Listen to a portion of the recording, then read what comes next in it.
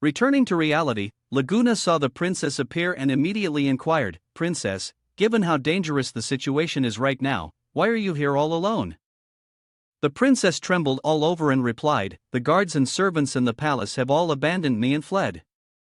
I truly thank you for risking your life to confront the monster and trying to help the people of the royal city. You possess a courage that no one else has, but even so, you cannot defeat that monster. You don't need to put your life on the line against it. How about we escape together?" Laguna spread his wings and said, "No, I have my own reasons. I must kill it. Princess, you should find your own way to escape." Just as Laguna was about to take off to confront the ancient god, the princess quickly grabbed his hand and said, "Wait. If you really have to fight that monster, perhaps I can help you. My blood may have some effect." As she spoke, the princess took a knife and cut her hand, then offered the blood to Laguna. "Since I was young, I have known that my blood carries a unique power. It is because of my blood that the royal family and the nobles have not been infected with the plague, as they used my blood to create a special medicine.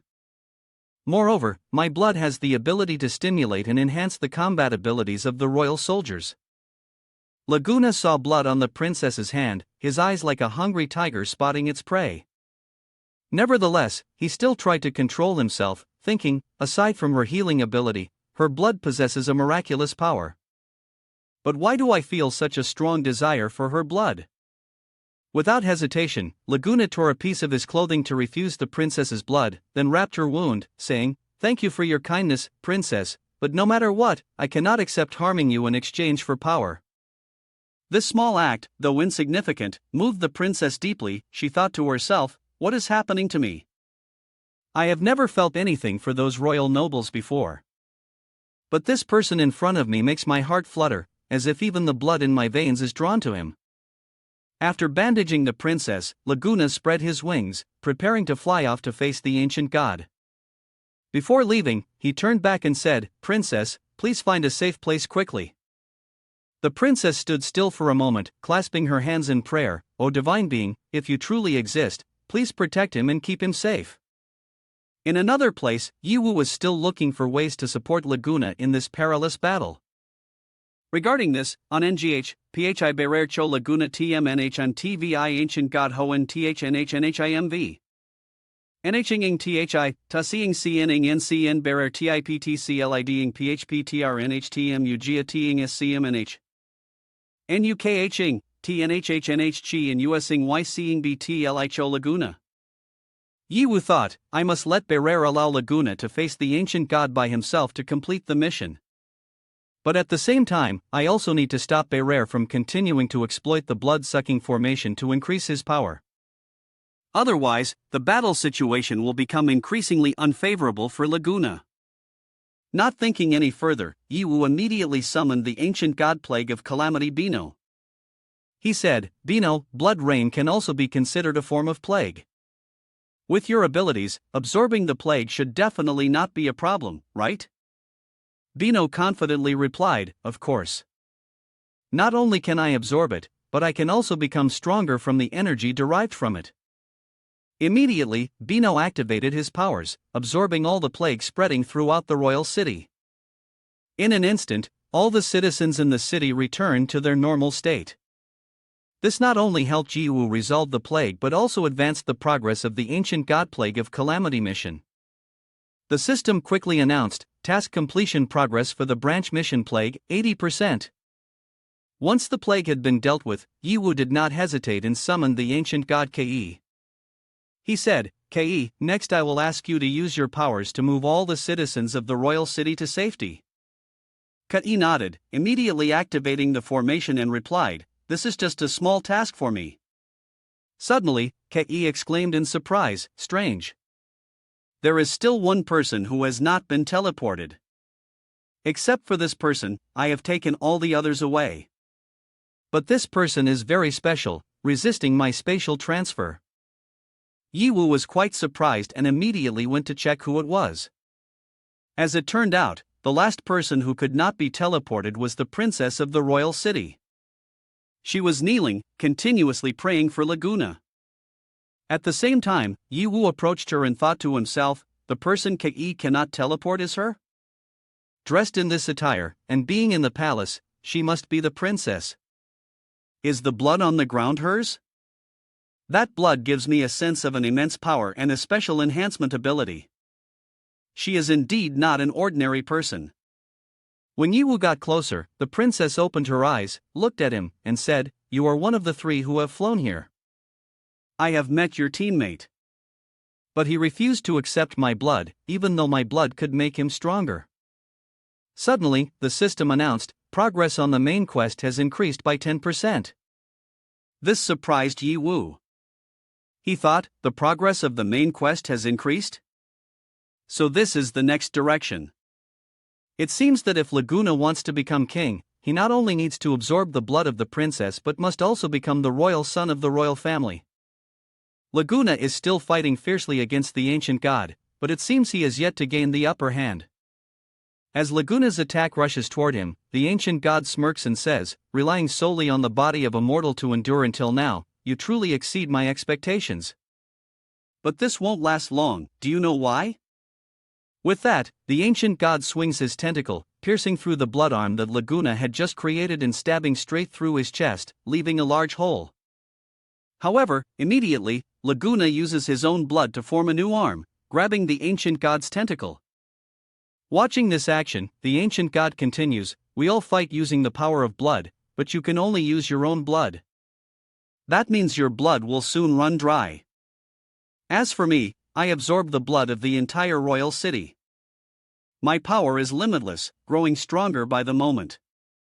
Laguna pulls the ancient god's tentacle out, thinking to himself, his strength has truly surpassed before. But why hasn't Yiwu made a move yet? The situation is becoming increasingly dire, and a part of the Shadow King's consciousness appears, echoing in Laguna's mind, why don't you drain the princess's blood? Clearly, her blood is very important to us. If this continues, we will perish." The Shadow King continued, "I am the true form of all sources of haunting power. At this moment, you must listen to me." Laguna, despite being in a perilous situation, resolutely held firm to his decision and replied, "Enough, do not tempt me any longer. I am acutely aware of the importance of that bloodline, as well as the extent of my own craving for it. It is precisely because of this that I am all the more aware that if I cross this line, I will find it difficult to control the thirst for fresh blood within me. When that thirst arises, all I see in the future is destruction, ruins, corpses, and blood, nothing but that. I am certain I will fall into an abyss of eternal damnation. I do not want to become that, and I will absolutely not let it happen." The voice in his consciousness echoed again, filled with persuasion, "Is it possible that your concerns are more important than revenge? Think of the people who matter most to you. Shouldn't they deserve to die pitifully in vain? Your dearest ones are already dead. To you, are others really that significant?" Laguna gritted his teeth and stood up, continuing to charge at the ancient god, his heart filled with conflict, secretly thinking, "The voice in my head is not without reason. If I do not use the power of that bloodline, relying solely on my current state, I fundamentally cannot defeat Berer. My loved ones certainly should not die in vain. But do others deserve to become victims in my quest for revenge?" The attacks from Laguna were becoming weaker, while the ancient god remained completely unharmed. The tentacles of the ancient god continuously pierced through Laguna's body, making the situation increasingly unfavorable. The consciousness echoed again, trying to persuade Laguna, "Don't hesitate any longer. Even if you don't absorb that bloodline, this world will still be destroyed by the ancient god. This destruction is predetermined. So why don't you do it? Use the power of that bloodline to take revenge. We will achieve this goal together." Watching from below, Yiwu couldn't help but feel anxious, thinking to himself, "Is Laguna still hesitating and confused? If he doesn't make a final decision, he will never be able to defeat the ancient god." Upon hearing this, the princess beside him softly spoke, "So his name is Laguna?" He is not hesitating or faltering, instead, he is showing an incredibly firm will. Earlier, I could clearly sense his intense desire for my bloodline. But he restrained himself and even gently bandaged my wounds. Although we have just met for the first time, I can deeply feel the strong will radiating from that person. Listening to these words, Yiwu was quite surprised, silently thinking, it seems Laguna has recognized the special nature of the princess's bloodline. He is trying his best to resist this fate, isn't he? But Laguna's destiny has already been predetermined. On the battlefield, Laguna was torn apart by the ancient god, blood flowing copiously. The consciousness within was extremely anxious, loudly urging his uncle, "You can't hesitate any longer. You won't be able to endure for long. You still have a choice. Before complete failure, quickly drain the blood of the princess." But Laguna remained adamant, refusing to listen. He tried to heal his wounds and continued to charge forward to attack, responding, "No, that is not a choice. I yearn to grow stronger, not to be controlled by fate, but to change it, to seize my own destiny. I will never bow my head to anything. No matter the outcome, I will not give up." Laguna was once again torn to pieces by the tentacles of the ancient god just before he could reach him. Seeing the situation deteriorate further, Yiwu below grew increasingly anxious. He silently thought, this is the final stage. Laguna cannot change the course of the impending fate. No matter how hard he fights, it is all in vain. The ancient god looked at Laguna continuously recovering his body and suddenly spoke, "Oh, it turns out there is still another source of power within you. No wonder you have been able to endure for so long. Each time I tear you apart, you regenerate thanks to it. That power is truly astonishing, but what impresses me is your unyielding will. Human, I have underestimated you before. Now, I acknowledge you as a worthy opponent. And to show my respect, I will send you off with this punch, allowing you to feel all your pain before leaving this world." The ancient god coldly laughed, raised his gigantic fist, and prepared to deliver the final blow. As the words faded, the ancient god gathered all his strength to deliver a punch, piercing straight through Laguna's body, creating a fatal wound. The punch continued to resonate down to the ground, coming dangerously close to the princess. At this moment, Laguna's body was riddled with holes, blood gushing everywhere. Seeing this, the princess hurriedly ran over, quickly supporting Laguna in her arms. Lying in the princess's embrace, Laguna murmured weakly, continuously muttering, "No. No. I will not accept this fate." High above, the ancient god, noticing the princess, exclaimed in surprise, "In this royal city, there is a human who has not been infected by the plague? Wait a moment. There is an unusual aura emanating from her.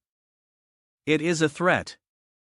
Her existence is a danger that cannot be allowed to survive." As soon as he finished speaking, the ancient god immediately charged towards the princess, launching a full-force attack.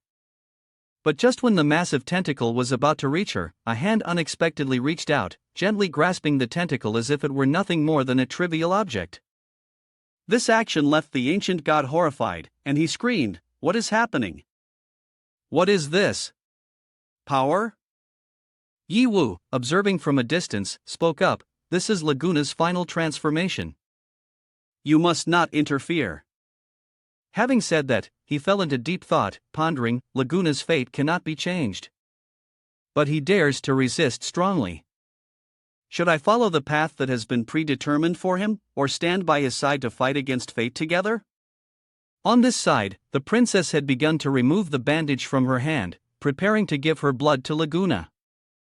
However, Laguna still tried to refuse, his voice weak but full of determination. "No, you can't do that. I do not want to lose myself, and I certainly do not want all life in this world to pay the price for my revenge. I do not want to create a monster more ruthless than the one I seek to destroy. Moreover, I would rather sacrifice myself than ever do that." The princess shook her head, her eyes filled with tears, but her voice was resolute. "I'm sorry, I don't understand what you're saying. But if it means saving you, I am ready to use my blood. I cannot just stand by and watch you die without doing anything." Just as the princess was about to drip her blood into Laguna's mouth, Yiwu suddenly appeared, gripping her hand tightly, stopping that action. The princess turned back in panic, her voice full of anger. "What are you doing? Don't you want me to save him?" Meanwhile, the system in Yiwu's mind was continuously sounding alarms. Host, please do not forcibly intervene in the main storyline. If you continue, your Shadow King account will be forcibly deleted. Despite the warnings, Yiwu did not release the princess's hand. Meeting her furious gaze, he said, his voice dropping, "No, stop. I know you want to save him, but this is not the way." The princess pushed Yiwu's hand away and shouted, "Get off me. If this goes on, Laguna will die." At that moment, the system continued to issue warnings. Warning, the host must not disturb the main storyline. Please release your hand immediately. Yiwu, fully aware of the risks posed by the system's warnings, remained steadfast in his decision. Internally, he was battling fiercely. I do this for Laguna, for a future that he can choose for himself, not under the influence of anyone, even fate itself. Laguna is still risking everything to resist the temptation of the power of blood. Even though that power lies right before him and could be easily obtained, he remains resolute and refuses to yield. This unyielding will seems to echo in his mind. You would rather die than become the Shadow King. Is this your final choice, Laguna? Yiwu, standing beside and observing everything, immediately asks the system, will the Shadow King account disappear if I intervene and alter the timeline? The system responds in a calm but icy tone, that is correct. The host should understand that your encounter with Laguna, as well as his becoming the Shadow King, is an inevitable result of the flow of fate. Please do not blame yourself too much. However, if you deliberately intervene to prevent Laguna from becoming the Shadow King, the event of you obtaining the Shadow King account will not occur either. The account you currently possess will completely disappear. Please think carefully before taking action. Yiwu is stunned by the system's warning, agony rising within him. He tells himself, in order to complete the mission and keep this account, I have gradually pushed Laguna onto the path of evil. I am the one who has caused him to end up in this situation. Laguna has never doubted me. In fact, he always regards me as his most trustworthy friend. If I continue to push him into the abyss of evil for personal gain, how am I any different from those despicable scoundrels who betray their friends for power? But then Yiwu hesitates, his heart full of conflict. But do I have the right to change this predetermined fate? And can I save him without losing everything? Yiwu realized that his reasoning was so convincing that even the system could not refute it. He thought, the Shadow King has indeed helped me a lot, and losing this account is truly a pity. But now I am much stronger than I was at the beginning, when I was just a weak child relying on the power of the Shadow King to overcome dangers. Now, I have the assistance of countless ancient gods, and more importantly, I have come to understand that friendship and loyalty are more valuable than strength. After that, Yiwu asked the system an important question. System, I want to ask one thing. Throughout this time, I have used the Shadow King account to defeat many powerful enemies. If this account disappears, will it affect the events that have occurred in the past? The system replied, its tone still calm and emotionless. In principle, the two timelines operate independently, but there is still some influence. However, any differing details will be corrected by the world's coercive force. The only thing that will remain is the final result of the Shadow King, depending on whether he exists or not. Yiwu pondered, so that's how it is. While he was still thinking, the battle situation took a turn for the worse. On the other side, Kei had fallen into a disadvantage against the enemy.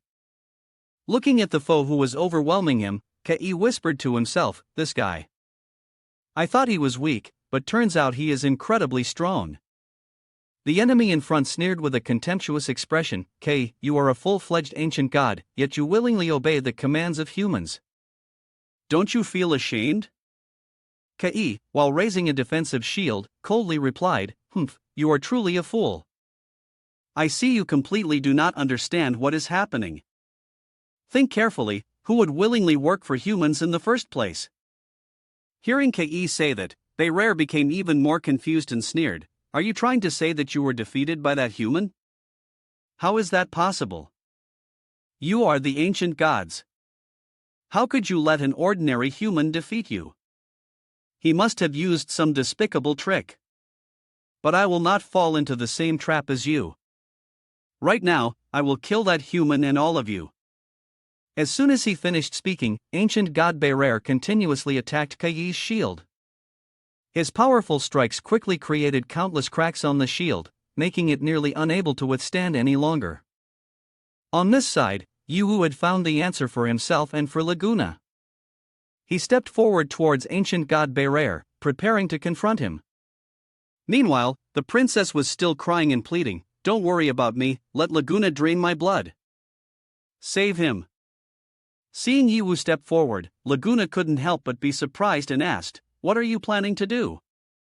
Yu turned his head back, his eyes full of determination. "If you have decided to fight to the end against this damned fate, then how can I stand by and watch you bear it alone? You have done enough. The rest, let me handle it." At that moment, Kai's shield finally shattered, and he was defeated by Beirer's relentless attacks. Without hesitation, Beirer launched a fatal strike, using endless bloody stabs, aimed directly at Yu. He growled, "Want to be a hero? Then let me see what you are capable of to dare to confront an ancient god." The terrifying tentacles of Beirer lunged straight towards Yu.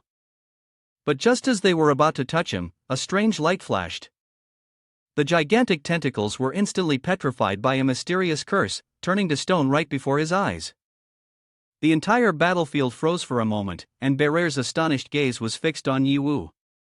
Seeing this, Beirer was greatly surprised and said, "The petrifying power. Among the ancient gods that can turn others to stone, there is only Larkin. It really is you." Larkin looked at him with countless eyes and coldly said, "Gulululu." Beirer immediately severed the petrified tentacles and then stepped back, saying, "All right, all of you are nothing but hunting dogs for humans, truly disgraceful for the ancient gods.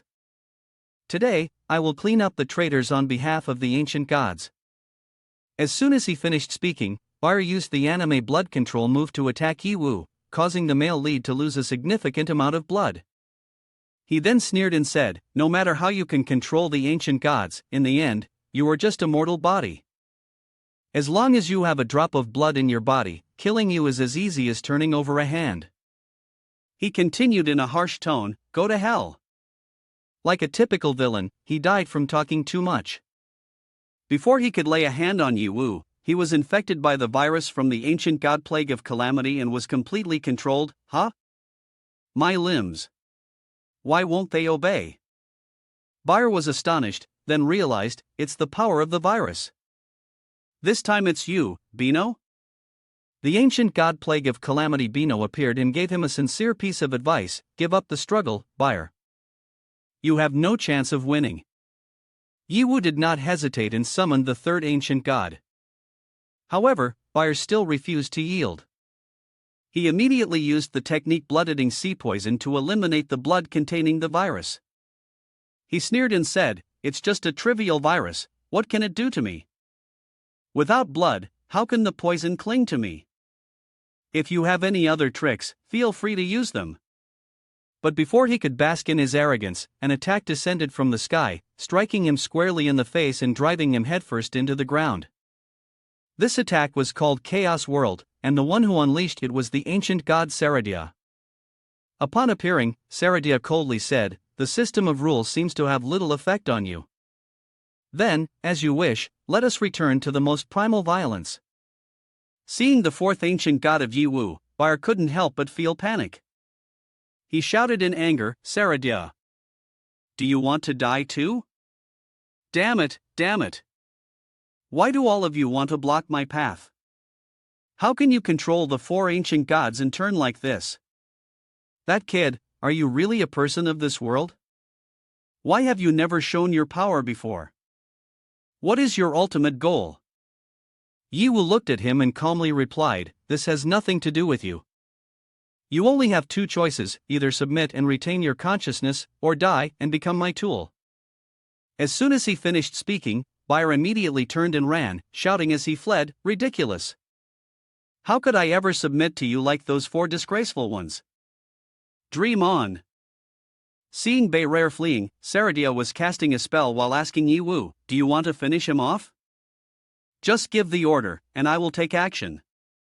At that moment, the system announced, "If you kill Beirer, Laguna will completely be unable to become the Shadow King, and the Shadow King account will disappear." This is the final option, please consider carefully, host. Yiwu did not hesitate, giving a resolute command, Saradia, finish him off. Immediately, ancient god Saradia harnessed her strength and unleashed a will of chaos that pierced straight through Beirer. Before dying, Beirer stubbornly shouted, "Damn it! I am not reconciled." His voice gradually faded as his body was utterly torn apart by the energy beam. The system quickly reported, ancient god Beirer has been eliminated. The host has obtained Beirer's summoning magic crystal. Yiwu held the magic crystal in his hand, looking at it with satisfaction, saying, "So now, everything has been concluded." The princess, witnessing everything from a distance, could not hide her astonishment and exclaimed, "Yiwu, you really can kill an ancient god?" Meanwhile, Laguna was trying to stand up, staggering towards Yiwu. He attempted to say something, but before he could finish, he collapsed and fainted. The princess hurriedly ran over to support Laguna, anxiously asking, "Laguna, what's wrong? Are you okay?" The next day, Laguna was taken back to a room to recuperate, resting after the brutal battle. In the quiet room, gentle light streamed through the window, everything seemed to finally return to peace. Yiwu stood by the window, his gaze contemplative as he looked into the distance. From a world once filled with the smell of blood and death, everything had now become bright and full of life. Outside, Inhuan's voice echoed everywhere, "The city wall has been breached. Bring the stones and scaffolding here. Hurry up, brothers. Let's do our best to restore the glory of Royal City as soon as possible." The atmosphere was filled with hope and positive energy. At that moment, a part of the Shadow King's consciousness suddenly emerged, separating from Laguna's body. Its cold voice rang out, "Why have you changed your mind at the last minute? Didn't you try to drag him down into the abyss for a long time?" Yiwu turned around and calmly replied, "Laguna has always held on to his faith. He did not allow hatred and anger to consume himself, but fought to the end against his fate. I really can't bear to push him into the abyss of despair anymore." The Shadow King sneered contemptuously, his voice dripping with disdain, "I thought you were a man full of ambition and schemes. Unexpectedly, you are just like Laguna, a naively foolish person." Yiwu chuckled lightly, responding, "Ha, who would have known? But on the contrary, I have a question. Now that the whole world has been purified, and darkness is no longer present, can your power still exist?" The Shadow King narrowed his eyes, his tone becoming sharp, "Do not underestimate me. When this world was submerged in darkness, my power came from blood and fear. But if this world is filled with light, then that light is my glory. You need to remember, I am the Shadow King. Wherever the stars shine, there I am, darkness born from light." Yiwu fell silent, staring directly into the eyes of the Shadow King. Light and darkness, in this world, seem to always coexist, never to be separated. Yiwu said, "No wonder you are the Shadow King, this aura has never diminished." The Shadow King asked back, "I sense a strange spatial fluctuation. Are you planning to leave?" Yiwu nodded and replied, Goodbye here. We will never meet again." At that moment, the system announced, "The dungeon task has concluded. Teleportation will soon begin, please prepare, host." Before leaving, Yiwu did not forget to say his final words, "Farewell, Laguna, my friend."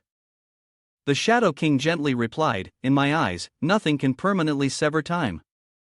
All things are embraced by the stars, and you are no exception." Yiwu smiled and responded, "Although I don't fully understand, perhaps I will believe that what you said is beautiful." As the two shook hands, a beam of light shone down from above, enveloping Yiwu and bringing him back to reality. When Yiwu returned, the Shadow King account he had once used was also gradually vanishing. Yiwu quietly said, "I'm back, yet you still haven't disappeared. Were you specially waiting for me to say goodbye?" He smiled and continued, "Then, farewell, Shadow King. Thank you for taking care of me all this time." Suddenly, the system announced again, "Warning. A powerful and unknown force is interfering. The account card is undergoing anomalies." Shortly after, another announcement appeared, "The Shadow King account is about to be upgraded to a completely new Shadow Lord account. Yi Wu suddenly exclaimed, "What?" The Shadow King account has broken the shackles of fate, leveling up to become the Shadow Lord, controlling the mental power over the long years. He has stepped through the stars, venturing to the ends of the universe, just to seek the whereabouts of a beloved acquaintance he deeply misses. In the end, he returned to the embrace of the starry sky, transforming into the supreme will of the star. After reading the information, Yi Wu was once again astonished, exclaiming, "The Shadow King account not only did not disappear but also leveled up. But these chains. What the hell is happening?"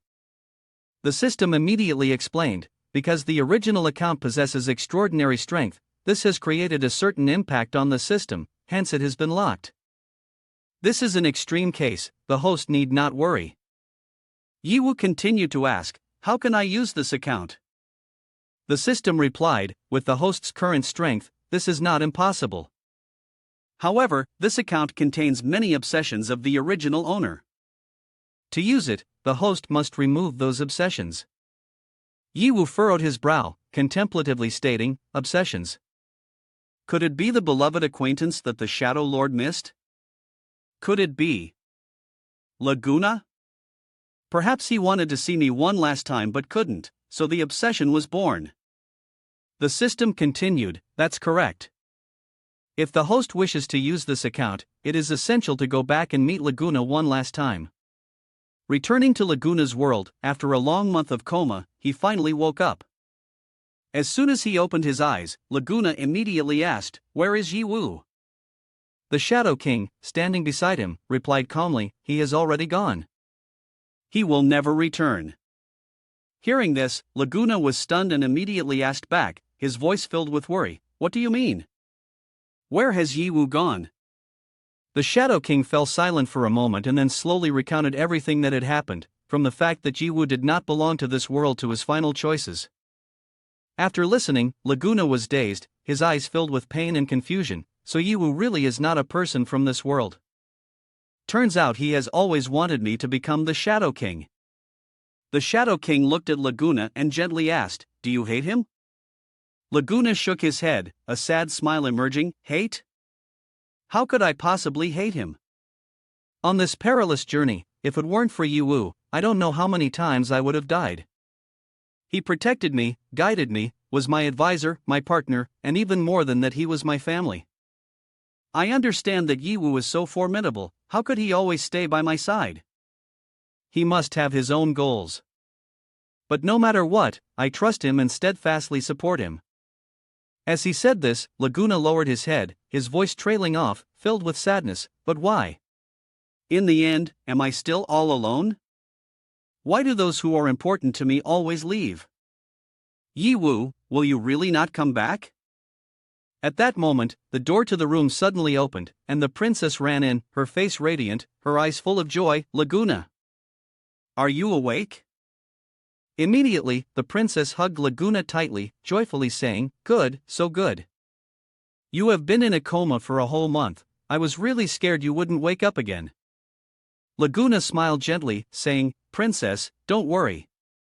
After a moment, the two released each other, stood up, and held hands. The princess looked at Laguna, her eyes filled with hope, asking, "So, Laguna, from now on, will you always be by my side?" Laguna did not answer immediately, only silently squeezed her hand. Then, they both stepped outside to participate in the victory parade. The princess stood before the crowd, solemnly announcing, "Please listen, everyone, today I want to introduce to you a hero. The person next to me is the hero who has saved our royal city Laguna." The citizens were overjoyed, cheering loudly and clapping incessantly, some even asking, "What? Lord Laguna, you are our savior?"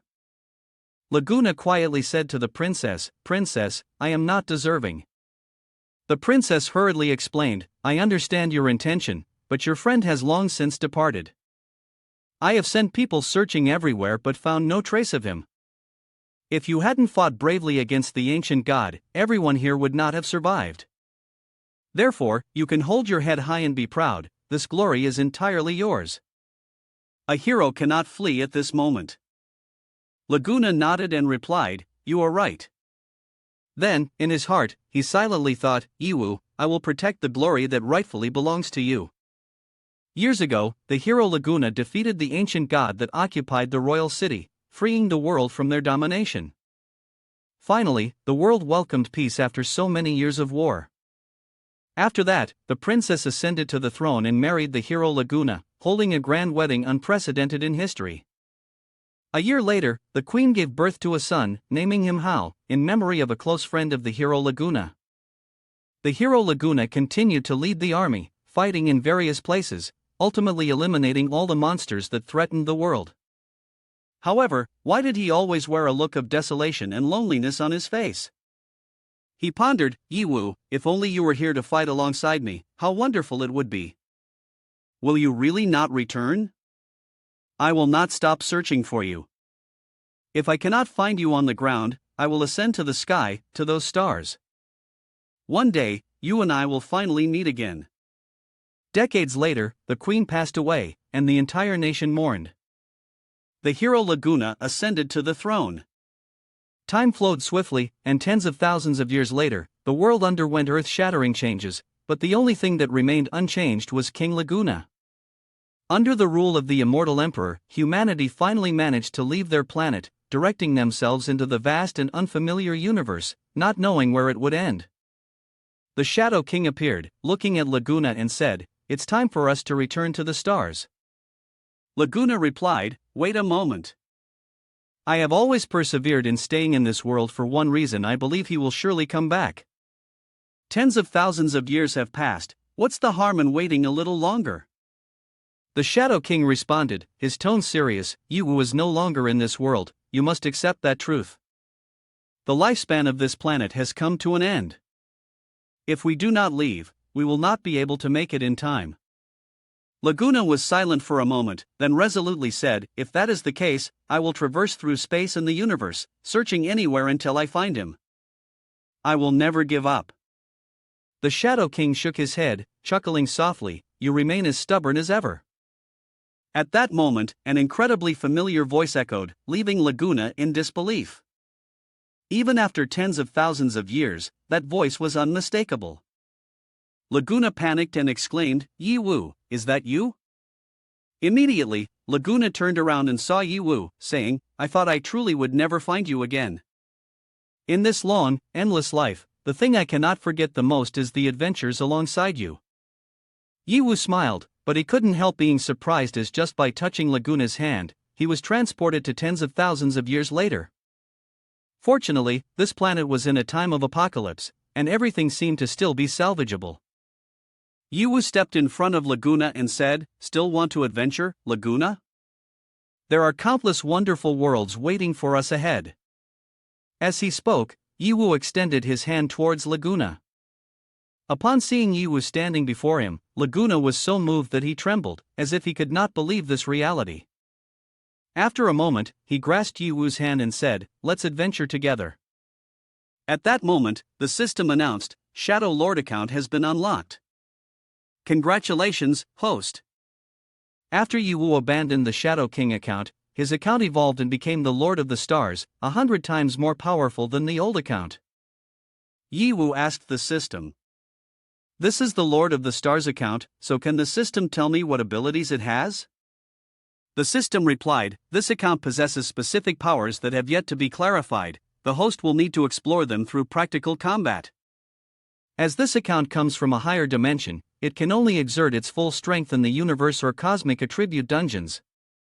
In the current world, it can only use 50% of its force." Hearing the system's explanation, Yiwu felt extremely disappointed. "What? Only 50% of my true power? Doesn't that mean this account is just a half-finished product? Too disappointing." The explanation system said, "Rest assured, host, do not worry too much. Although it can only exert 50% of its strength, its power still far exceeds that of the Shadow King at its peak. This foundation is quite solid." Hearing this, Yiwu was extremely pleased. "So strong? Just at 50% and already more powerful than the Shadow King, without any strange side effects. Truly worthy of the Lord of the Stars." However, he thought cautiously, everything should still be approached with caution.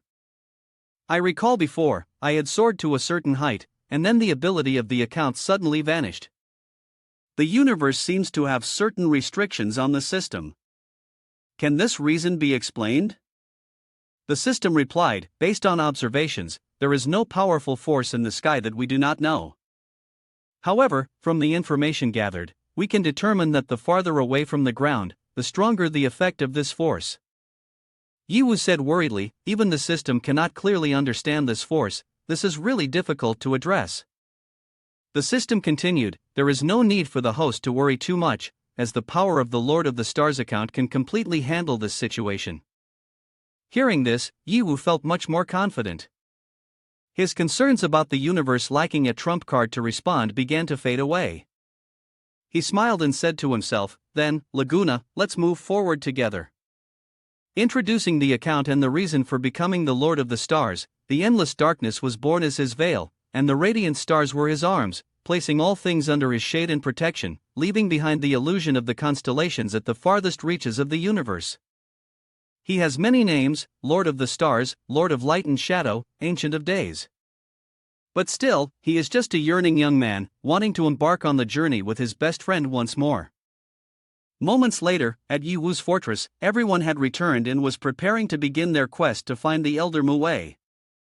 Xiaochen spoke up, everyone, I have returned, welcome back, master.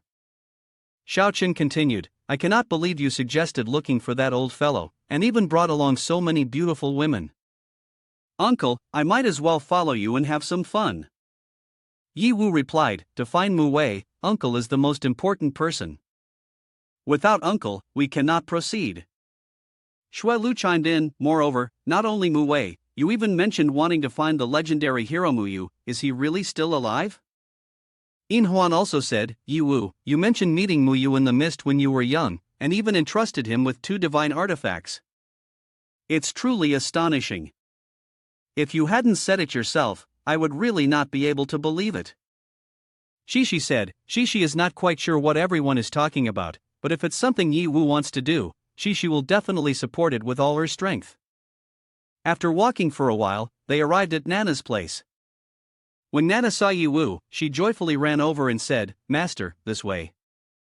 Yiwu stepped forward, patted Nana's head, and praised her, you've worked hard lately, I'll come to see your masterpiece. Nana proudly replied, Master, rest assured, Nana guarantees that this aircraft will far exceed the technological level of Earth. You will definitely be amazed. Yiwu then switched to the ace pilot account Shem Hui and said, Nah, I trust your skills, and I'm really looking forward to it.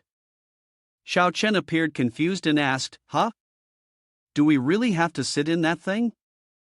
Yiwu asked back, What's wrong? Are you afraid of airplanes, uncle? Xiao Chen laughed and said, Aha, that's right, if not, you guys go ahead, I can go there by myself. Immediately, Nana rushed over, grabbed Xiao Chen by the collar, and angrily shouted, Huh? Do you dare to doubt my skills? Don't compare your pile of scrap metal from LCHU to the advanced technology of my royal model. We solved the issue of airplanes 800 years ago at a technical level. She growled, If you don't believe, can't you just sit down and find out for yourself? Nana said, Today, I absolutely won't allow you to leave with doubts. Sit down, you have to sit for me today. Xiao Chen helplessly replied, I'll sit, is that not good enough? Oh, let go of me. After everything was ready, Yiwu announced, It's time to depart, let's board the aircraft. Before leaving, Yiwu did not forget to remind Nana, Take care of the house, okay? Nana replied, Don't worry, master, I will definitely protect this place well. Saying that, Yiwu hurriedly set off, flying towards the dungeon where Muwei was located. Safe travels, master. This action of Yiwu was detected by the satellites in the East region. At the satellite monitoring station in the East region, the alarm went off. The technician reported. Report, Yiwu has mobilized. Victor gritted his teeth and said, Monitor him closely with the satellites, lock down his trajectory for me. I want to know even where he goes to the bathroom. The technician replied, Yes, sir. Suddenly, a technician shouted in panic, But Yiwu's aircraft looks very strange. Its flight path completely violates the laws of physics. Victor exclaimed, "What the hell? Throw the monitoring video onto the big screen for me to see." Wait a moment. After the screen was projected, seeing the terrifying speed of Yi Wu, Victor exclaimed in panic, "Damn it, what kind of insane speed is this? Can the technician keep up with the recording?" The technician replied, "We've pushed to maximum capacity, but we can only barely track the target for a bit more than 3 seconds. Victor said, 3 seconds? So that means the technology of this fighter jet has already surpassed multiple generations of ours? How is that possible? Moreover, he's performing acrobatic maneuvers at such a high speed. If it were an ordinary aircraft, the person inside would have been turned to fragments long ago. But looking at those fluid movements shows that he fundamentally has no problem at all. Is this some kind of terrifying anti-gravity design?" At that moment, the technician added, "The analysis results of the flight trajectory have just come in. Yi Wu executed high-difficulty maneuvers while drawing a picture in the sky." Victor inquired, "Drawing what? Pull the lens back so we can see what he is drawing?" Yi Wu continued to sketch a hand raising the middle finger. This made Victor furious. He shouted, "Damn it, he did all those moves just to flip someone off." As he spoke, he slammed his hand down on the table. "This kid is too arrogant. Although I have no idea where he got a high-tech aircraft, if he thinks he can use it to provoke the East region, he is completely mistaken." Victor immediately ordered to increase the speed of building the fortress. Right now, he hated nothing more than to blow that kiddo to smithereens. Victor thought to himself, "Just wait and see, kid, you will pay for your arrogance." Meanwhile, Yi Wu was checking the aircraft's features while also taking the opportunity to provoke the East region a little, thinking to himself, "It's time to get down to business now." Half a day later, they finally arrived at their destination. Xiao Chen was still sound asleep at that moment. Yi Wu called out, "Uncle, it's time to wake up." After everyone had disembarked, Xiao Chen yawned and said, "Ah, uncle, I really am getting old. Just a little while and I fell asleep, not like you young ones." Yi Wu replied, "Come on, I think uncle is just resting and recuperating."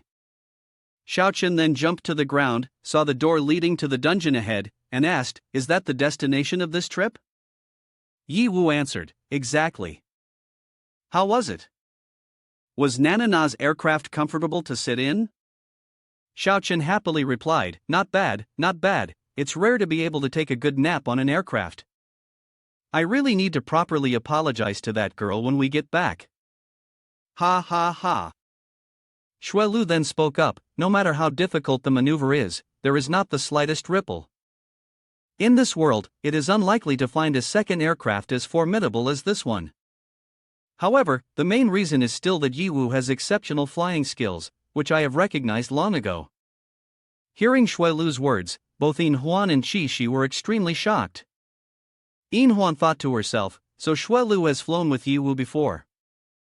I thought we were all here for the first time. This woman is too cunning, scheming behind our backs." Qi Shi then said, "Yi Wu, why didn't you take Qi Shi along before?" Qi Shi was unhappy and kept snorting. The two suddenly sulked and looked at Yi Wu with very scary expressions. Seeing this, Xiao Chen came over to tease Yi Wu. "Although I was prepared, but the Shura field of your kiddo came surprisingly fast, just got into the dungeon and even before we could settle in, it was already set up."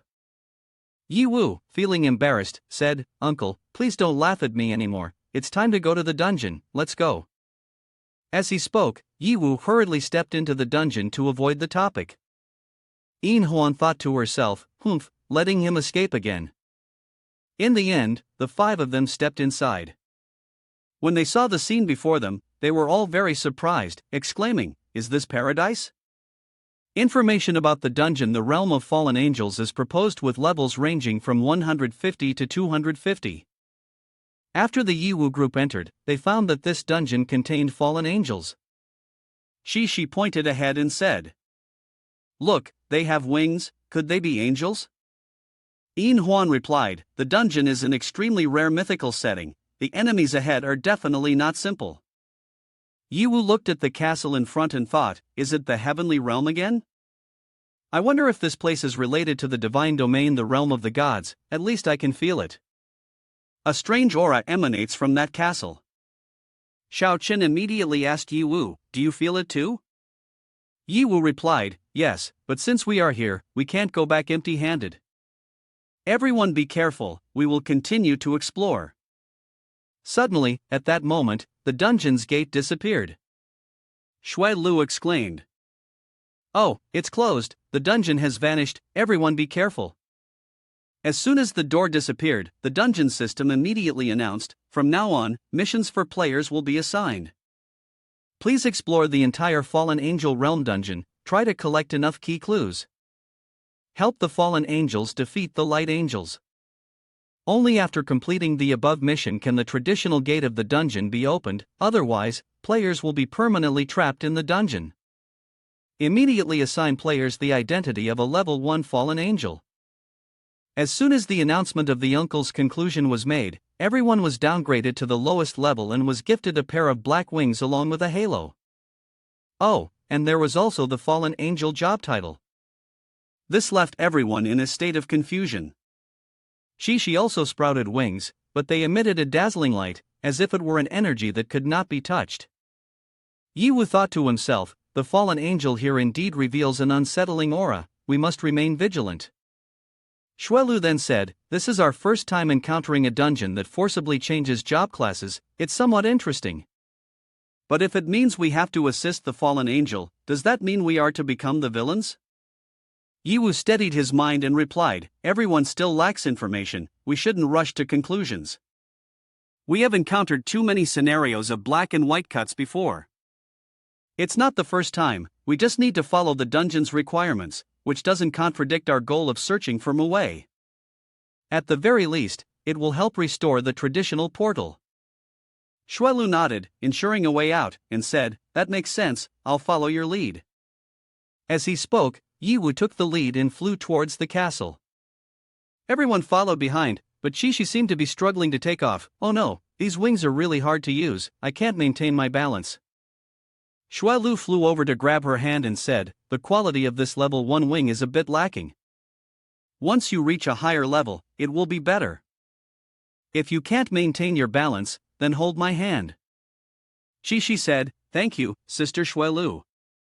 After a while, In Huan spoke up, Yi Wu, look down there, I always feel that this land seems a bit dark and eerie. It seems that it's not just simple pollution, you should tell everyone to go down and remain vigilant. As she spoke, Yi Wu dashed down quickly to check, and immediately froze in horror at the sight before him. It was unexpectedly the corpse of a fallen angel, an incredibly gruesome scene. Beneath the ground, blood flowed like a river, corpses were piled up, and the air was thick with the smell of decay. This made Shishi unable to bear it, she immediately covered her eyes and shouted, too terrifying. Yi Wu flew over to support Shishi, while also warning everyone, be careful, keep away from these corpses. In Huan said, it seems the battle situation was quite tragic, we cannot underestimate the enemy. Shui Lu added, now we start to understand why we had to play the role of fallen angels. Suddenly, a weak cry for help rang out, help me. Xiao Chen heard it and said, Yi Wu, it seems there are still survivors over there. Yi Wu volunteered, everyone, step back, I will go check it out. After speaking, Yi Wu immediately flew to the source of the sound, then grabbed the moving arm and pulled the person out from the pile of corpses. After holding him tightly, Yi Wu placed him on a rock and said, all right, you're safe now, thank you. Looking at his frail and emaciated body, with tattered arms, but as the sunlight shone down, he gradually began to recover. Yi Wu was surprised to realize, is his body recovering quickly thanks to the effect of sunlight? Once fully recovered, the person stood up and said to Yi Wu, I've finally recovered, thank you for saving me.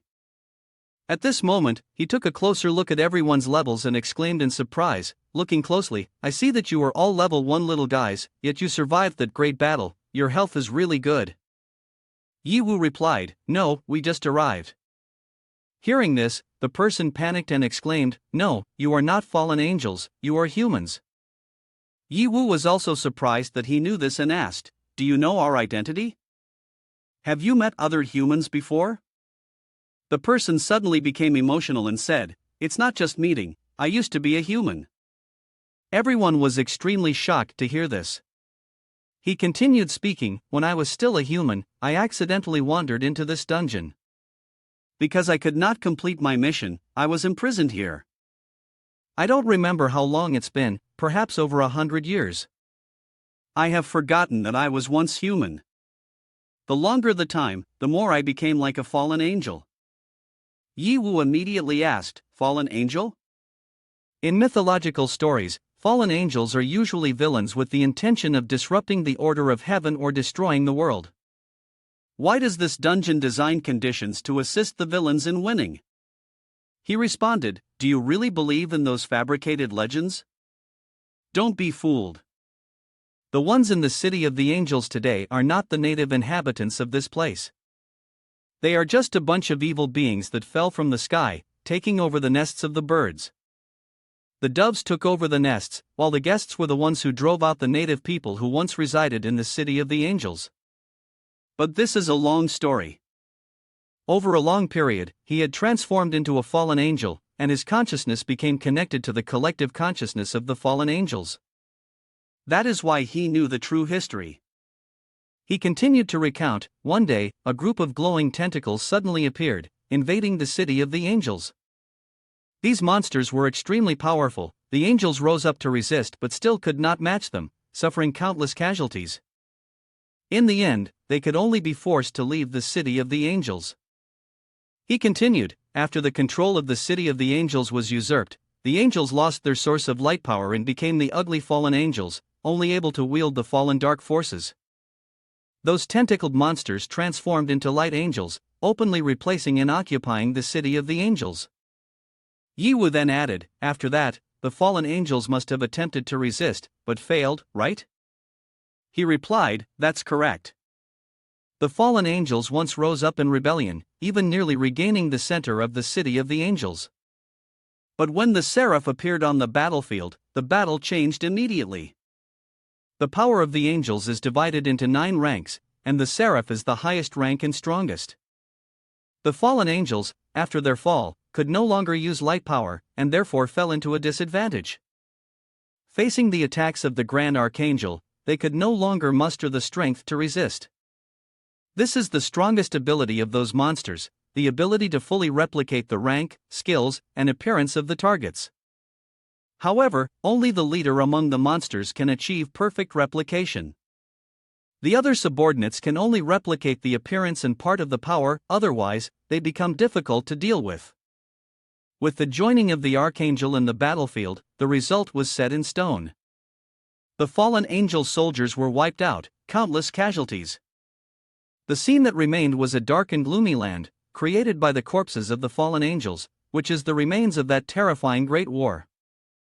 Hearing this, Yin Huan was startled and said, perfect replication not only can level the playing field, but more crucially, it will create internal suspicion. Fallen angel is very likely the reason why Mia Feng feels that this enemy is incredibly difficult to deal with. Just one slip up and they will strike immediately. Shi seemed quite fearful and asked, so can we still get out of here? Xiao Chen then asked him, is there any way to recognize this replication ability? For example, using tools or skills? He shook his head, helplessly saying, it's useless. Those beings are like life forms from a higher dimensional space, we are simply not on the same level, so we can't even talk about replication and restoration. Yi Wu suddenly remembered when he was in the dungeon of that race. Previously, when they were in the dungeon of the monster's nest, they also encountered a similar situation. At that time, it was indeed very dangerous. The whole group was trapped in a spiritual illusion, and only Yi Wu, relying on the upgrade system of the Wick card, could defeat it. However, that time was just an illusion. This time, they were in reality, and Yi Wu knew he had to find a way to prevent the indistinguishable true-false situation from occurring. After thinking for a moment, Yi Wu took out the picture of Mu Wei and asked him, by the way, have you seen this person? He must have been to this dungeon as well. He replied, I can't remember clearly, I've been in this dungeon for too long. Occasionally, some humans come in, but either they die or they are assimilated into fallen angels. The person in the picture probably met a similar fate. Yi Wu thought to himself, Mu Wei must still be alive, but right now, there are no other clues.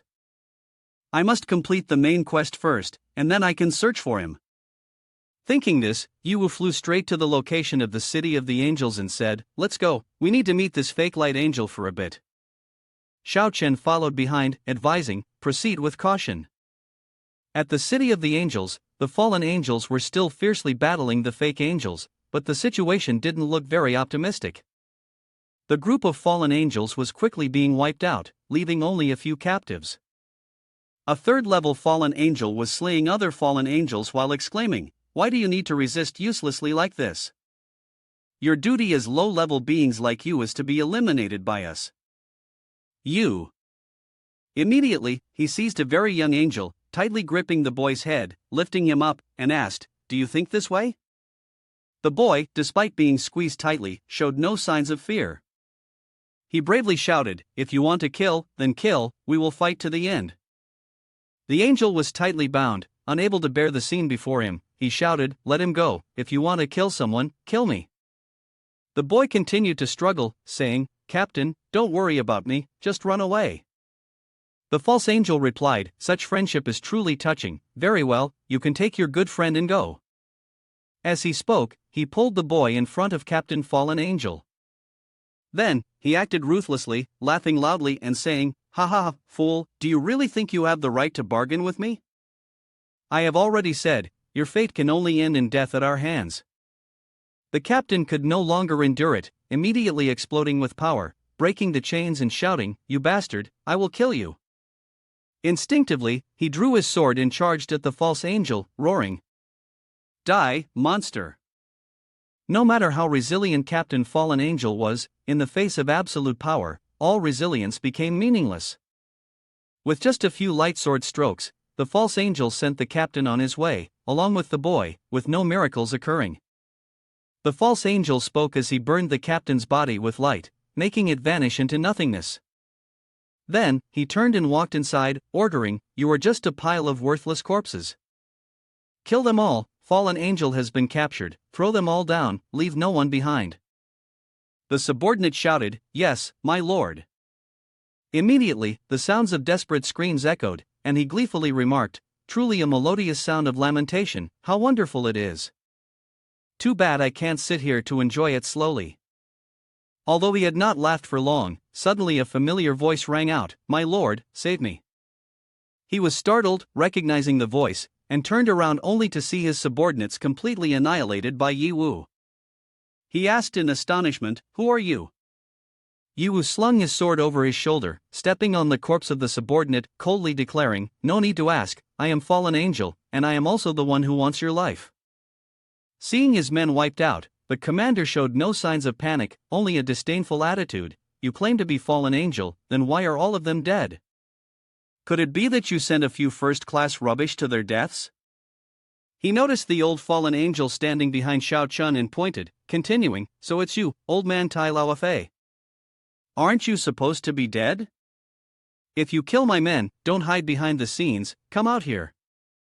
As he spoke, he snapped his fingers, and immediately, many first-class heavenly soldiers appeared, seemingly very strong. But in reality, they were just a bunch of third-class, causing Tai Lao Fei to panic. He fearfully said, this is a misunderstanding, right? I didn't do it. Tai Lao Fei thought to himself, these kids really don't know the heights of heaven and the depths of the earth, yet they dare to provoke the archangel. Now it's all gone wrong. Even if I can stop that archangel, these third-level angels are not easy opponents like the previous angels. Immediately after, the commander ordered, kill them all, spare no one. As soon as the order was given, the group of angels simultaneously attacked Yi Wu's team. In this situation, they were not worried at all. On the contrary, Tai Lao Fei held his head and turned to run, repeatedly saying, I'm sorry, but facing such enemies, we have no hope of victory. I can only leave you all behind to escape and will strive to become stronger to avenge you, absolutely not letting your sacrifice be in vain. He had barely taken a few steps when he heard Yi Wu's voice calling, hey, where do you think you're running off to? Tai Lao Fei suddenly stopped, thinking, this voice. Isn't it from the city? Why is he running around like this? He was astonished to see Yi Wu's group easily killing the angels as if they were chickens. Even Xiaochen felt bored because the angels were too weak. He had thought they were stronger, but it turned out to be just like this. Yin Huan also realized this when the angel could not withstand a blow from her. That's right, just an ordinary monster, nothing special. At this moment, Yin Huan became more serious. She had frozen the entire group of opponents and shattered them into pieces. Then she said, "We cannot be careless," and explained in Tai Lao Fa's words, even the great angel that looks very strong is actually just the lowest level of angel. The true boss level angels have yet to appear. At this point, Tai Lao Fa was so shocked that his nose began to run, his eyes wide open in disbelief. He could not believe that an angel could be defeated so easily. Who on earth are these young people? Wait, I remember now. Although when entering this dungeon, everyone was assigned the title of Fallen Angel Level 1, it does not erase their true strength and rank. Could it be that here, each of them is a powerhouse of 100 stars? Moreover, the young man has not yet made a move, clearly he is the one commanding the team. So what level is he? I don't understand why I feel an unprecedented pressure emanating from him. This commander is a great angel, seems to belong to the spiritual level, but is extremely powerful. He became furious, thrusting his sword into the ground, using all his strength and shouted loudly, "A bunch of ants dare to stand before me? Then I will personally intervene to deliver judgment, you will suffer punishment." As soon as he finished speaking, he immediately swung his strongest sword, charging straight towards Xuelu with incredibly fast speed. Xuelu thought to herself, "So fast, I can only resist." Before she could finish her thought, Yi Wu appeared, blocking his attack and saying, "You want to kill my teammate, but have you consulted me first?" His speed was so fast that in the blink of an eye, he appeared right in front of Yi Wu, swinging his sword down. He coldly laughed and said, "If you're in such a hurry to meet God, then I'll give you a ride part of the way." After blocking the attack, Yi Wu immediately flew up high and said, "Your equipment is quite good, but do you really think you're an angel? If God truly exists, the first thing he would do is eliminate monsters like you." He immediately flew after her, swinging his sword in attack while saying, "It seems you are the strongest among this group of fallen angels. As long as I kill you, the others are not worth worrying about." Yi Wu replied, "Then we'll see if you have the ability to do so." And just like that, the two continuously fought in mid-air, appearing to be evenly matched. Tai Lao Fa looked up in astonishment and exclaimed, "He can actually fight evenly with the great angel." Then, he turned worryingly to Xiao Chen and said, "Are you all going to just stand there and watch? Aren't you going to help?" Xiao Chen remained calm and said, "There's no need, that kiddo Yi Wu doesn't even use 1/10 of his ability. Just stand there and watch the show." She continuously encouraged Yi Wu, "Yi Wu is the strongest, take him down." Tai Lao Fa was stunned, thinking to himself, these people are really not worried at all. Could it be true what they say, that Yi Wu really has hidden strength? At this moment, Yi Wu had played enough. He said to Tai Lao Fa, "Thanks for the practice with you, now I'm completely familiar with fighting in the air with the wings of the fallen angel. In the upcoming battles, I'll be able to handle things naturally. Thank you." Hearing Yi Wu's words, Tai Lao Fa felt like he was merely a tool for Yi Wu's training, and he got angry, changing his weapon to a bow and arrow and said, "Do you dare to look down on me? Then I'll use this move to eliminate you. Holy Arrow of Forgiveness." As he spoke, he drew the bow, aiming precisely at Yi Wu, and shot the arrow with tremendous force. If it were an ordinary angel, they would definitely not be able to withstand this move. But this was Yi Wu, who calmly said, "System, switch to the star's main account." Immediately afterward, the arrow struck Yi Wu.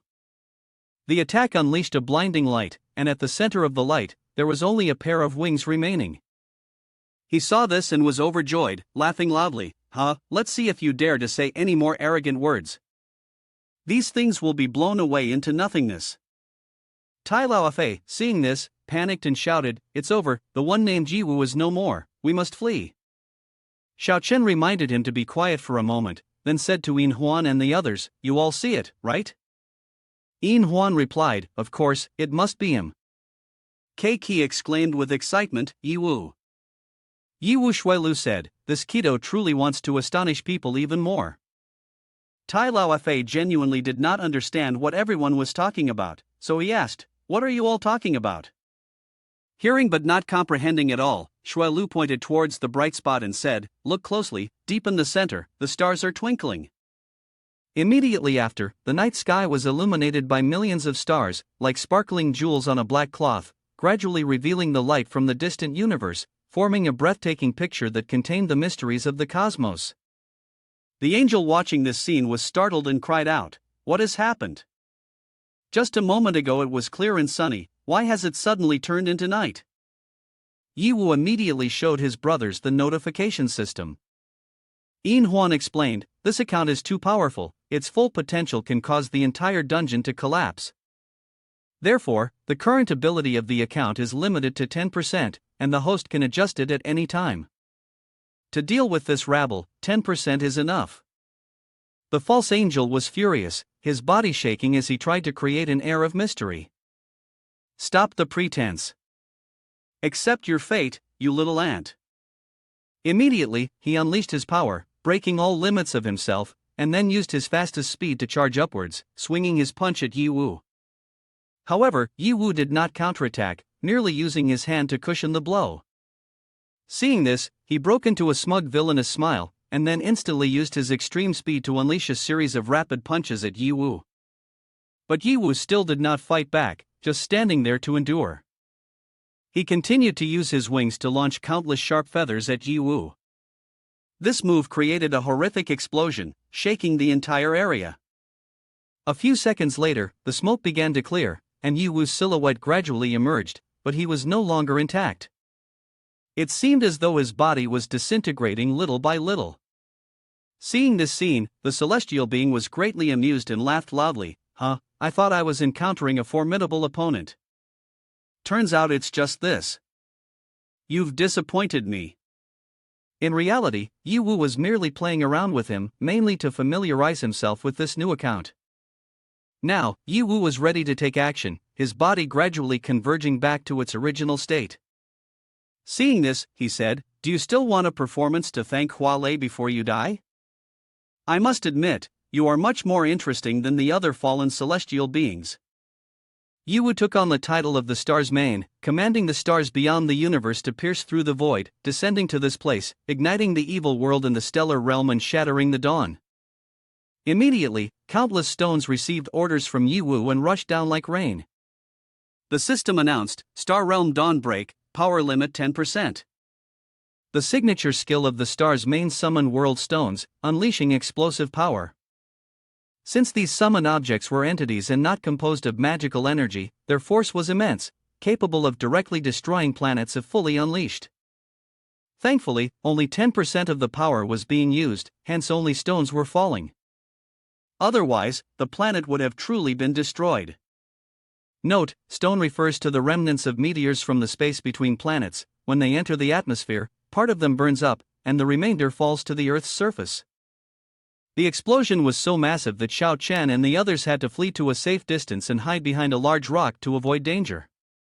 Tai Lao Fei was extremely panicked, clutching his head and exclaiming, "I can't be dreaming, right?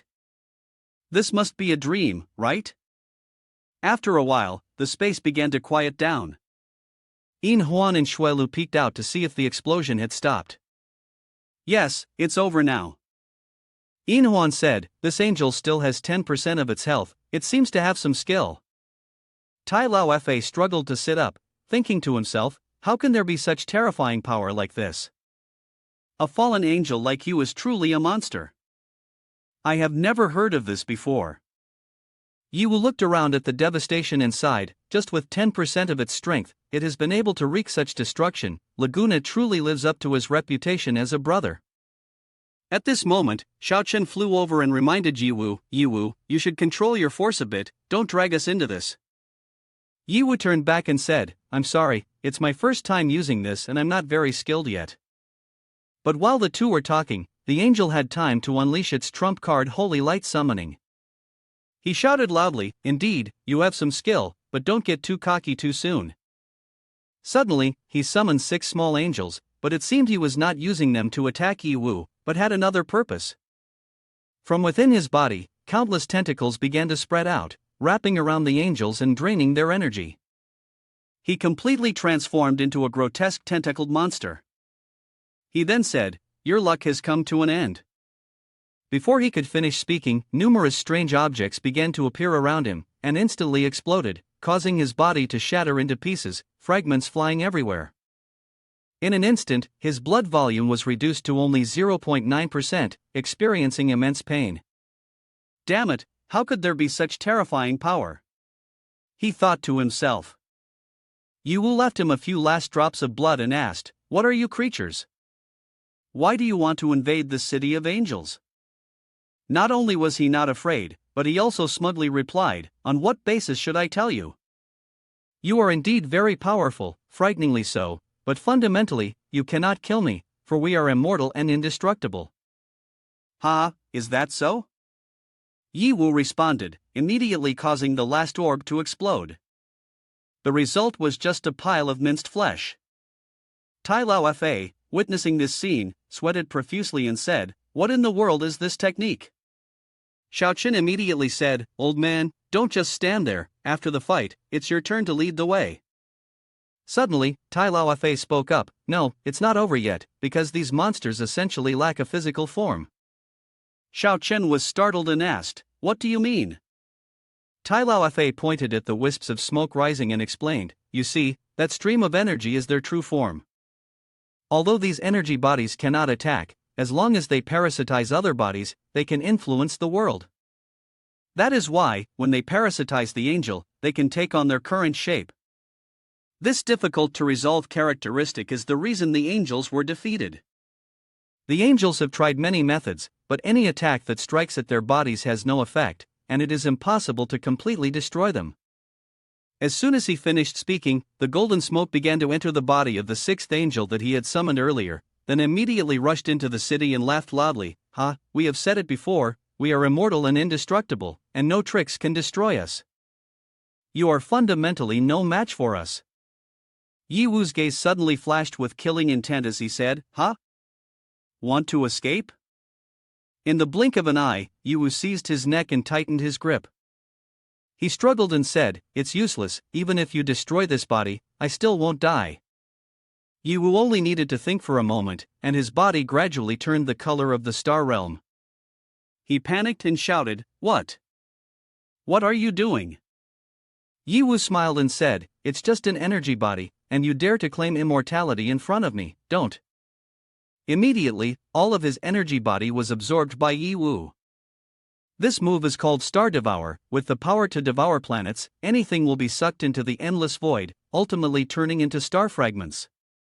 Currently, this move cannot absorb enemies of equal or higher level than itself.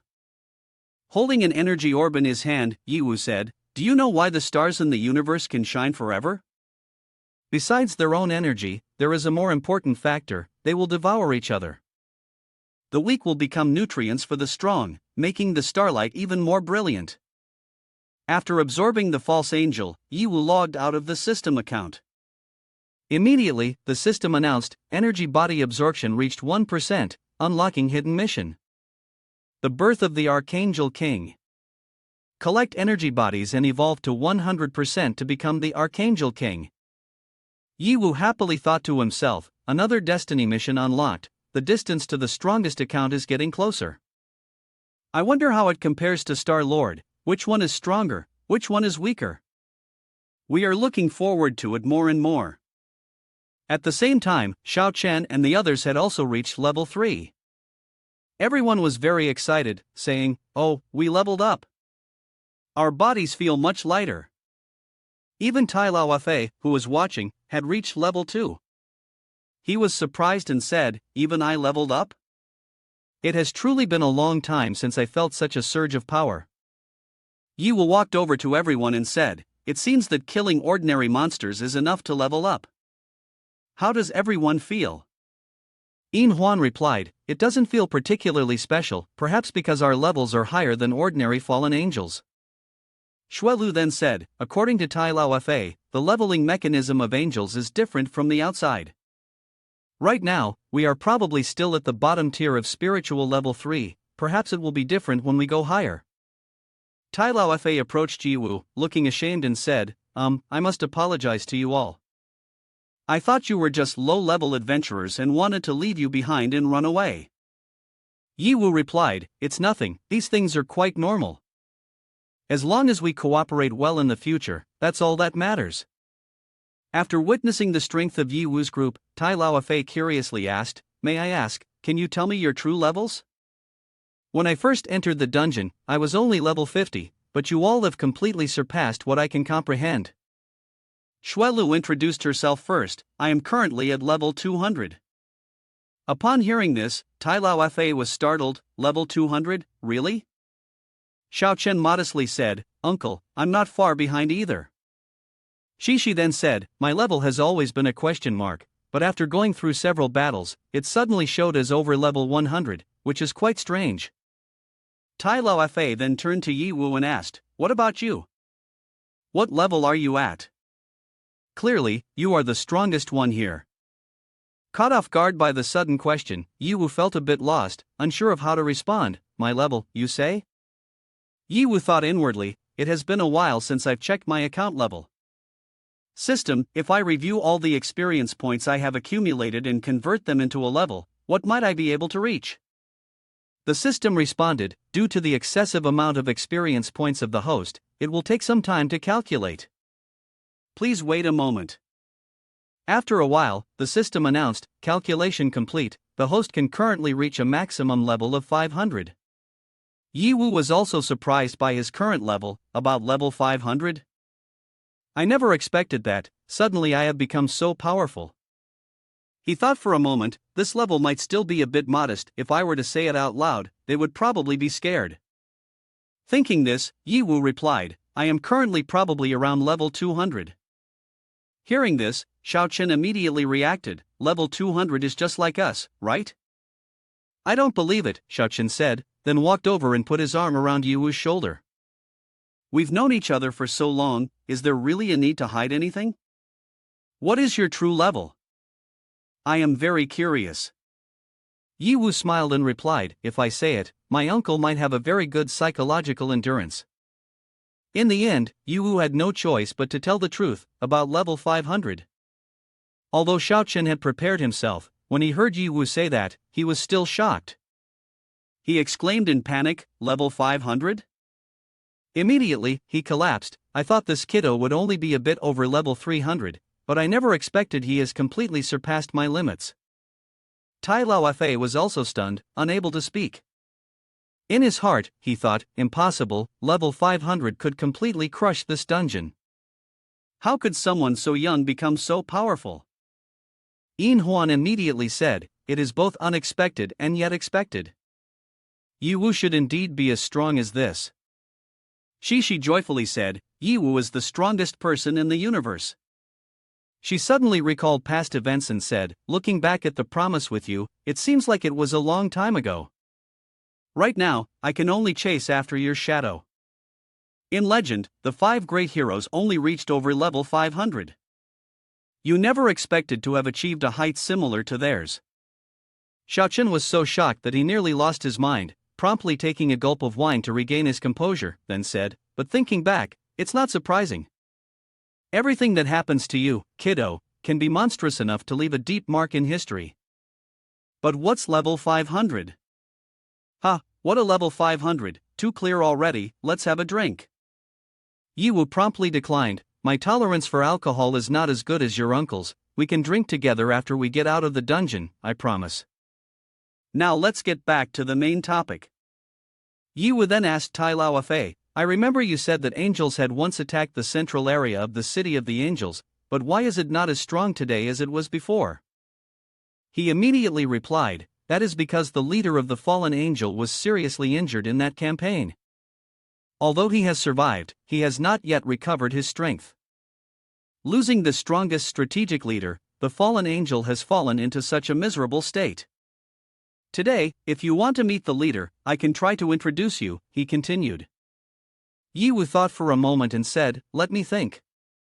The leader of the fallen angel is not dead, this is good news. However, is withdrawing at this moment the right decision? Although the reason the master can suppress the opponent's strength, it cannot guarantee that the opponent has no hidden tricks left. Just now, Yu had revealed the ability to devour that could break their resurrection tricks. If he were to be discovered leaving with the method of resolving it, it would cause great trouble. Therefore, Yu thought to himself, I must take advantage of the opponent's moment of inaction and press forward. It would be best to resolve this all at once so that I won't have to worry later.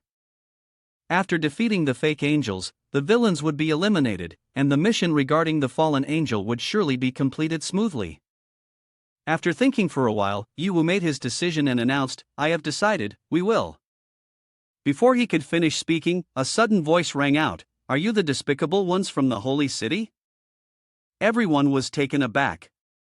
Yu immediately asked, Is the holy sound coming from within the city? Tai Lao Fa trembled in fear, stammering, This could it be? Yu responded, That sound. Indeed. Who are you? Why do you hide in the city without showing yourself? Are you afraid? The figure replied, This provocation is truly tedious. How could a deity possibly pay attention to the tiny insects beneath their feet? On the contrary, you all, if you have already killed the guards, why not directly attack? Are you afraid? Or have you exhausted your feeble strength and realized you cannot break through the city gates? That voice advanced again, accompanied by an incredibly strong force, causing Tai Lao Fa to fall to the ground. Yin Huan then warned, Be careful, this sound carries magic power. Tai Lao Fa broke into a sweat, trembling as he said, I cannot be mistaken, this voice belongs to Seraph, we have been discovered by him. Yu switched to the star's main account and asked him again, The door, where is the door? As soon as he finished speaking, Yu immediately used cosmic spatial attack, firing a strike at the city gate. With just a single move, the city gate was shattered, leaving only fragments behind. Yu stepped onto the ruins, nonchalantly saying, In this city of angles, I come and go as I please, can you control that? The other person, upon hearing this, fell silent and dared not utter another word. Xiao Chen, standing beside him, chuckled joyfully, Ha, Yu, this time you really shut him up, that's so cool. Tai Lao Fa also rejoiced, The city gate has been destroyed, this is great news. We should hurry back and report to the leader. Yu shook his head firmly, No, I have decided to continue the attack. What?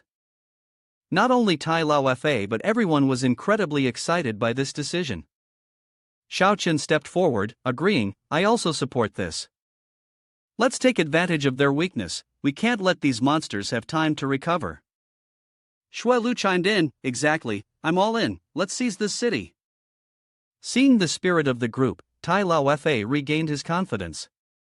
He thought to himself, although it feels a bit reckless, with this group, who knows what might happen.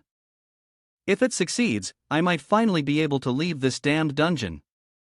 The whole group, led by Yu, surged into the city with high spirits. They advanced cautiously, but everyone within was burning with determination.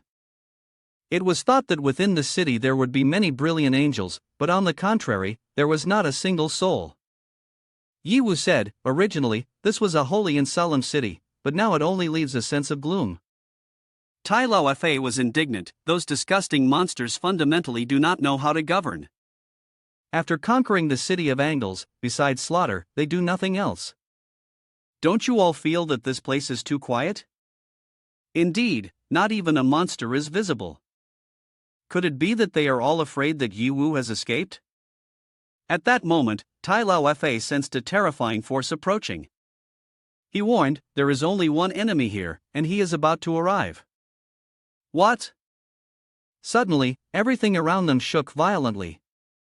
Xiao Chen exclaimed in panic, Is it an earthquake? Yu quickly replied, No, something is trying to break through. Just as Yu finished speaking, a massive piece of metal along with chains erupted from beneath their feet, pulling the entire group upwards. Looking further, they saw that what had just emerged was the scale of an angel. Its size was so enormous that Yu and the others now appeared as tiny dots. Yu turned to ask, Tai Lao Fa, do you know any details about this enemy? The scales rang out with the announcement, beginning to weigh the soul. As the words finished, 5 soul orbs appeared on the other side of the scale. These orbs weighed much more than the group of Yiwu, causing the scale to tilt immediately to one side, raising Yiwu's group high up. The scales continued to announce, the weight of the soul does not exceed 21 grams. First judgment, not sufficient standard. A countdown of 3 minutes begins. The scales suddenly move violently, making everyone lose their balance and fall.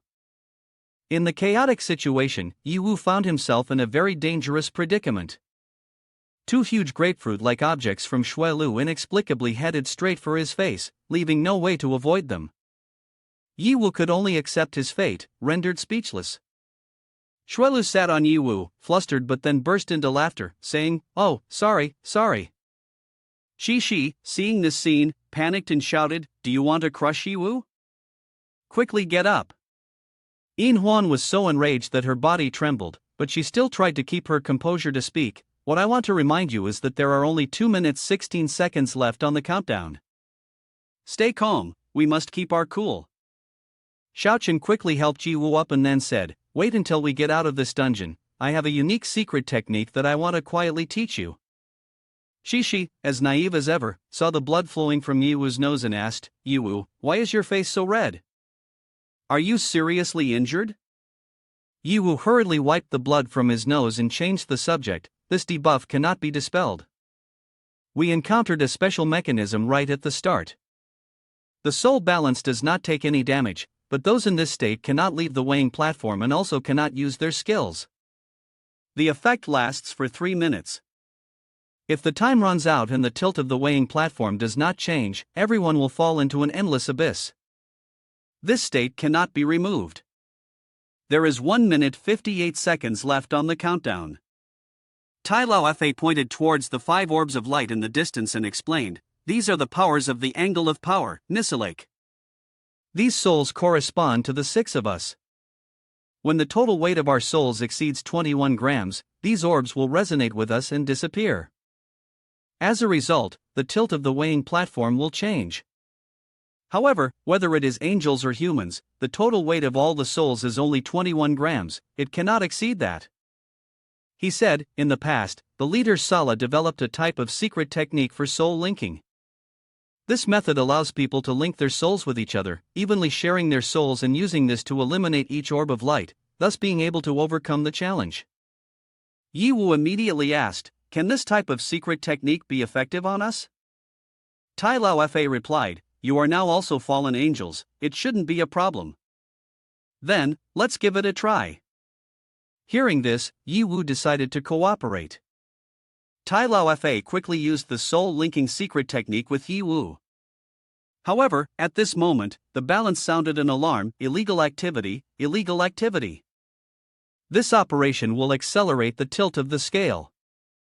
Yiwu thought to himself, have the rules changed? If the method of fallen angels cannot be executed, then we can only find another way to solve it. The countdown timer showed only 1 minute and 5 seconds left. Yiwu then took out his syringe, an original divine artifact capable of separating and pouring souls. However, inside the syringe was filled with mixed souls, interspersed with the resentment and malice of that woman, posing a great risk. "I will go first, cannot hesitate any longer," Yiwu decided. He immediately transferred the soul of that girl into his own body. Seeing this bold move, the others panicked and shouted, "Yiwu, what are you doing?" For the first time, Yiwu transferred someone else's soul into his own body. An indescribable pain erupted within him. Perhaps it was due to the lingering resentment in this soul. Yiwu shouted angrily, "Restless spirit, get away from me." Immediately, that resentment dissipated. After the soul transmission was complete, the system announced, "The soul is full. Capable of causing damage to the energy body. Each time the weight of the soul exceeds the limit of 1 gram, the damage increases by 100%. A maximum of 3 stacks can be accumulated, lasting for 2 hours. However, if exceeding the 3rd stack, it will fall into an abnormal state. The soul will continuously exit the body for 1 hour. During this time, if not returning to the body, it will be completely disintegrated." Xiaochen looked at Yiwu and frowned, "Kid, you always like to do things that scare people to death. Tai Laofei, witnessing the scene, exclaimed in astonishment, "What? What kind of god spirit is this? It can actually make the soul exceed the highest limit? Truly unimaginable." Shi worriedly ran close to Yiwu, asking, "Yiwu, are you okay?" Yiwu smiled, although his body trembled slightly. After the weight of the soul increased, he transmitted a portion of his soul to Manhwa. "Everyone, come here," Yiwu said loudly. "There will be a moment of great pain, but afterwards, everything will become comfortable. Just bear with it a little." Manhwa received the soul from Yiwu, trembling slightly. Contrary to expectations, she sighed in relief and smiled, saying, "It doesn't hurt at all, in fact, it's a bit pleasurable." Gradually, everyone received a part of the soul from Yiwu, causing the weight of each person's soul to increase by more than 21 grams. When everything was completed, Yiwu smiled confidently, "We did it." Yiwu immediately asked Can, "So what? Can we pass the test?" Can replied, "Currently checking." Conditions met, determined to be up to standard. Angle of Power said, "I didn't expect someone to be able to pass the challenge. However, this data isn't bad, it will surely be used again next time." Yiwu stepped off the weighing scale, flew down, and said, "Next time, do you think I will give you this opportunity again?" After saying that, Yiwu used the skill True Eyes to locate the target. After confirming the position of Angle of Power, Yiwu drew True Eyes and slashed towards him. Yiwu's strike was so powerful that it could destroy a structure, not only forcing Angle of Power to reveal himself but also taking away 80% of his health. However, Angle of Power remained calm and said, "You were able to find my true form. Interesting." Manhwa immediately drew her sword and charged at him, stabbing straight towards him. Angle of Power chuckled lightly and said, "If we don't follow the rules, then let you regret not leaving. I am the ruler of the angel's domain. Now, I will turn this entire area into a gigantic soul maze. You will be trapped here forever."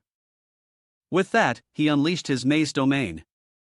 Yiwu saw this and also took out a high-level labyrinth artifact, saying, "I know you have hidden tricks up your sleeve. If that's the case, I will use a higher-level maze to completely envelop you." What Yiwu held in her hand was a divine-grade chaos labyrinth artifact, capable of creating an indestructible maze area. Those who are not verified by the owner of the artifact, if they step inside, will be permanently lost within it. At this moment, the Angle of Power had been trapped by Yiwu inside the Chaos Labyrinth. However, he showed no signs of worry. On the contrary, he smiled disdainfully, "Is this little skill all you dare to show before me?" Immediately after, he spoke in a serious tone, "Activate all domain powers. Begin analyzing the structure, recording the calculations." In just a moment, he quickly found the path that could lead him out of the maze. Instantly, he soared along the route he had mapped out. Feeling smug, he shouted, "Ha, is this all you've got? What is called a divine-grade artifact is only this much." However, life is not as dreamy as one expects. He had only flown for a few seconds when he encountered a wall blocking his path right in front of him. With no way out, he stood dumbfounded. A dead end? How can this be? His face began to contort. In anger, he shouted, "No way! My calculations can absolutely not be wrong. What on earth went wrong?" He said, "This maze is definitely hiding something, I must investigate it clearly." After that, he immediately transformed into a form similar to that of a human for easier movement. Having said that, he lunged forward to find a way out. However, despite trying hundreds of paths, he still could not find an exit. He murmured, "Not here, not here. Didn't I just pass through here?" He stopped, pondering, "Wait. Could it be that this maze is not only designed in a 360-degree spatial structure but is also continuously changing randomly?" He began to calculate and realized, according to my reasoning, every 10 seconds, the initial structure of the maze is completely shattered. This type of change has no rules at all. In the end, how many possible calculations can there be?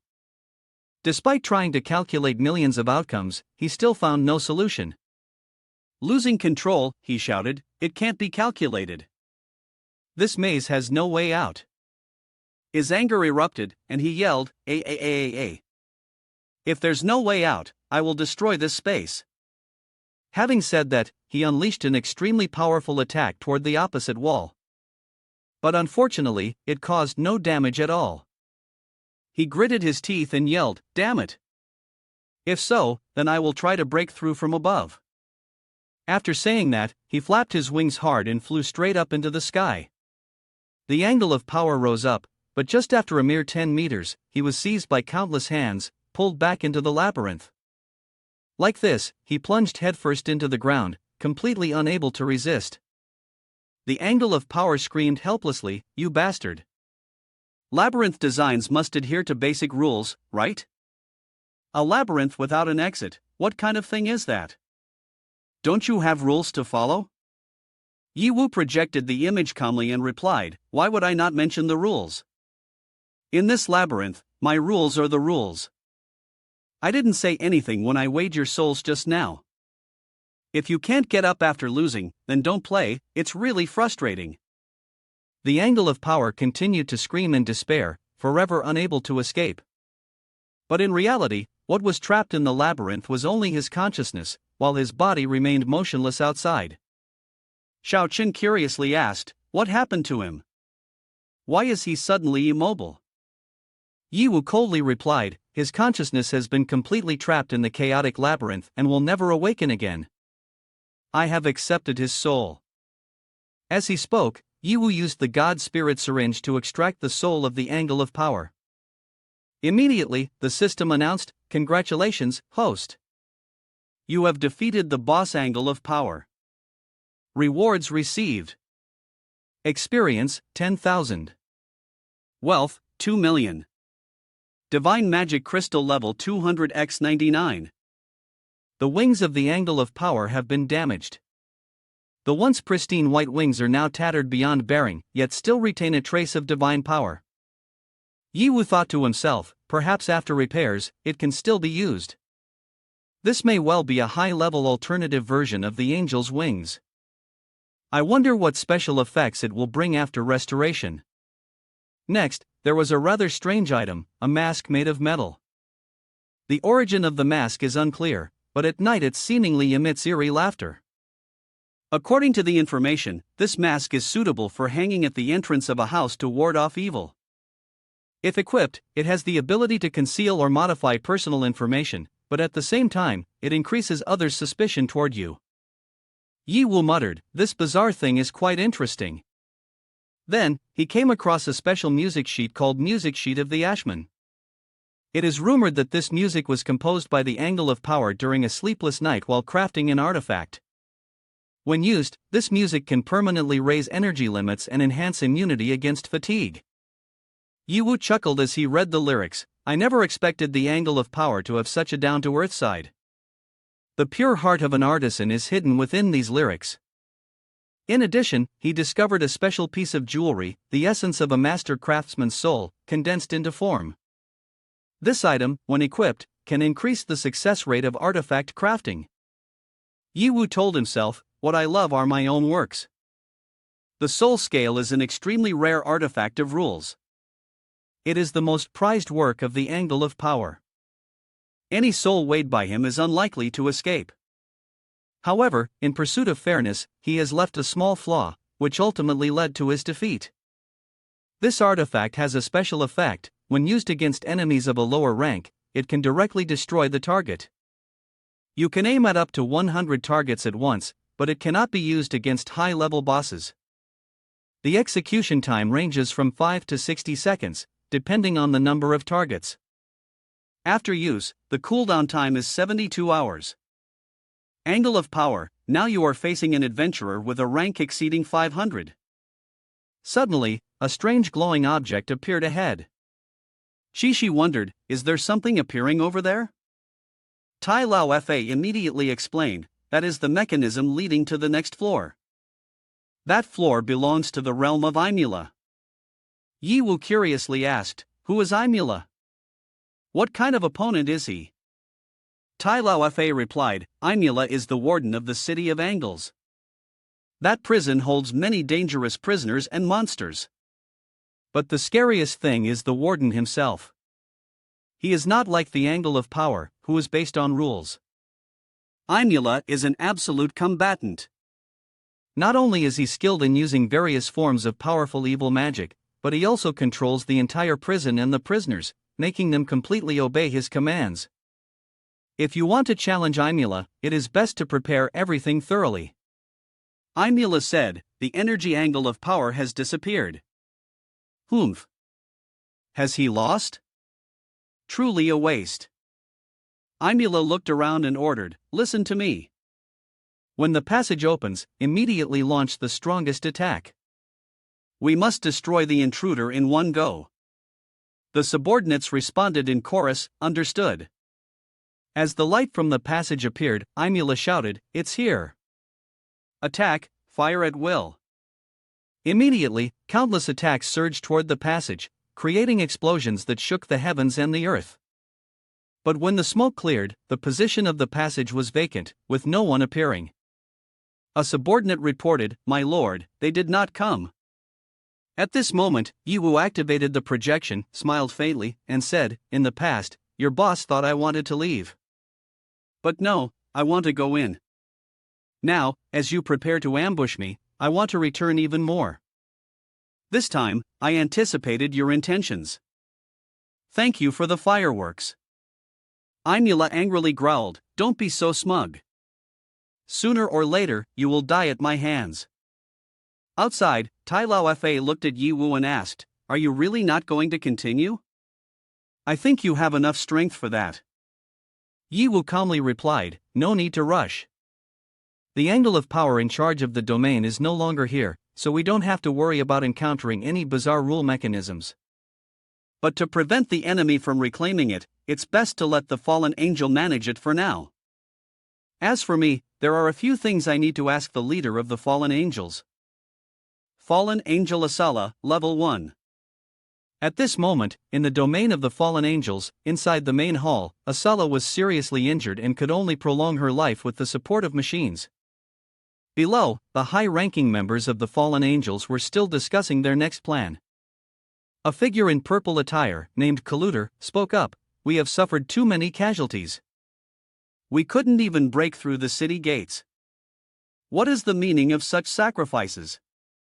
Is it just for self-comfort? The figure in black sitting above nodded in agreement, Colluder is right. For now, the most important thing is to preserve our strength. However, a girl with green hair named Aphilia expressed her disagreement.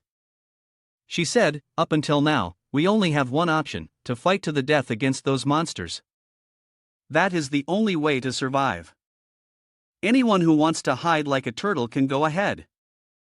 A little girl standing nearby interrupted, Aphilia, stop it. Colluder turned back, retorting, so do you have any way to kill those monsters? Even Seraph Lord was defeated. Others who go will only die in vain. We need to find another way to survive. Aphilia immediately rebuffed fiercely, have you cowards fallen so long that your souls have rotted? As long as I still breathe, the city of angels must be reclaimed. You all can continue to live in fear. At this moment, Asala spoke up, what is the situation with the daylight team we sent out? Aphilia reported, my lord, there has been no news at all. I also cannot sense their energy. Colluder then said, my lord, it really is impossible to resume the battle. We should let go of our hatred and seek other peaceful solutions. Aphilia opposed, what a joke. Don't tell me you don't know the ruthless tactics of those monsters. Do you really think that if we surrender, they will spare us? The person in black robes asked, then do you have a better solution? Aphilia angrily replied, dying in battle is far better than being a coward like you. While they were arguing fiercely, suddenly the main door of the throne hall opened, causing everyone to stop. The person who entered was none other than Tai Lao Fa along with Yi Wu and his group. Tai Lao Fa spoke, my lord, I'm back. Colluder, seeing Tai Lao Fa, looked surprised, I thought you were dead. Who are these people? Tai Lao Fa explained, they are new friends. They saved me. Let me introduce them to everyone. Tai Lao Fa had not finished speaking when Colluder interrupted, step aside. You have no right to speak here. Wait, Lord. Tai Lao Fa hurriedly said, not only did we breach the gates of the city of angles, but we also defeated the angle of power from the first domain. Hearing him say that, everyone showed surprise and skepticism. Aphilia immediately spoke up, what? How can that be? Today our team sent out was completely annihilated. Moreover, your levels are so low. Colluder smirked, showing disdain, you? Someone who peed their pants at the mere sight of an angel? Don't brag without a script. Tai Lao Fa panicked, everything I am saying is true. If you don't believe me, you can go see for yourselves. Yi Wu cut in, alright, let's not waste words anymore. Then, Yi Wu took out the original divine artifact containing the soul of the angle of power for them to see. The light from that soul left Colluder stunned, this is the soul energy of an angel. Moreover, looking at the soul and the purity of this energy. This is not the energy of an ordinary angel. Aphilia also realized this and said, if my judgment is not wrong, this must at least be obtained from a third-grade angel. Could it be that everything you said is true? Yi Wu directly approached Asala. Seeing this, Colluder drew his sword in warning, stop. If you dare to come any closer, I will kill you without hesitation. Yi Wu turned his head and said, I have no malicious intent. I just want to give the Lord a gift for our meeting. Asala then said, you all step back, let him approach. He continued, young angel, I can sense a remarkable power hidden within you. What brings you here? Yi Wu stepped closer and then asked, I want to ask you if you want to return to your peak? Asala sighed and replied, return to my peak? Ever since that great war, my body has not been able to recover. I can only rely on these devices to barely prolong my life. Do you have a way? Without hesitation, Yi Wu immediately used God's spirit to inject the soul of Angel of Power into Asala's brain. Upon witnessing this scene, the subordinates lost their composure. They swiftly drew their swords, rushed forward, and shouted, assassin! Quickly protect Seraph Lord! It must be another scheme from those monsters. Slay them at once! As soon as Aphilia charged, Shaochen immediately drew his sword to block her attack and said, are you fallen angels really so stubborn? Before making a move, shouldn't you take a good look first? The Seraph Lord, after receiving the soul of the angle of power Asala, began to absorb the energy of light and transform it into her own energy. In a very short time, she restored her healthy state. Her legs regrew as before, and 5 pairs of wings spread wide, full of vitality. However, since Asala was originally a seraph, when she absorbed all the energy of the Death Angel, she could only recover to 3 parts of her power. Colluder appeared surprised, he actually managed to heal the Seraph Lord. We couldn't do that even with all our strength.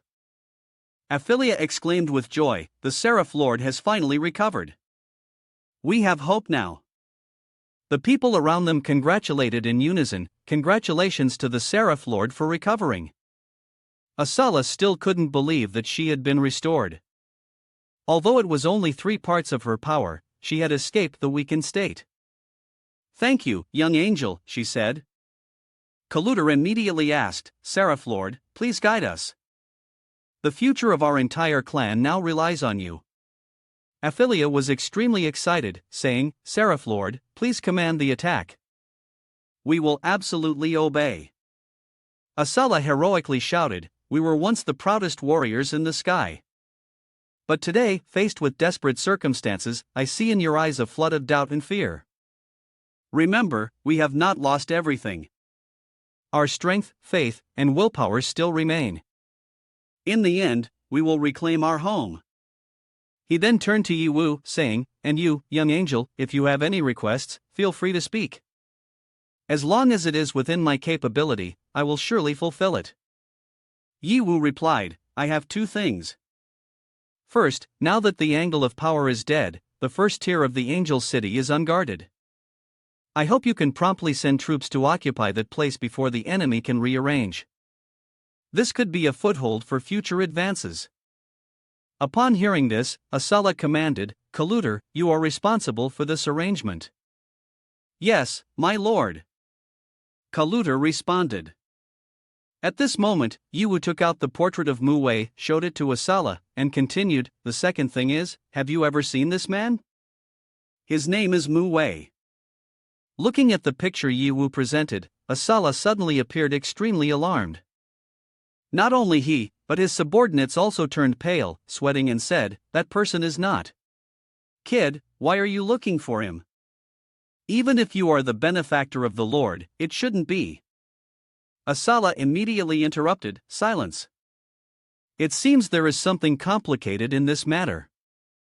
Yiwu asked in confusion, "What do you mean?" Asala continued, "The name Mu Wei you mentioned is currently the leader of the false angel in the city of Angles, the Seraph of Light." Hearing this like a thunderbolt, Yiwu was extremely shocked and shouted, "What?" After hearing that the leader of the fallen angels said Mu Wei was indeed the Seraph of Light, everyone was surprised. Xiao Chen also exclaimed in shock, "He is the Seraph? How can that be?" Asala then recounted the time Mu Wei appeared. "I do not know who Mu Wei really is, but the Seraph I saw was indeed exactly like the person in the portrait. His power was extremely formidable, and it was not merely a disguise. At that time, to cover the retreat of the main force, I fought him with all my might but could not inflict much damage. In the end, I was utterly defeated and fell, from which I could not rise again." Yiwu frowned, worriedly thinking, if what he said is true, this Seraph, even if he is not the real Mu Wei, must have a significant connection to him. This situation has become complicated now. Xiao Chen said, "Why is it like this?" Yiwu replied, "No, if that's the case, it might make more sense." Yiwu continued to ask, "Uncle, do you really think it's him?" Xiao Chen smiled, "Whatever that old madman does, I don't find it weird." Asala asked worriedly, "You two are indeed acquaintances. I wonder how we will fight." Yiwu reassured, "Don't worry about this. No matter who Seraph really is, we will help you return to the City of Angels. To thank you for your help, we will send a few elite members to accompany you. Right now, my forces are not fully recovered, and I can't accompany you. If in the future you gather more angelic energy, could you give it back to me? Once I recover, I'm sure I will become a strong support for you."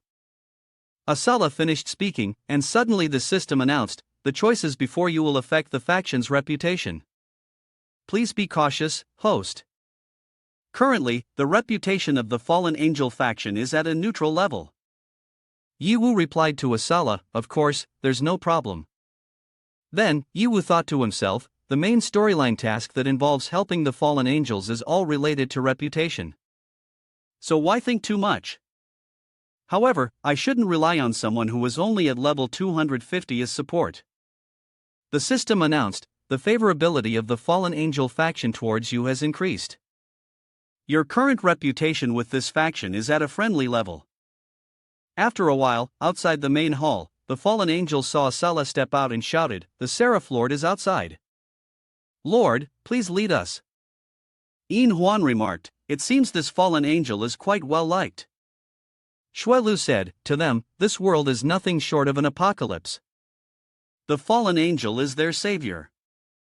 Shishi quietly thought, "When the fallen angel appeared, in an instant, I felt the despair and sorrow in everyone's hearts dissipate, as if they had been cleansed." Asala approached Yiwu and asked, "Have you encountered the guardian angel of the second level?" Yiwu replied, "You could say we have." Asala continued, "You were able to avoid the evil magic bombardment from him, you truly are impressive. Imula has actually been dead for a long time, and the current impersonator has copied all of his powers. His magic power is boundless, and he is extremely cunning, making him a very difficult entity to deal with." He added, "You are all very strong, even potentially stronger than I was in my prime. Therefore, I have full confidence in you." Asala suddenly looked at Shishi and said, "However, this girl seems a bit." Upon hearing this, Shishi sadly replied, I truly am very weak, I can only support you all. Asala interrupted, no. You are the most special. I sense that within you exists a colossal magic power, but it is restricted by some force. Asala took out an item and suddenly said, your magic power resonates with the ancient necklace. Is this really the will of the great deity? He looked at the item in his hand, his expression full of doubt, and continued, item information, the ancient necklace is broken, its status unclear. The Black Seraph's necklace has no light, still retaining a trace of magic power fluctuations, waiting for the next heir. The specific effects are unknown. After a moment of contemplation, Asala handed the item to Yiwu and said, this is the ancient relic of my clan, and for a long time, we have not found the appropriate heir. If it has resonated with this young lady, perhaps she can unlock the seal on herself. As for my gratitude to you, I truly do not know how to repay it. I hope this item can be of help to you. Yiwu took the necklace in his hand, looked it over, and thought to himself, the effectiveness information is completely unclear. How can I let Shishi take such a risk? He opened the system and switched to the MOC account to appraise the item. The system quickly reported the results, item information, Divine Seraph Glimmering Circle, damaged. Weak fluctuations, silent for thousands of years, seemingly rejoicing at the appearance of the heir. Equipment effect, specific character gains a large amount of magic power. After reading the information, Yiwu breathed a sigh of relief and thought, it seems there are no side effects. He handed the item to Shishi and gently said, Shishi, this item can truly enhance your power. But I want to know, what do you really think in your heart? Can you tell me? Shishi said, Yiwu, as long as you can help me, I am willing to do anything. Yiwu placed the halo on Shishi's head and said, you foolish girl, such words should not be said casually, understand? As the ring was affixed to Shishi's head, a beam of holy light shone down from the sky upon her, the divine seraph's holy form was quickly restored, and Makik completely transformed into a divine seraph of level 9 with 5 pairs of white wings and 1 pair of black wings. Shishi joyfully exclaimed, so powerful, so warm, such a force of love and light. Note, the seraph fully restores its strength at level 9, equivalent to level 2500, but the divine seraph possesses much greater strength. At this moment, all the fallen angels suddenly knelt down in reverence before her, and Shishi unexpectedly became the junior seraph lord. Even Atasala also knelt in respect. Yiwu was astonished and asked, what is happening? Shishi responded in surprise, huh? Why are even you kneeling? Asala said, the year of the 2 pure white wings and 1 pair of dark wings. These are the 6 pairs of wings of the primordial divine sacred celestial messengers, our ancestors. The world once faced an extreme crisis, the sacred celestial messengers born at the dawn of creation sacrificed themselves to save the world. The form and spirit were annihilated, only the luminous celestial messenger was preserved, and from then on, our celestial messenger lineage was created by the deity. For many years, no celestial messenger has ever been able to resonate with it. I originally thought that she had merely gained power, but unexpectedly, she actually became the new divine sacred celestial messenger. Could it be that she is the reincarnation of the primordial soul? This must be the guidance of the deity. Hao, upon hearing this, broke out in a cold sweat, secretly thinking, reincarnated soul? That can't be right. Shishi is clearly a native of the life-sustaining dungeon forest, but why is she able to resonate with the divine messenger's luminous halo? Could it be that the sacred celestial messengers didn't actually die but merely dispersed, then manifested within the dungeons, ultimately becoming Shishi? But this hypothesis seems a bit insane. Shishi, filled with joy, ran to embrace Yiwu tightly, saying, I have become stronger now. That means I can help you better. Yiwu looked at Shishi, her innocent sparkling eyes making him smile. He patted her head, like he would a younger sister, and said, of course, Shishi is the best. Shishi beamed with joy. Xuelu beside her interjected, even with powers, Shishi will always be Shishi. Inhuan let out a soft sigh, her voice tinged with emotion, I'm really happy for her, but I can't help feeling a bit envious. If only I could be embraced by Yiwu like that. She thought to herself that she must find an opportunity to do something similar. However, Inhuan quickly regained her focus, reminding them, time is running out, let's go. Towards the City of Angles. Yiwu led the fallen angel army towards the City of Angles. This time, he was determined to eradicate all the false angels and reunite with Mu Wei. At the City of Angles, in the second realm, the angel sat high above, her cold voice echoing, "Still no news from those intruders?" A subordinate bowed to report, "None." The patrol team sent to the first level detected nothing unusual. Imula smirked, her tone full of disdain. "It seems they are just a bunch of fallen angels putting on a show." The subordinate immediately flattered her, "They must have seen the majesty of the Lord and fled in fear." Imula sneered derisively, then spoke sternly, "Indeed, especially that brat from yesterday. I've had my eye on him for a while. If he really dares to come here, I will be the first to strike him down." As soon as he finished speaking, a subordinate was instantly pierced through by a beam of attack. The male angel shouted loudly to warn, "There is an enemy ambush. Everyone prepare for battle." Yiwu stepped out from the gate, smirking as he said, "The kid you all consider a treasure has come to your doorstep. Who dares to kill me?" The male angel immediately ordered, "Everyone charge. Leave no one alive. Kill."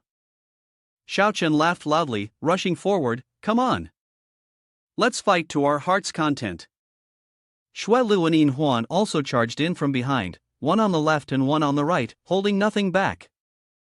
After a fierce battle, only the male angel remained. Yiwu looked straight at his opponent and asked, "What's wrong? Aren't you going to make a move?" The male angel chuckled softly, feigning confidence, "No need.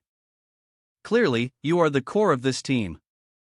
As long as I defeat you, the others are not worth worrying about. Come on. Let's solo, kid." As he spoke, he prepared to attack.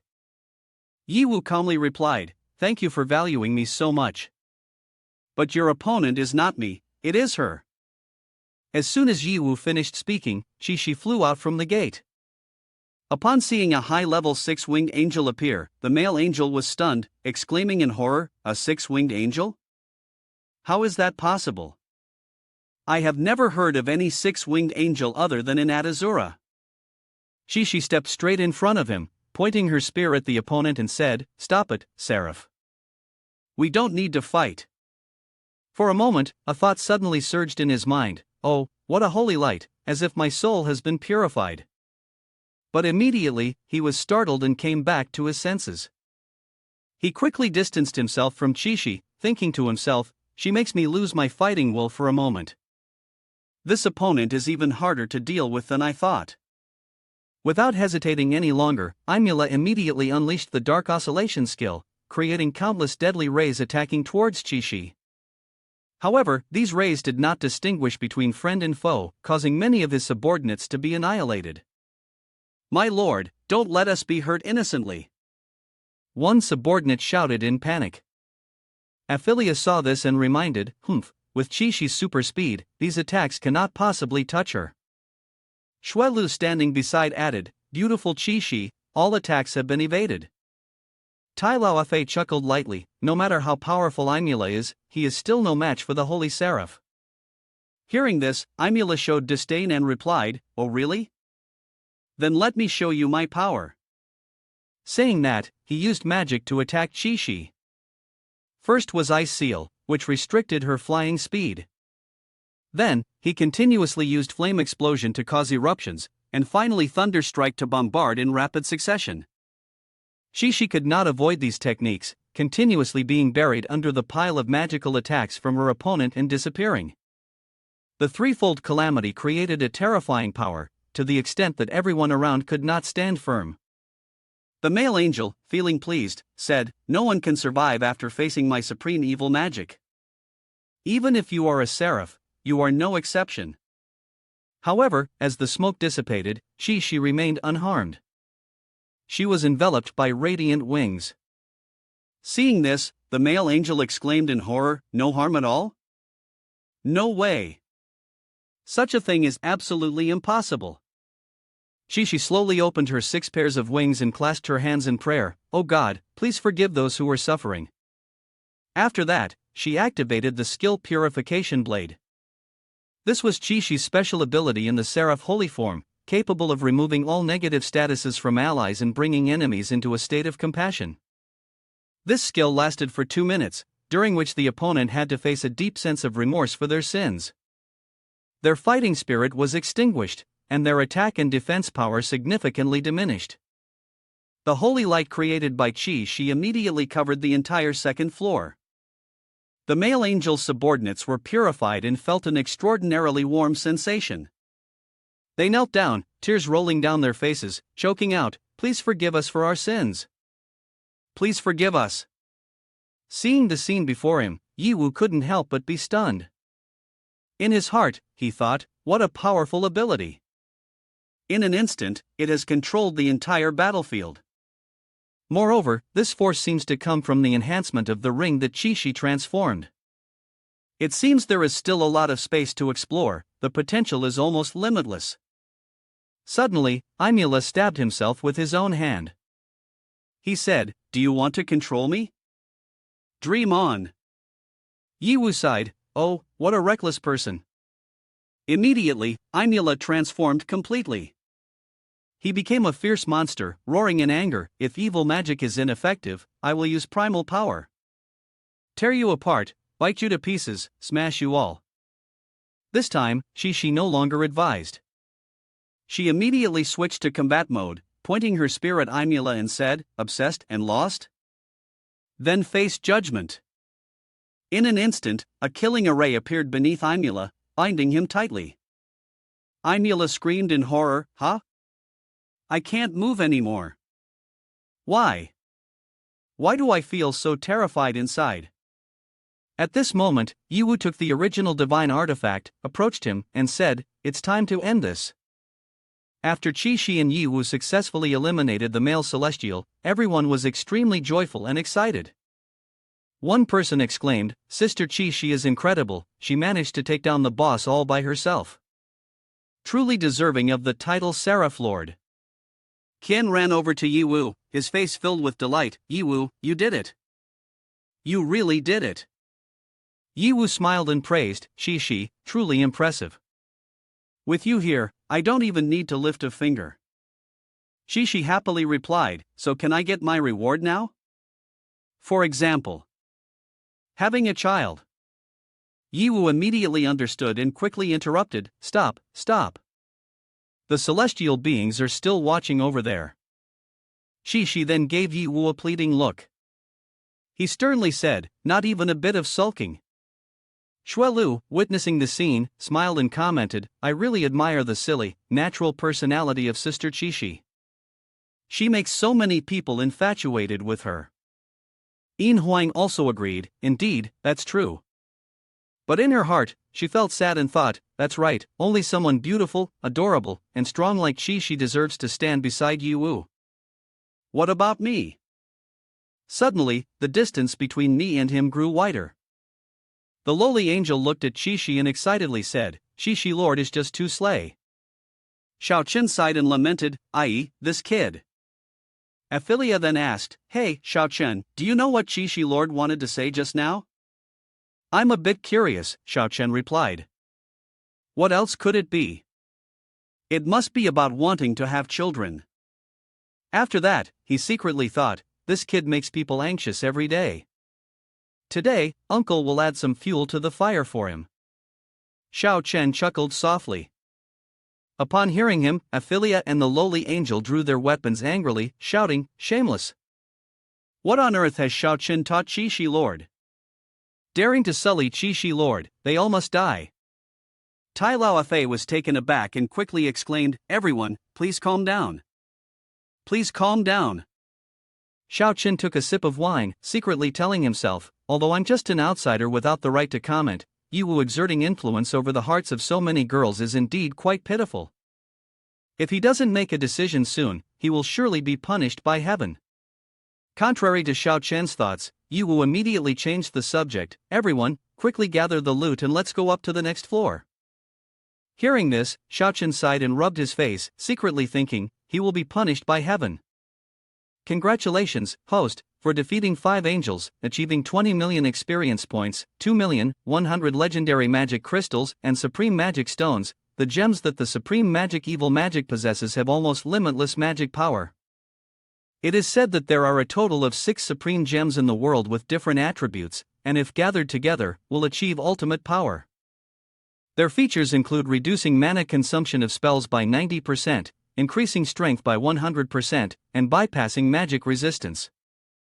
Additionally, when casting 3 different attribute spells consecutively within 5 seconds, a special effect will activate.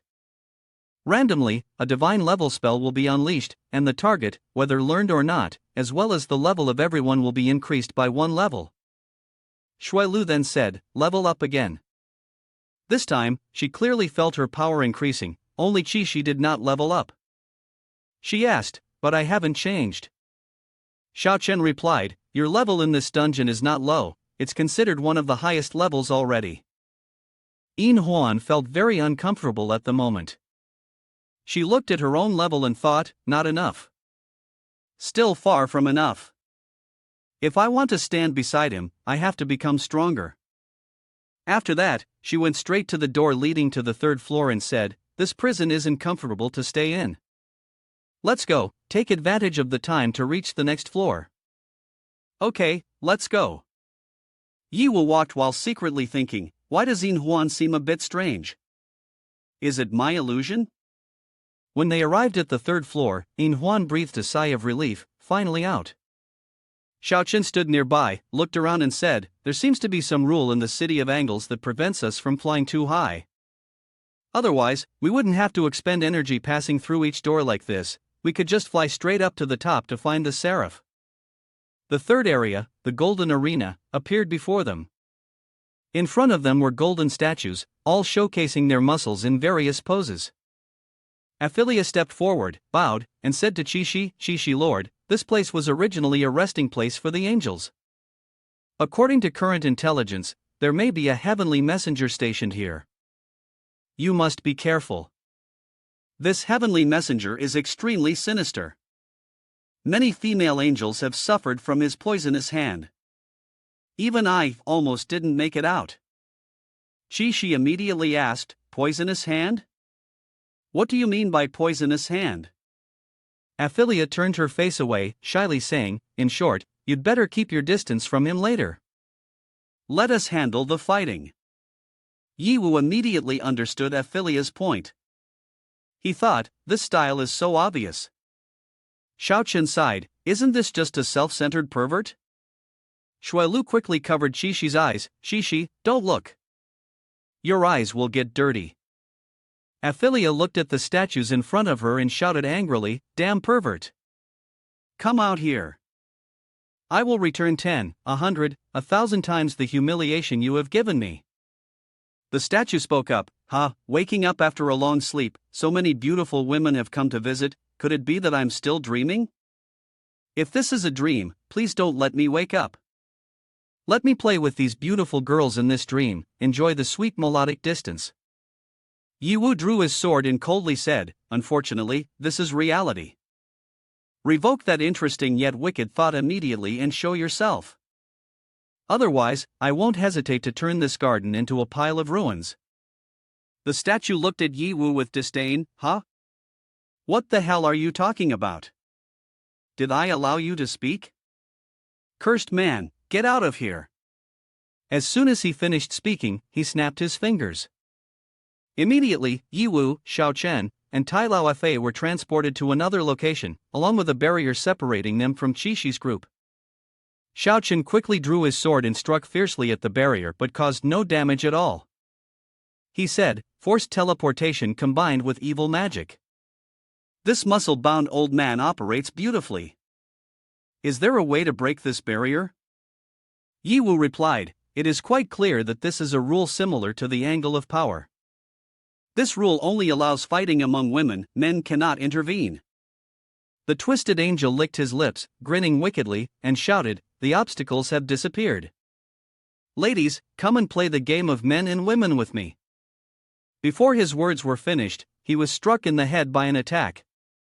Yin Huan, venting all the frustration and discomfort she felt, swung her sword fiercely at his neck, gritting her teeth. Are we done with the nonsense? Then go to hell. In Huan charged forward, launching another slash from behind. The angel used his hand to block, thinking to himself, that sword aura is really strong. In Huan's slash caused the angelic statue to lose 65% of its health and severed one of its arms. Nevertheless, he continued to laugh heartily, joyfully saying, "This girl is really fierce, I like it very much." In Huan thought to himself, this statue truly has tough skin and thick flesh. I have launched a full-force sneak attack, combined with the power of the dark special demon sword along with the angel, yet I still couldn't kill it. Immediately after, the other statues charged forward to attack. An excited girl exclaimed, "These girls are so hot. Everyone, let's go. The more fierce, the more fun. Beautiful lady, I'm coming over." Shui Lu swung her sword repeatedly at one statue and said, "This one is mine." The statue was blocking Shui Lu's sword strikes while thinking, "This woman is even stronger than the previous one." At the same time, another statue rushed toward Qixi, sinisterly laughing, "Little beauty, come on and touch my big muscles." Qixi instantly covered her eyes, fearfully exclaiming, "No, don't come here." Immediately, the lowly angel and Ophelia charged in to support Qixi. Lowly said with concern, "Qixi Lord's divine power is weakening. Damn it! This bastard is using such despicable tactics." Ophelia also spoke up, "Qixi Lord, I'm coming to help you right away." The heavenly angel statue laughed, using the skill love beam and said, "You all can't go anywhere. Let's enjoy fighting with me to the end." The love beam skill created a mocking effect in the area targeting the opposite sex, lasting for 5 minutes, preventing them from taking their eyes off the statue. Ophelia shouted in anger, "Damn it! Why use such dirty and lowly tricks?" On the other side, In Huan and Shui Lu were still coordinating their battle. In Huan spoke up, "These statues clearly aren't very strong, but fighting back is quite frustrating." Shui Lu replied, "If we don't resolve this quickly, it will become dangerous. Let's aim for a swift victory." After saying that, Shui Lu used the skill Frozen Fall, Eternal Winter. This skill froze all enemies within a large area, causing them to lose 1% of their maximum health for 60 seconds. Notably, this skill's effectiveness was not reduced against monsters level 200 and above. When all the statues were frozen, Shui Lu said to In Huan, "The rest is up to you." She thought to herself, even though I could eliminate them directly, it's good for him to let off some steam. In Huan nodded, "Thank you." Then, he immediately activated the improved skill body of the celestial demon. This skill significantly increased his speed and power, while also unlocking entirely new skills. The effect lasted for 60 seconds. In Huan used the celestial demon shield and no weapon strike, charging forward to slash continuously with countless sword strikes. The statues instantly shattered, turning to dust. Ophelia and the lowly angel looked at the scene before them, both unable to hide their alarm. They exclaimed, "We never expected that in an instant, the power of our sisters would be on par with Qixi Lord." Qixi hurried over, excitedly saying, "Sisters, you are truly amazing." In Huan smiled in response, "This little matter is nothing much." Shui Lu reassured, "Qixi, don't be afraid. These dogs are only using despicable tactics to disturb your mind. Your strength is sufficient to crush them in an instant." Yiwu stood outside, observing and reminding, "Everyone be careful. The battle is not over yet. This barrier has not been broken." As Yiwu said, the shards of the statue that In Huan had previously sliced began to gather. They moved slowly, then transformed into a new statue. This was the real boss of this third level. The third level transformed statue suddenly flew high up. With a rose in its mouth, it displayed an elegant demeanor and said, "What just happened was merely a prologue. Now, let us begin the second battle filled with tension and excitement." Then, it shouted loudly, "Stop the nonsense. Prepare to die." In Huan and Shui Lu immediately charged forward, combining their strength to strike at his back. But this time it was different from before. The body of the statue man was so hard that both of them were sent flying back by the recoil. The statue man flexed his muscles and laughed heartily. Useless. Against my solid body, your weapons are as thin as a piece of paper. Bring it on. He unleashed his special skill, Field of Secret Labyrinth. This was a specialized skill of angle of power, particularly effective against women. Once hit by this skill, the victims would abandon all resistance, becoming infatuated and unable to resist the allure of the user. Immediately, the three of them, Shishi, Inhuan, and Shuelu, fell into a dazed state, experiencing illusions. Before them appeared the image of Yi Wu, who smiled and called out, "Beautiful ladies, do you wish to spend a spring night with me?" Shishi did not hesitate and immediately replied, "I am willing." Inhuan trembled with joy, softly saying, Can I really?" Shuelu also felt shy but excitedly exclaimed, "Why am I so bold today?" Under the influence of the skill, all three slowly walked toward the statue man. He looked at them with a satisfied gaze, laughing loudly, hurry up, my beauties. A spring night is worth 1,000 gold. Seeing this scene, Xiaochen was extremely panicked and anxiously said, "Yiwu, hurry up and think of a way. The girls have been enchanted. This is too dangerous." At this moment, Yiwu had switched to the female form of the immortal bald head account and reassured, "Don't worry, I will handle him." Xiaochen was taken aback, stunned, and blurted out, No, beautiful, who are you?" The three girls of Yiwu had been mentally controlled by the statue. In this urgent situation, Yiwu immediately changed to female form and rushed in to rescue them.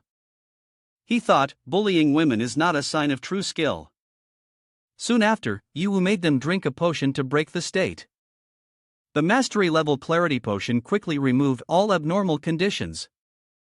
When they woke up, the girls saw Yiwu in female form and couldn't help but be confused. Wow!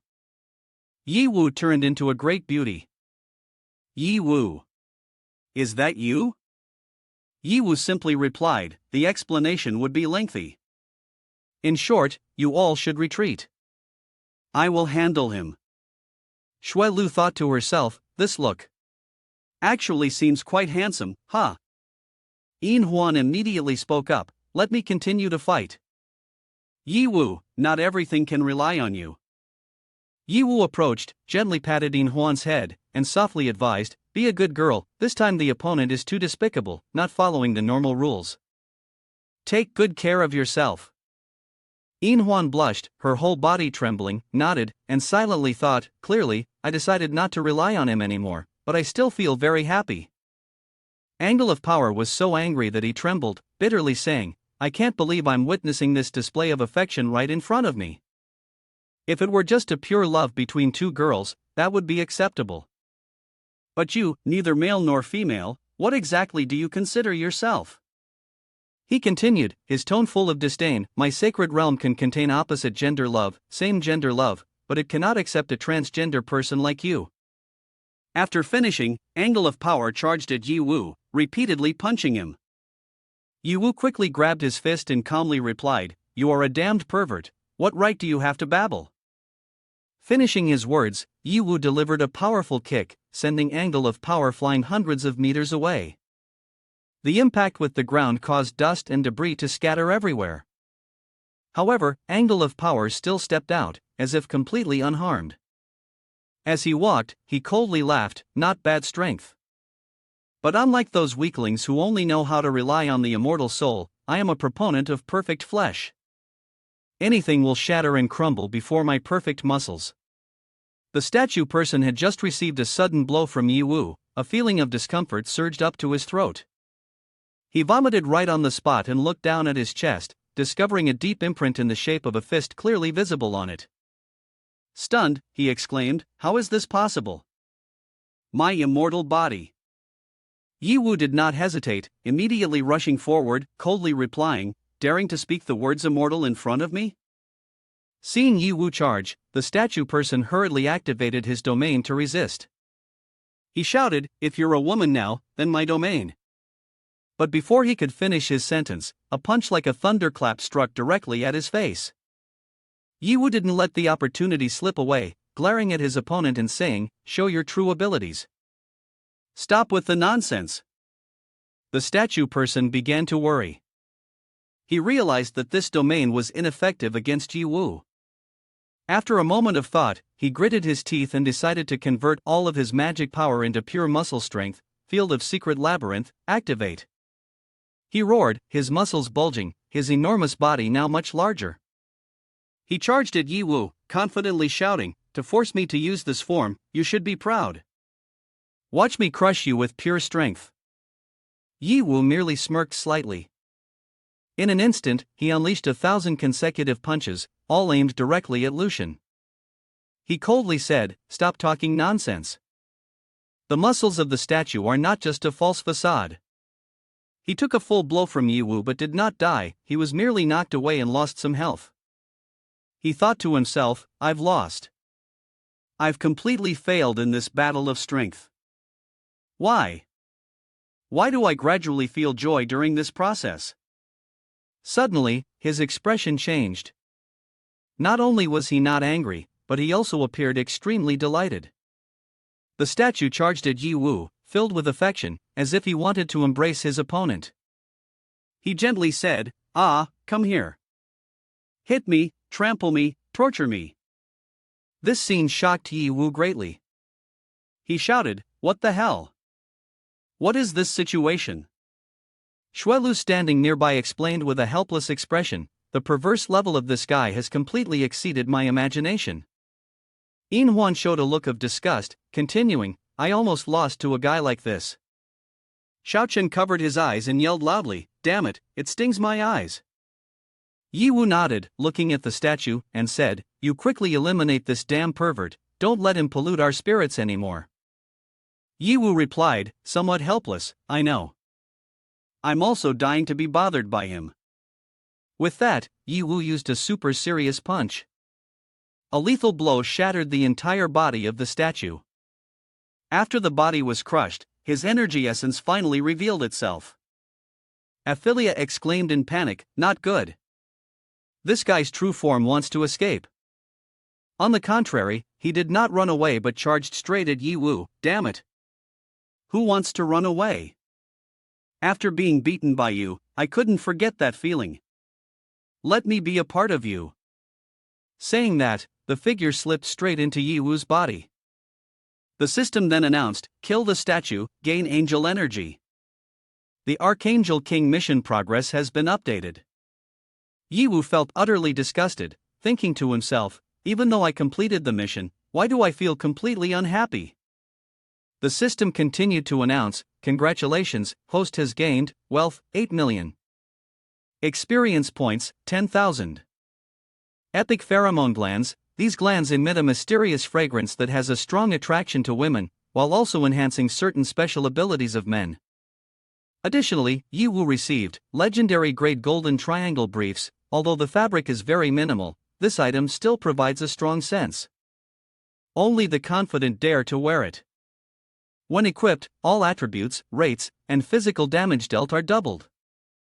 Intense red lipstick of epic grade, a premium lipstick that men can also use.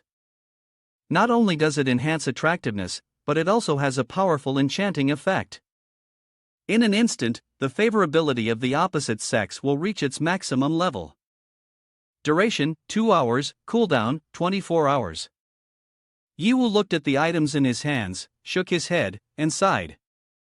Despite the enticing rewards, he could not erase the feeling of emptiness in his heart. Receiving these bizarre items, Yi Wu felt surprised. He sighed and said, "What kind of messy and weird things are these? Clearly, they didn't consume any stamina, but I feel really tired." Aphilia and the lowly angel both leveled up and happily announced, "I leveled up too. The level 3 shackles that have been holding me back for years have finally broken through." The lowly angel named Mei Qi cheered as she reached level 4, exclaiming, "Awesome. Aphilia Lord." Aphilia stepped forward, patted Yi Wu on the shoulder, and smiled appreciatively, "Well done, kid. You can easily defeat that twisted pervert, your strength makes me acknowledge you." Yi Wu scratched his head shyly, Thanks, sister." Suddenly, Aphilia leaned close to Yi Wu and whispered something that left him frozen. "If it were you, it wouldn't be impossible to hand over Qi Shi Lord to you. Or Both of us would be good too. I would be very happy to have a child with a strong person like you. Yiwu broke out in a sweat, silently thinking, what is this sister saying? Too open-minded. Mei Qi heard this, her face instantly turning crimson. She awkwardly whispered, If it's not a bother, I would also like to. Yiwu quickly interrupted loudly, Mei Qi. Be careful, the FBI might be knocking at the door. Xuelu stood by, unable to suppress her laughter at the scene before her. Things are getting more and more interesting. Yin Huan showed a look of displeasure and asked, what's so interesting about it? She innocently replied, it's wonderful that everyone can be friendly with each other. At that moment, Xiaoqin stepped forward from behind and asked Yiwu, this floor has nothing to do with me. What's next? Should we continue to cultivate the next level of power?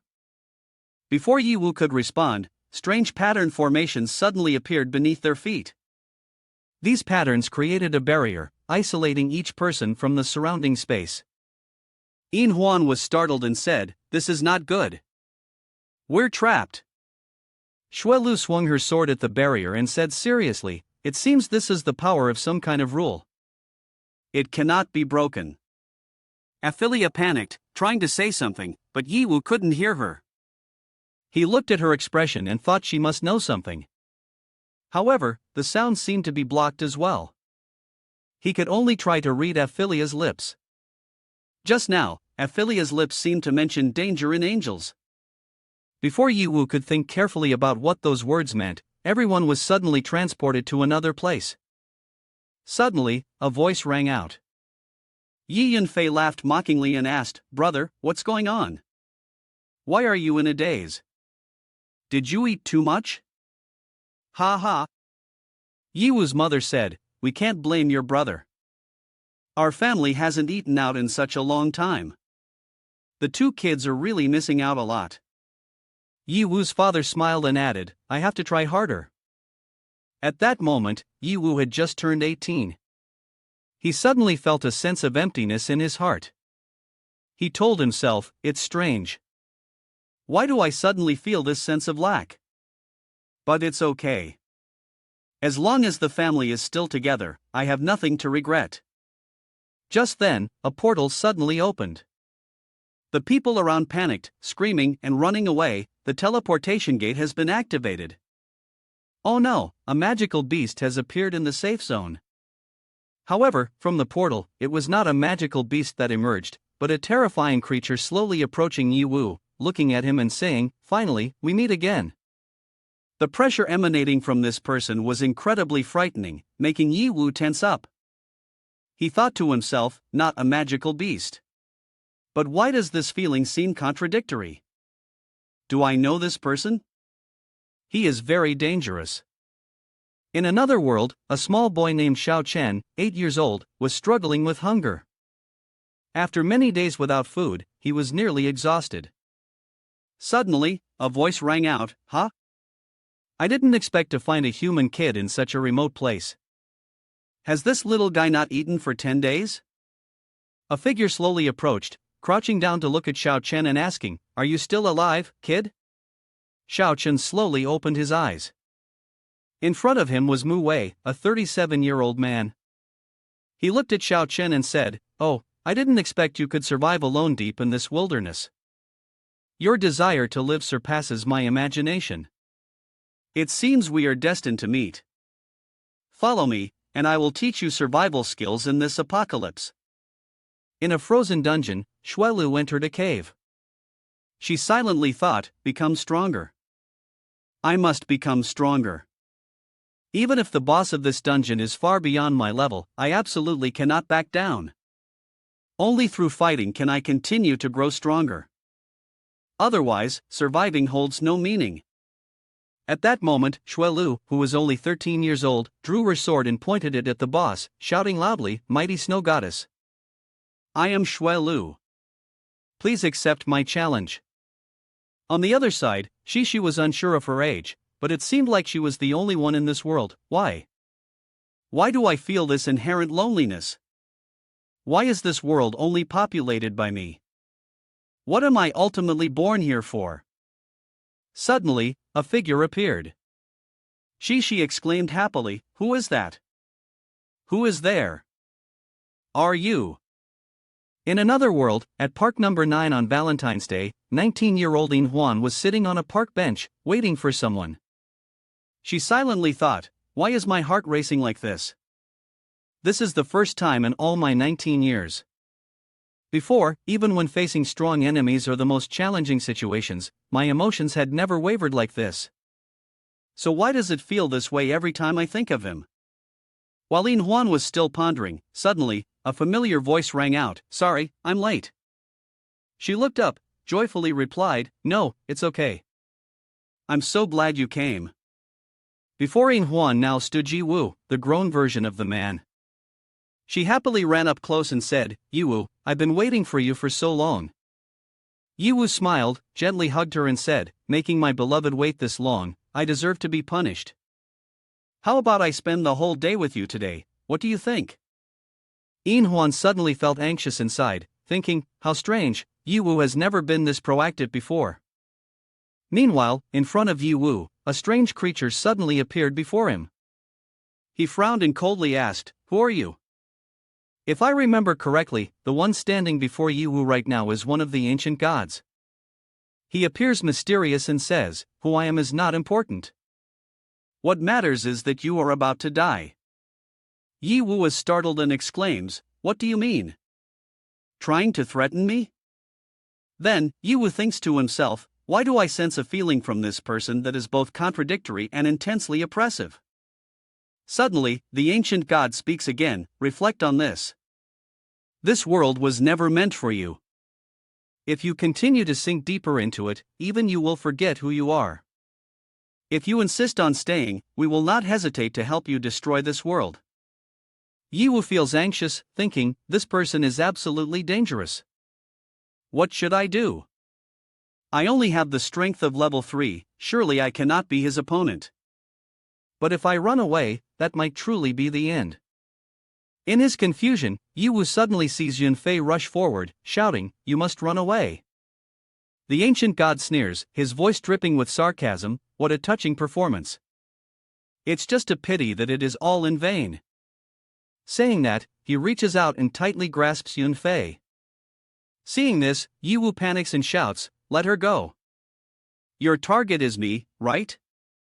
Don't harm my family." The ancient god tightened his grip on Yun Fei's neck and said, "Then prove it to me with your actions. Just how far can a level 3 waste truly go?" Yi Woo immediately drew his sword and shouted, "I told you to stop. Damn it, go to hell." Immediately afterward, Yi Woo swung his sword at the ancient god, rescuing Yun Fei. The ancient god suddenly smiled with satisfaction and said, "That's right, this is who you truly are." As soon as he finished speaking, the space around them unexpectedly shattered into pieces. Yi Woo exclaimed in astonishment, "Is the space collapsing?" Memories rushed back. Yi Woo held his head, his voice lost. "Ah, I remember now. I was just in the city of angels, but then I was enveloped by a beam of light. If it weren't for you, I might still be lost in that illusion. But why did you help me? Earlier, in the ancient god illusion, you clearly wanted to kill me. Now you come to my rescue, what exactly is your purpose?" The ancient god replied briefly, "Soon, you will know." After saying that, he vanished along with the illusionary space. Once the space completely collapsed, Yi Woo opened his eyes and discovered he was tightly shackled. Not only him, but the others were also in a similar predicament. Yi Woo thought to himself, "It's not about killing but imprisoning. It seems this boss has some rules to follow this time." Thinking that, Yi Woo strained himself to break the chains and escape. He then approached In Hwan and said, "These chains are made of magic power. I wonder if they can be destroyed from the outside." After speaking, Yi Woo swung his sword towards In Hwan but immediately stopped, thinking, "No, I can't attack recklessly without understanding the rules. What if I accidentally harm the essence? This enemy uses illusions to attack. In other words, it can only be resolved from within. Either they find a way to break the illusion themselves, or I have to enter their illusion to rescue them. But how do I enter someone else's illusion? Inside In Hwan's illusion, she hugged Yiwoo and asked, I know there's a new pastry shop that just opened. Do you want to try it? Yiwoo replied, sure, but did you bring the equipment from the last dungeon you fought in? In Hwan asked back in confusion, huh? Why are you asking this? Immediately, Yiwoo slapped her in the face, causing her to bow her head. Yiwoo shouted loudly, what are you pretending to be clueless for? In Hwan covered her face, tears streaming down her cheeks. Yiwoo, why did you do this? Did I do something wrong? Yiwoo frowned, his voice filled with anger. Didn't I tell you before? You all have to hand over all the loot from this dungeon to me. You are the main damage dealer of the team, and you will definitely get a good share of the good stuff. Hand it over to me quickly. In Hwan was stunned, thinking to herself, what is happening? Yiwoo wasn't like this before. I have the feeling that something is wrong. Suddenly, Yiwoo changed his attitude. He looked gently at In Hwan, his voice calming down. Baby, I'm sorry. I got too emotional earlier.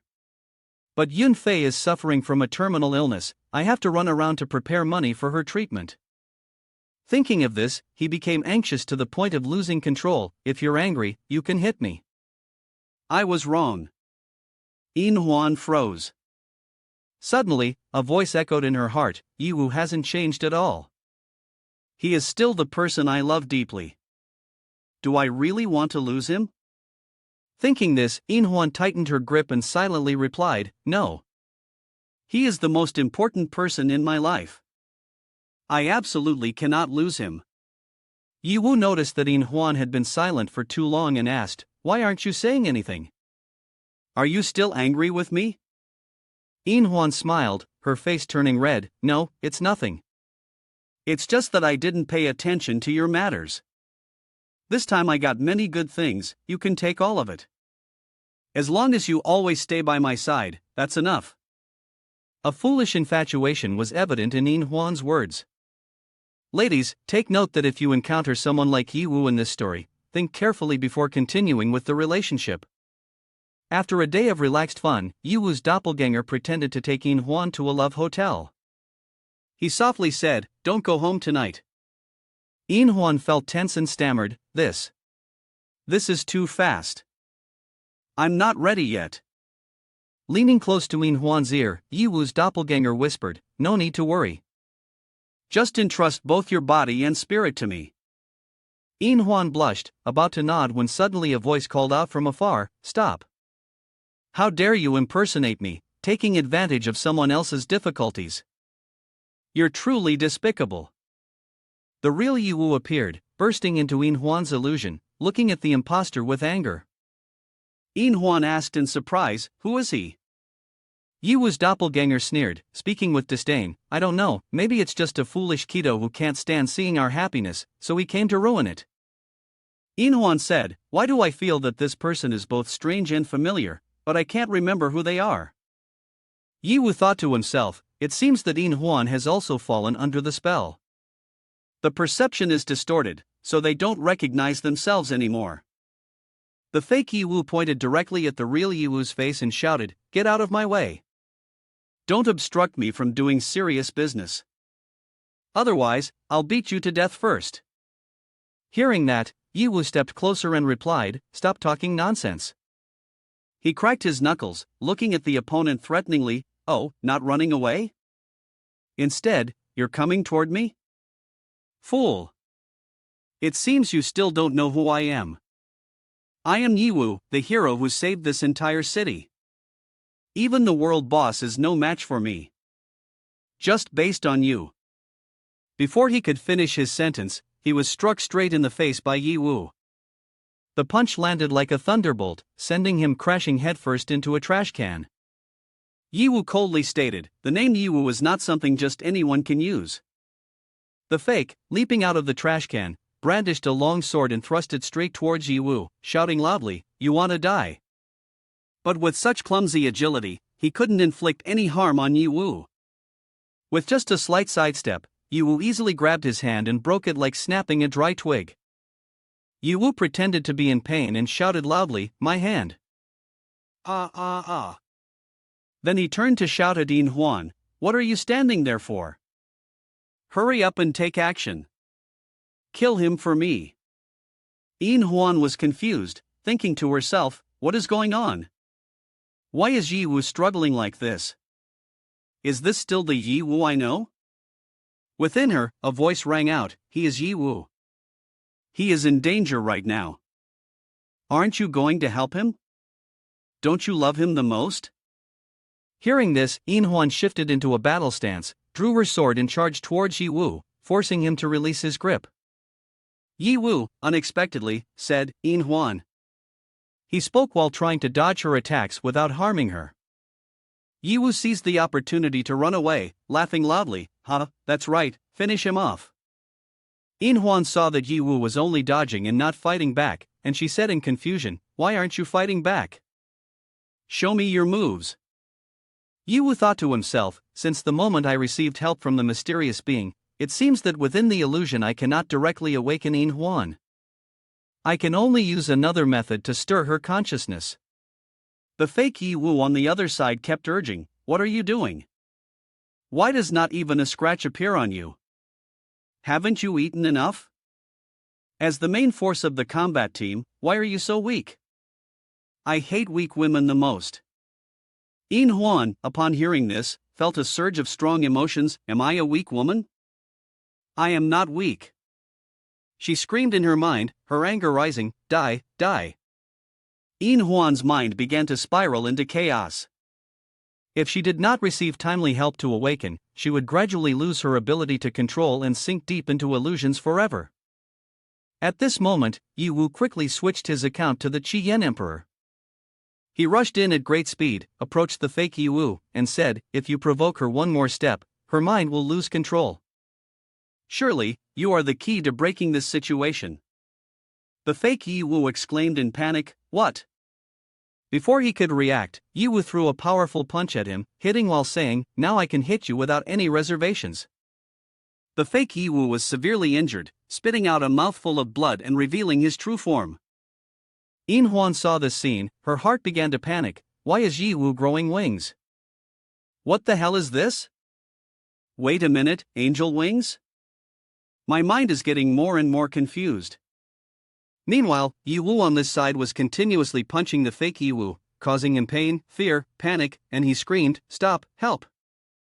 Don't kill me! Ha!" He immediately knelt on the ground, begging, "I was wrong, please spare my life. I know the eldest miss of Han Mo group, I can give you many benefits, please spare me."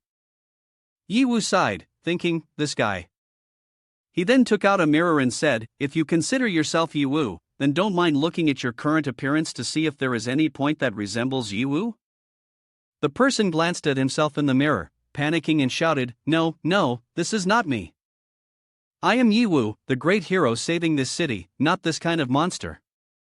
Immediately, Yi Wu swung his sword, chopping him into 100 pieces, turning him into a miserable shadow. Yin Huan finally remembered everything, collapsed to the ground, trembling. She cried out, "I made such a disgraceful mistake again. Not only did I forget the real Yi Wu, but I even drew my sword against him.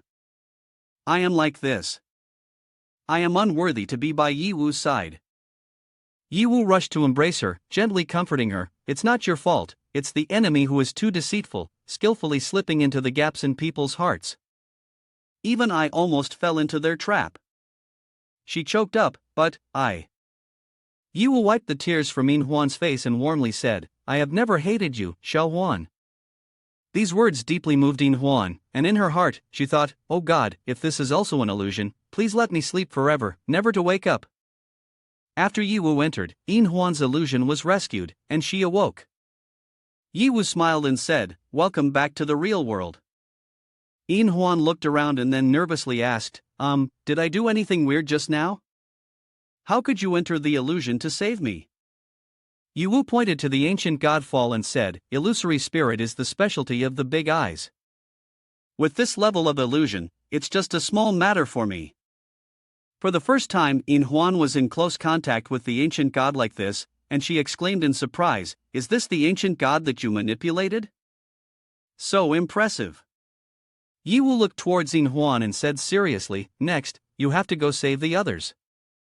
The mastermind behind the scenes has not yet revealed himself. You must stay vigilant and wait for my return. In Huan responded, but in her heart, she felt joy and blushed, okay. She thought to herself, so the first person Yi Wu saved was me. Am I really that important to him? Even though he is so strong, he never thought about abandoning someone as weak as me. On the contrary, he has always been forgiving and has helped me. Yi Wu, I will definitely protect you well, even if it means sacrificing my life. At this moment, in Chi-Chi's illusion, she saw a figure appear and was delighted, rushing over. Yi Wu, is that you? But the person who appeared was not Yi Wu, it was an old friend she had lived with in the dungeon. Seeing Chi-Chi approach, he smiled and said, Chi-Chi, we meet again. Chi-Chi exclaimed in surprise, Abel? How is that possible? Weren't you killed by Yi Wu? He looked at her and said in a deep voice, what are you talking about? In this world, there has only ever been you and me. After saying that, he suddenly hugged Chi-Chi tightly and gently said, come here, Chi-Chi. Become my queen and together we will have children. Isn't that what you have always wanted? Chi-Chi panicked and pushed him away, shouting, how absurd, get away. Then, she thought to herself, only Yi Wu can talk to me like that. Abel immediately shouted in anger, you rejected me. It seems you still retained your composure in the illusion, this is unacceptable. If you can't be controlled, then kill her. He immediately summoned countless demon beasts to attack Chi-Chi. Just at that moment, Yi Wu rushed in from outside and shouted, you will not succeed. Then, he instantly unleashed a dark flamestorm, burning all the demon beasts advancing towards Chi-Chi. Abel continued to command the demon beasts to charge and yelled, it's that brat again, why do you always want to stand in my way? As soon as he finished speaking, he was immediately smashed to pieces by Yi Wu, as the mist dissipated, rescuing Chi-Chi. Chi-Chi anxiously asked, Yi Wu, are you all right? In Huan had a somewhat pale face, but Yi Wu replied, I'm fine, just a bit tired, some medicine and a little rest will do. As Yi Wu was about to take the medicine, the system announced, energy consumed in the illusion cannot be recovered by medicine. Only when all illusions are dispelled can the host recover. Please take note, host. Yi Wu thought to himself, is that so? It seems that this time the boss is truly formidable. From the process of awakening in Huan and Chi-Chi, it can be seen that to escape the illusion, two conditions must be fulfilled.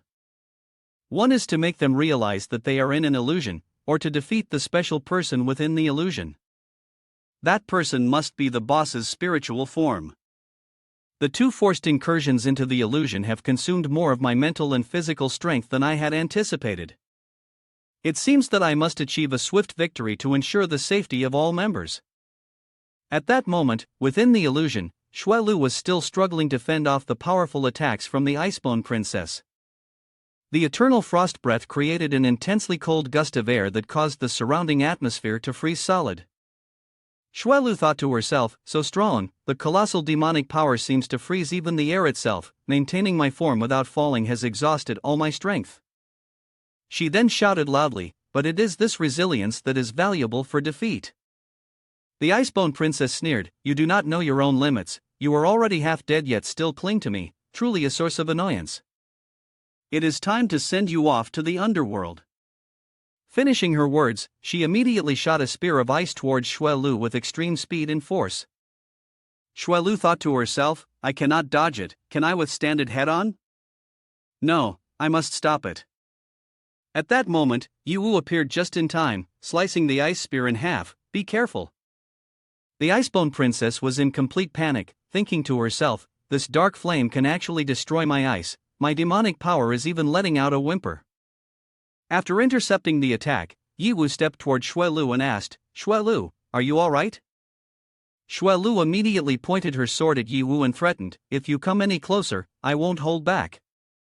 That last attack was enough to demonstrate your strength, but no matter who you are, the Icebone Princess is my prey, no one can stand in my way.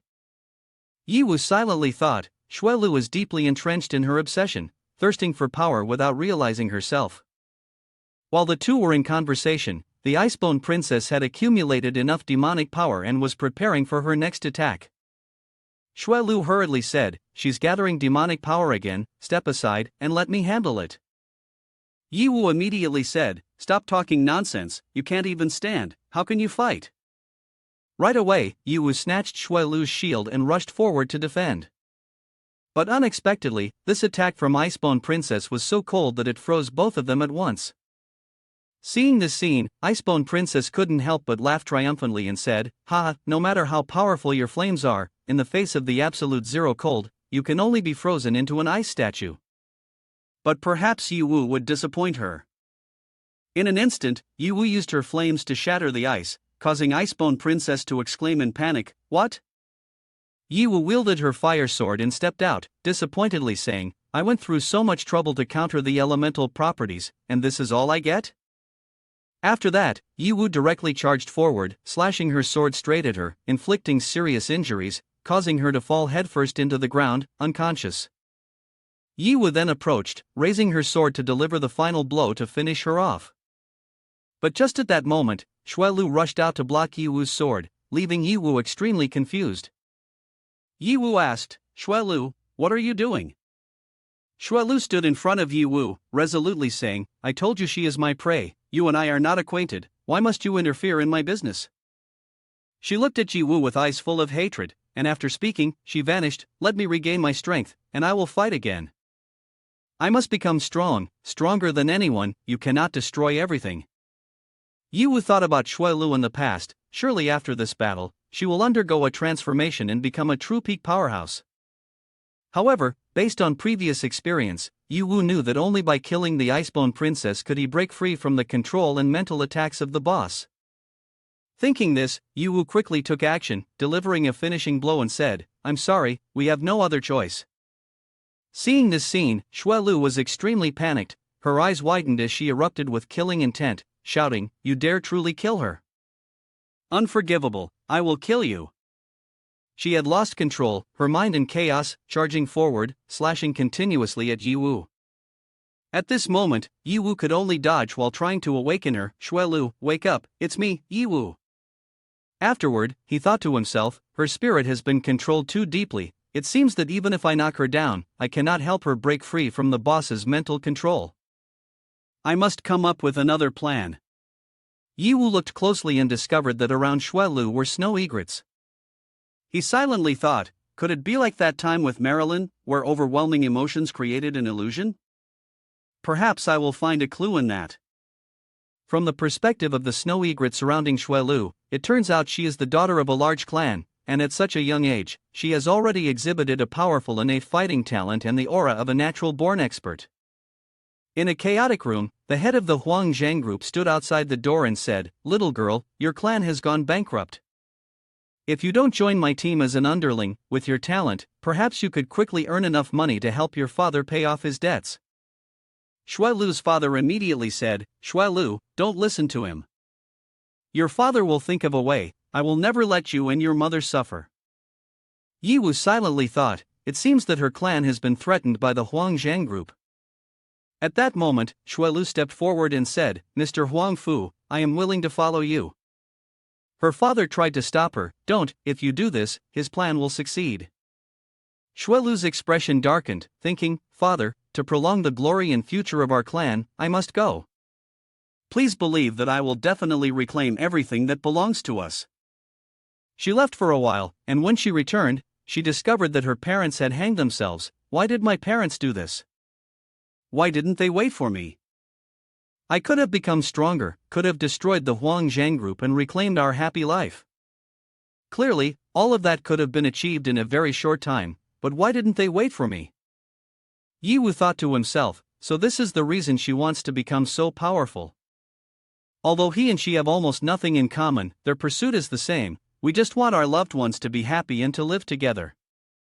Back to the battle, Shui Lu was still frantically attacking Yi Wu, attacking while shouting, "Why aren't you fighting back? Do you look down on me?" Yi Wu was dodging while trying to awaken her. Her frenzied attacks truly seemed like a search for self-destruction. After a moment of thought, Yi Wu immediately used his bare hands to grab Shui Lu's sword and said, "Everything is over now. Shui Lu, the Huang Zheng group has been destroyed a long time ago, you don't need to be stubborn about revenge anymore." Hearing Yi Wu say that, she hugged her head and screamed, "No, it can't be. The Huang Zheng group can't be easily destroyed like that. You must be lying to me." Yi Wu patted her on the shoulder and advised, "I am not deceiving you. You can try to remember a little. A matter as important as this will surely be etched deeply in your memory." Yi Wu thought to himself, the psychological attack of the enemy is the deepest obsession within each person. If Shui Lu's obsession is like that, perhaps I can awaken her memory. Suddenly, Shui Lu erupted with intense power, gathering all the ice around her close to herself. Seeing this, Yi Wu worriedly thought, is she trying to freeze herself?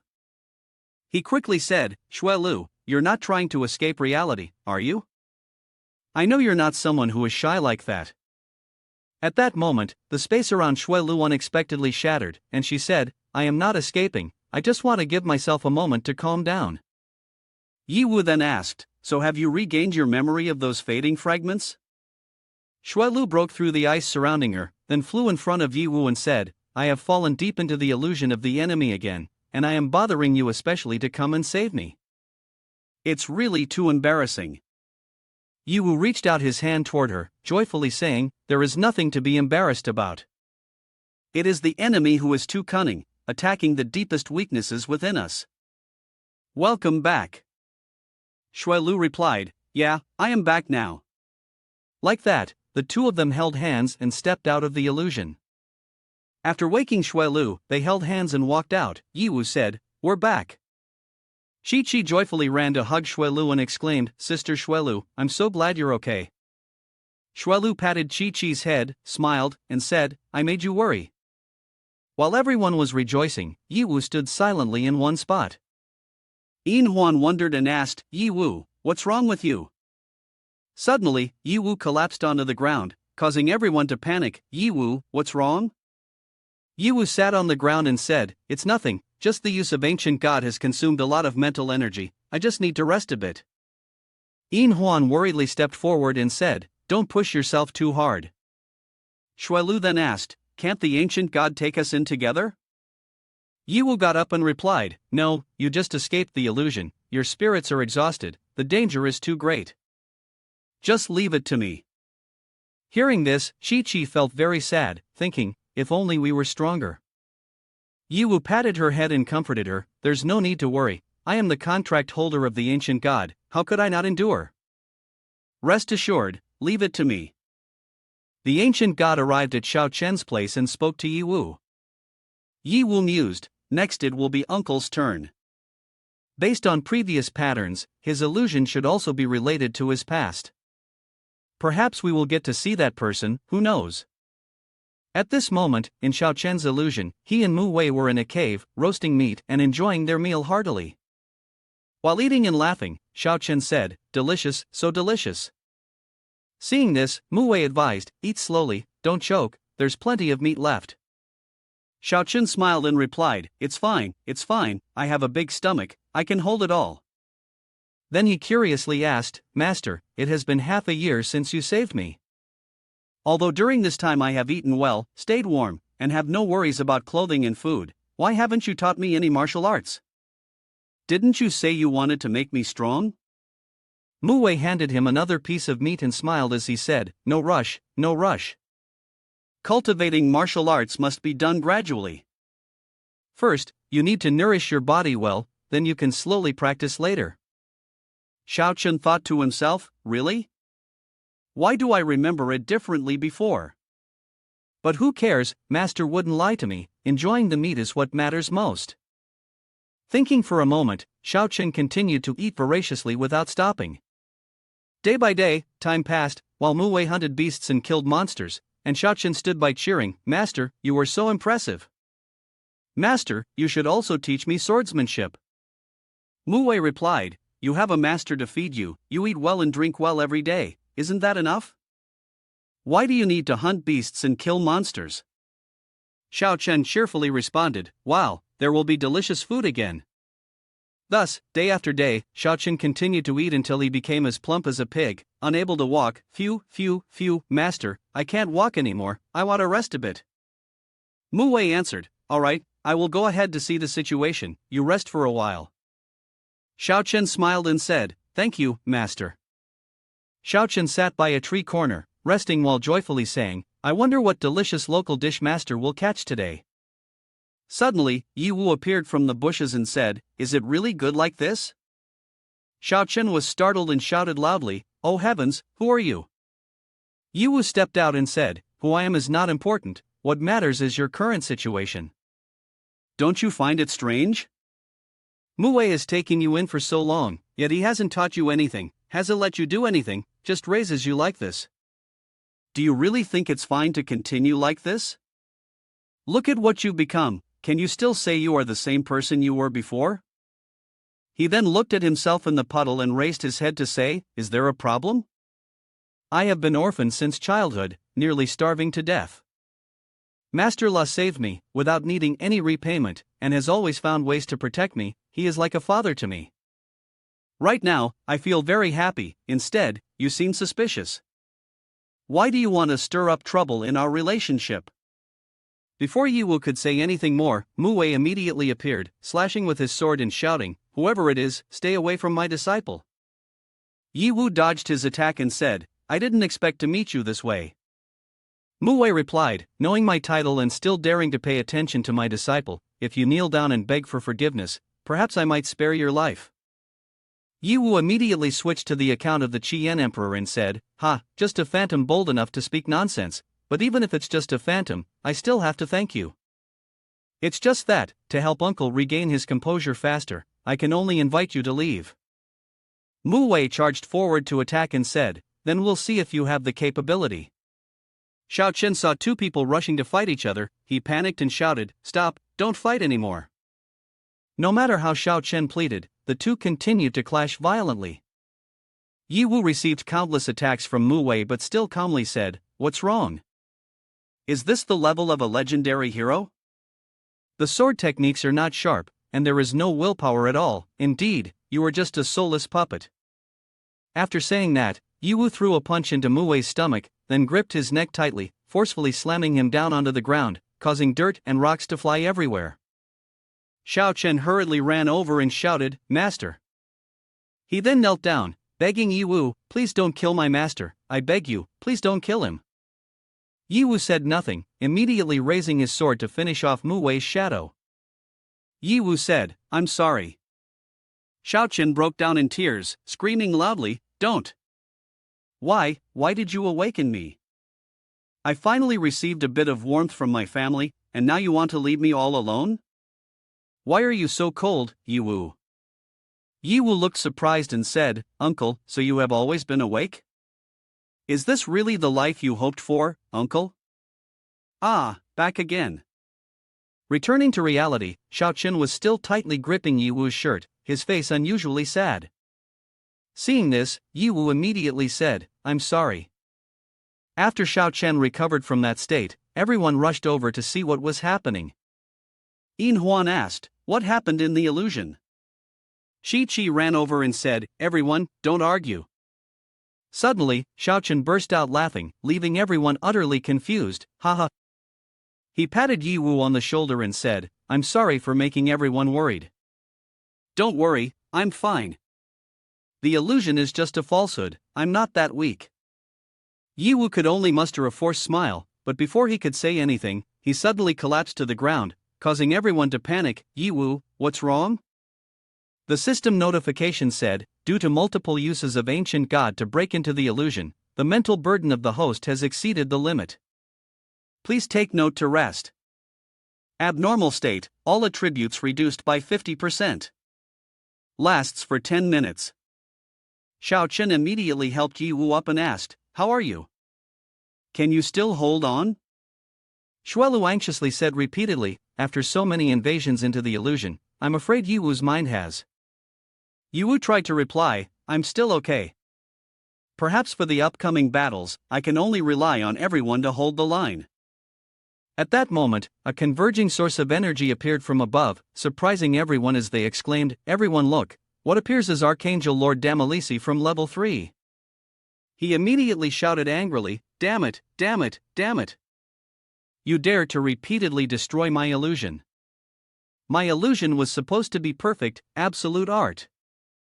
It's all your fault, you filthy worm, ruining my masterpiece. I want to kill you, chop you into pieces, crush you into the most useless debris, and throw you down the sewage of the city of angels, down to hell." As soon as he finished speaking, he immediately shot an archangel ray toward Yiwu and the others. Xiao Chen drew his sword and shouted, "So you are the bastard behind the scenes." Yin Huan angrily charged forward and said, "You are the one who harmed me, nearly unforgivable." Xuelu also rushed forward and shouted, "You even said where to find you? Truly thankful to you for walking right into the trap." Archangel Lord Damalisi panicked and yelled, "What do you want to do? Do you really want to resist me? Surely you feel very happy in the illusion, sensing the most important pursuit in your life, finding the meaning of your existence, right?" Archangel Lord coldly said, "Don't you think that the reality itself is the world that makes people feel bored and desperate?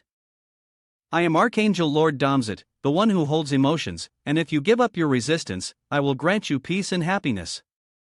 Before he could finish his sentence, he was struck in the face by Chi-Chi's attack. She was extremely angry, her fury reaching its peak. "Don't talk nonsense. A world without Yiwu is not a world I want. Your illusion is just a trick. If you claim to have the power of emotions, then you should understand that right now, we have only one emotion, and that is anger." Xuelu shouted angrily, "Monster, don't toy with my memories, die." Yin Huan, enraged, declared, "I will regain my strength in the illusion and use your body, enjoy this feeling." Xiao Chen said, "Little sister is right, it's time for us to unleash our anger." With that, the three of them charged together to attack. Xiao Chen used Crescent Moon Slash to strike at his head. Yin Huan repeatedly thrust the Stargaze halberd into him, while Xuelu employed Ice Bone Dance to freeze him. In a very short time, the Archangel Lord was beaten to pieces, powerless to resist. Yiwu approached him and said, "Women are truly terrifying when provoked, of course, men can be too. You should use your next life to comprehend this kind of emotion." "Archangel Lord, don't, please." Yiwu immediately used the original divine artifact to extract the soul of the Archangel Lord. The system notified that the essence energy of the Archangel Lord had been collected, and the progress of the Archangel King mission reached 60%. Yiwu thought to himself, "Finally, it is about to end." After the Archangel Lord was defeated, the Affiliate group also escaped from the illusion and woke up. Chi-Chi said, "You all are awake, that corrupted angel has been defeated by us." Tai Laofei stood up, holding his head and said, "I dreamed that I became human again, returned to the safe zone, reunited with my family, and was admired and pursued like a hero. If you all hadn't defeated the boss, I might have remained in there forever and never woken up." Aphilia looked at Yiwu and asked, "What's wrong with the little cool guy? He looks a bit off." Chi-Chi replied, "Because Yiwu has been going in and out of the illusions to save us, the energy consumed has been too great. Right now, he needs to rest well." Aphilia then stepped forward to hug Yiwu and said, "You have sacrificed so much for us, I really don't know how to express my gratitude. How about repaying with your body?" The lowly angel then said, "I too." Yiwu, not wanting to receive help from the outside, immediately declined, "That is really not necessary." Suddenly, a strange phenomenon appeared in the sky. Yin Huan exclaimed in surprise, "Is the sky breaking apart?" Xiao Chen then said, "This place is the territory of the Archangel Lord, it seems we are in a large-scale illusion. If that guy is dead, we should also return to the true reality." Aphilia shouted in panic, "No, this presence is him, he is coming." Seeing her strong reaction, Yiwu questioned, "Him?" Aphilia replied, "It is the Seraph, along with the intelligent Archangel and the seated Archangel. I didn't expect them to appear at the same time. The one leading is the Seraph, a third-tier saint with an unknown identity. The girl with the sword is the intelligent Archangel Tylo, a third-tier saint, and the girl with the spear is the seated Archangel Sazoni, also a third-tier saint. These are likely the three heads of the city of angels, which is why we are so panicked. The intelligent archangel then said, even the archangel lord has failed. It seems that I cannot deny that the threat you pose truly exceeds my expectations. But it should stop here. The seated archangel added, because next, we will not hold back and will completely annihilate you. Tai Lao Fa trembled in fear, saying, We should run. Facing three holy archangels, we definitely have no chance of victory. Aphilia gritted her teeth and shouted, Damn it, I clearly resolved to fight them to the death, but why does my soul keep trembling like this? Standing before the three most powerful archangels here, Xiaochen confidently said, It's not certain that we have no chance of victory. We also have a divine being, Seraph Chi-Chi. Xue Lu immediately said, Chi-Chi, leave the Seraph to you, we will handle the other two. Chi-Chi responded, I will give it my all. Inhuan looked at Ji Wu, thinking, these archangels each possess special abilities, defeating them won't be easy, but as long as we wait for Yi Wu to recover, we will surely win. The intelligent archangel sneered in disdain, it's futile to struggle. The seated archangel took a defensive stance, preparing to attack, saying, then let's begin, the feast of slaughter. Suddenly, Yi Wu's voice rang out, wait a moment, since you can send all three holy archangels at once, it seems we do have some standing. If you value us so much, why don't we try talking a bit, to see if there's any way to negotiate?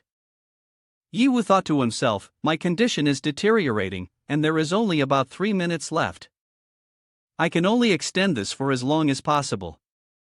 The intelligent archangel immediately realized Yi Wu's scheme and said, do you think I can't see that you are stalling for time? You can single-handedly destroy the archangel's gate, yet now you are scared and timid like this, it is nothing short of laughable. Hearing this, Yi Wu broke out in a cold sweat, thinking, damn it, have I been seen through?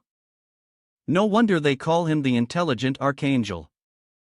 At once, Yi Wu changed his approach, alright, it seems that I am doomed this time. Before I die, I have one request, could I possibly see the visage of that seraph? Upon hearing this, the intelligent archangel's eyes turned red, and he shouted, impudent, no one can. The seraph then commanded, Diabola, step back. What do you want? I understand. She was somewhat indifferent, yet she complied. As the seraph removed her mask, she spoke, with your power, you are indeed qualified for this. However, those who have seen my true appearance are all dead. I wonder if you wish to become another exception. Yi Wu replied, I do not understand what you are saying, but since you see me as someone who must die, it would not be a loss for you to show me a little, right? The seraph responded, then as you wish. As soon as Seraph finished speaking, he removed his mask. The mysterious person was none other than Mu Wei, whom Yi Wu had been searching for all along. Although they had prepared themselves mentally, both of them were still taken aback. Xiao Chen, seeing Mu Wei, who had transformed into Seraph standing in front of him, could not believe his eyes and exclaimed, Mu Wei, is it really you, old man? Is it really you? Mu Wei's Seraph also appeared surprised. Seeing their astonishment, he immediately asked, could it be that we knew each other before? Yi Wu quickly interjected, we recognize this face, but you are not the person we know. In his heart, he thought, Tai Lao Fa once said that Seraph has the ability to perfectly replicate not only appearances but also abilities. It seems Mu Wei must have had contact with Seraph in the past, maybe even fought against him. Xiao Chen, feeling extremely agitated, said, why did you take on the appearance of that old man? Where is he now? Have you hidden him away? Seraph coldly replied, the reason I did this is not something you need to know. As for him, he has been dead for a long time. Xiao Chen panicked and shouted, what? Seraph continued, that old man does not know the heights of heaven or the depths of earth and dares to challenge me. Although he does possess some talent, how could an ordinary angel possibly defeat me? The only outcome for him is death. However, his techniques and methods of fighting are quite interesting, which is why I transformed into his likeness, to understand his memories and way of thinking. Hearing this, Xiao Chen could no longer restrain himself and immediately drew his sword, charging forward while shouting. Yi Wu attempted to intervene, but it was too late. Xiao Chen was instantly struck down to the ground by Seraph's spear. Seraph barked, "You disrespectful fool, step back." Yi Wu rushed to catch Xiao Chen, gently saying, it's all right. I am currently filled with strength, only wishing to chop that bastard into 100 pieces." Xiao Chen bellowed, "Leave him to me, I have had enough. That dog wearing the face of that old man keeps blabbering on." Seeing Xiao Chen losing his composure, Yi Wu quickly advised, "Do not be too emotional, we have not yet witnessed it with our own eyes, we cannot confirm that Mu Wei is dead." Xiao Chen maintained his attack stance, saying, "Don't worry, I have never lost my composure since leaving that old man. It's the same now. Or rather, the flame of rage in my heart is burning, making me more alert than ever." Seraph also changed into a form resembling a human, stepped down, and said, "You are indeed the ungrateful disciple in Mu Wei's memory. I give you this opportunity for revenge, none of you are allowed to intervene, let me face him one-on-one. This is also a good chance to understand the world outside." Xiao Chen rushed forward to engage and said, "It's as easy as flipping my hand, I thought you would employ even more despicable tactics." As Seraph slashed down, he stated, "Dealing with you like this is sufficient. In Mu Wei's memory, your odds of winning in a confrontation with him are only 30%, and facing a winner like me, do you still think you have a chance?" While speaking, Seraph utilized Mu Wei's divine swordsmanship to attack Xiao Chen. Xiao Chen immediately countered with his dusk sword formation and said, "Oh really? Then why don't you take a closer look? Observe how I seize the opportunity before me and claim victory." Interesting. With that, the two sides collided fiercely, evenly matched. Yi Wu stood aside, observing, and thought, "Well done, uncle, you truly have been hiding your strength, the power you display is definitely not inferior to Seraph's. But if that fellow really can defeat Mu Wei, then he must have another trump card hidden away. I need to carefully analyze his abilities." At that moment, an attack from the sky came crashing down, aimed directly at Yi Wu's position. Fortunately, Yi Wu managed to avoid the danger in time. He immediately said, "Suddenly ambushing like this is quite lacking in martial ethics." The seated archangel replied, "I give you more time, although I don't know what your intentions are, it's best to kill you as soon as possible to ensure safety." Yi Wu thought to himself, "One more minute, I need to buy more time." The system announced, "Abnormal status, all attributes reduced by 50%, 1 minute remaining." Yi Wu quickly stepped back and said, "Sorry, I'm not interested in you. Your opponent is them, Shi Qi will protect me." Yin Huan thought to herself, "This is one of Yi Wu's strategies, we must coordinate well with him." Xue Lu also thought, "But we cannot show weakness in front of the enemy." The seated archangel observed the three and calculated, the legendary Seraph? The other two also have some strength, indeed, they can put up a fight. Our winning odds are 60%. Xue Lu immediately said, "You have quite the bravado, let me see what I can do." The intelligent archangel charged forward to attack and shouted, "Stop talking nonsense with them, just attack directly." The seated archangel replied, "Understood, execute the attack order immediately." Yin Huan and Xue Lu launched their attack together, shouting loudly, determined to win quickly to assist Yi Wu. Shi Qi from behind used the blessing of the Seraph to enhance their power. They thought this attack would pose a significant threat to the seated archangel, but unexpectedly, as their strike made contact, it was held firmly in midair by a strange wave. Not only that, but the seated archangel also controlled the ice blocks of Xue Lu and retaliated against them. While the three girls struggled to cope with the seated archangel, the intelligent archangel had already approached Yi Wu and began attacking. "Ha, indeed you are no longer in good shape, this is the opportunity to kill you. Your teammates can't help you, just accept your death." The countdown time for Yi Wu was down to 30 seconds, 29, 28. Yi Wu immediately switched to engineering master mode, using Pandora's secret and switching to flight mode. Instantly, he flew away at super speed to buy more time. The intelligent archangel followed him and said, "Mechanical, huh?" Yi Wu thought to himself, in this weakened state, he could not use other abilities, he could only borrow the engineering master power to extend his time a little longer. Intelligent archangel, standing behind, used the skill of demonic power analysis and said, with such a high accuracy system, of course, it requires demonic power assistance, and as long as there is demonic power present, its composition can be analyzed and destroyed. The system of the armor promptly informed, the self-destruction process is about to initiate due to the intense demonic power interference from the robot. Yi Wu exclaimed in panic, "What?" At this moment, the remaining countdown was only 15 seconds, 14, 13. Just as there were 12 seconds left, Yi Wu's armor suddenly exploded in mid-air, causing him to fall straight to the ground in a terrible situation. His health was down to 10%.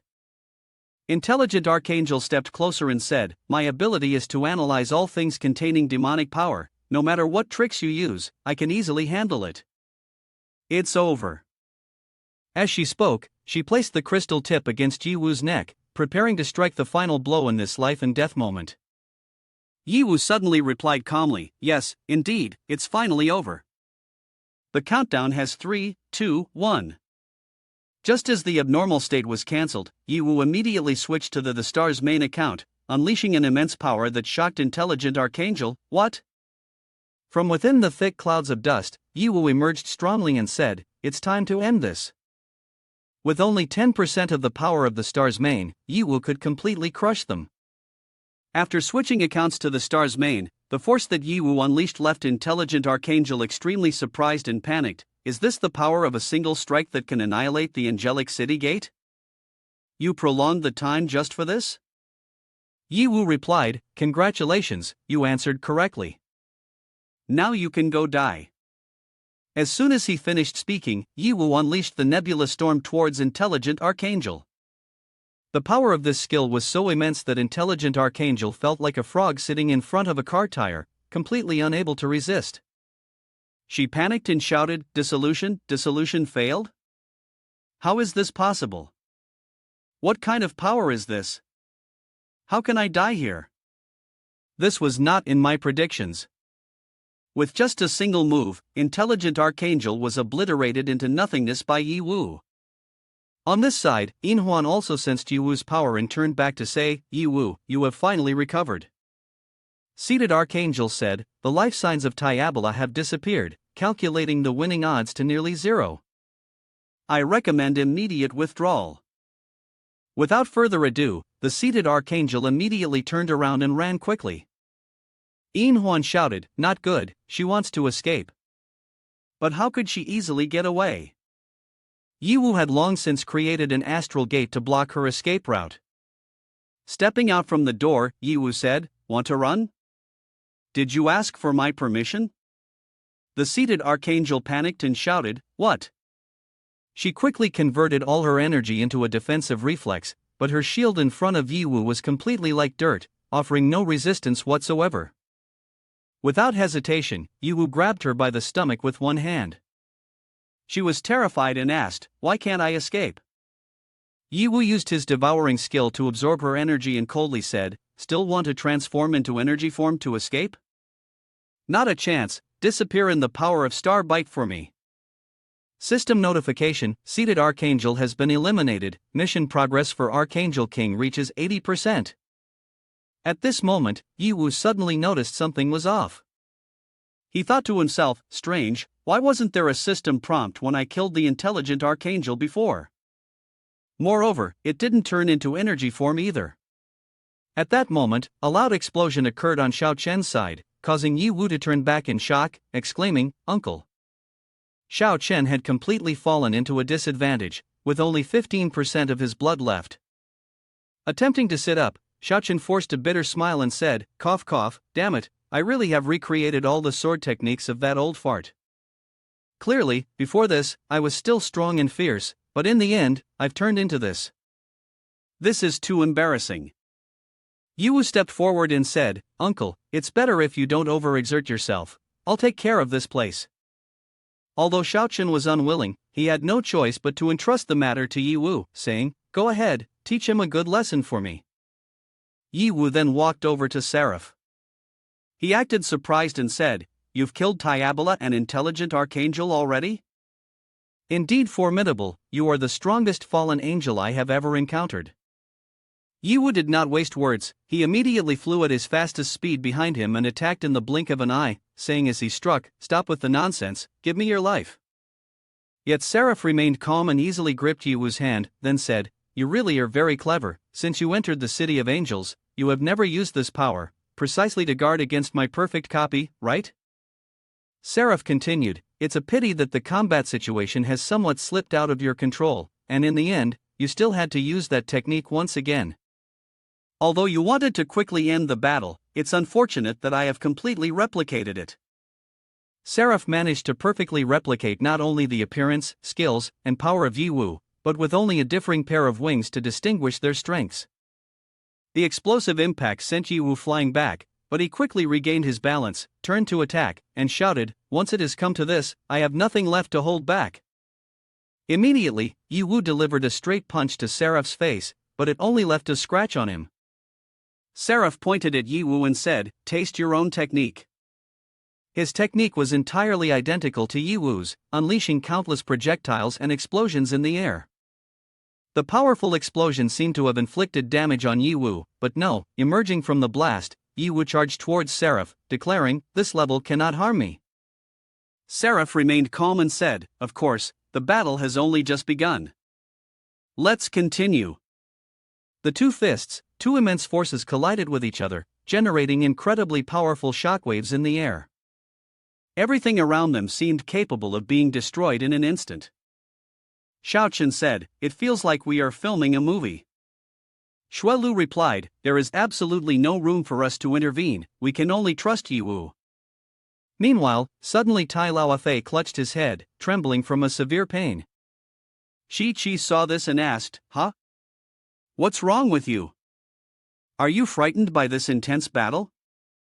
Tai Laofei could not speak clearly, only stammered, I am." Then, suddenly his eyes turned bloodshot and he replied to Qi Qi, "It's nothing, I just remembered something I had forgotten."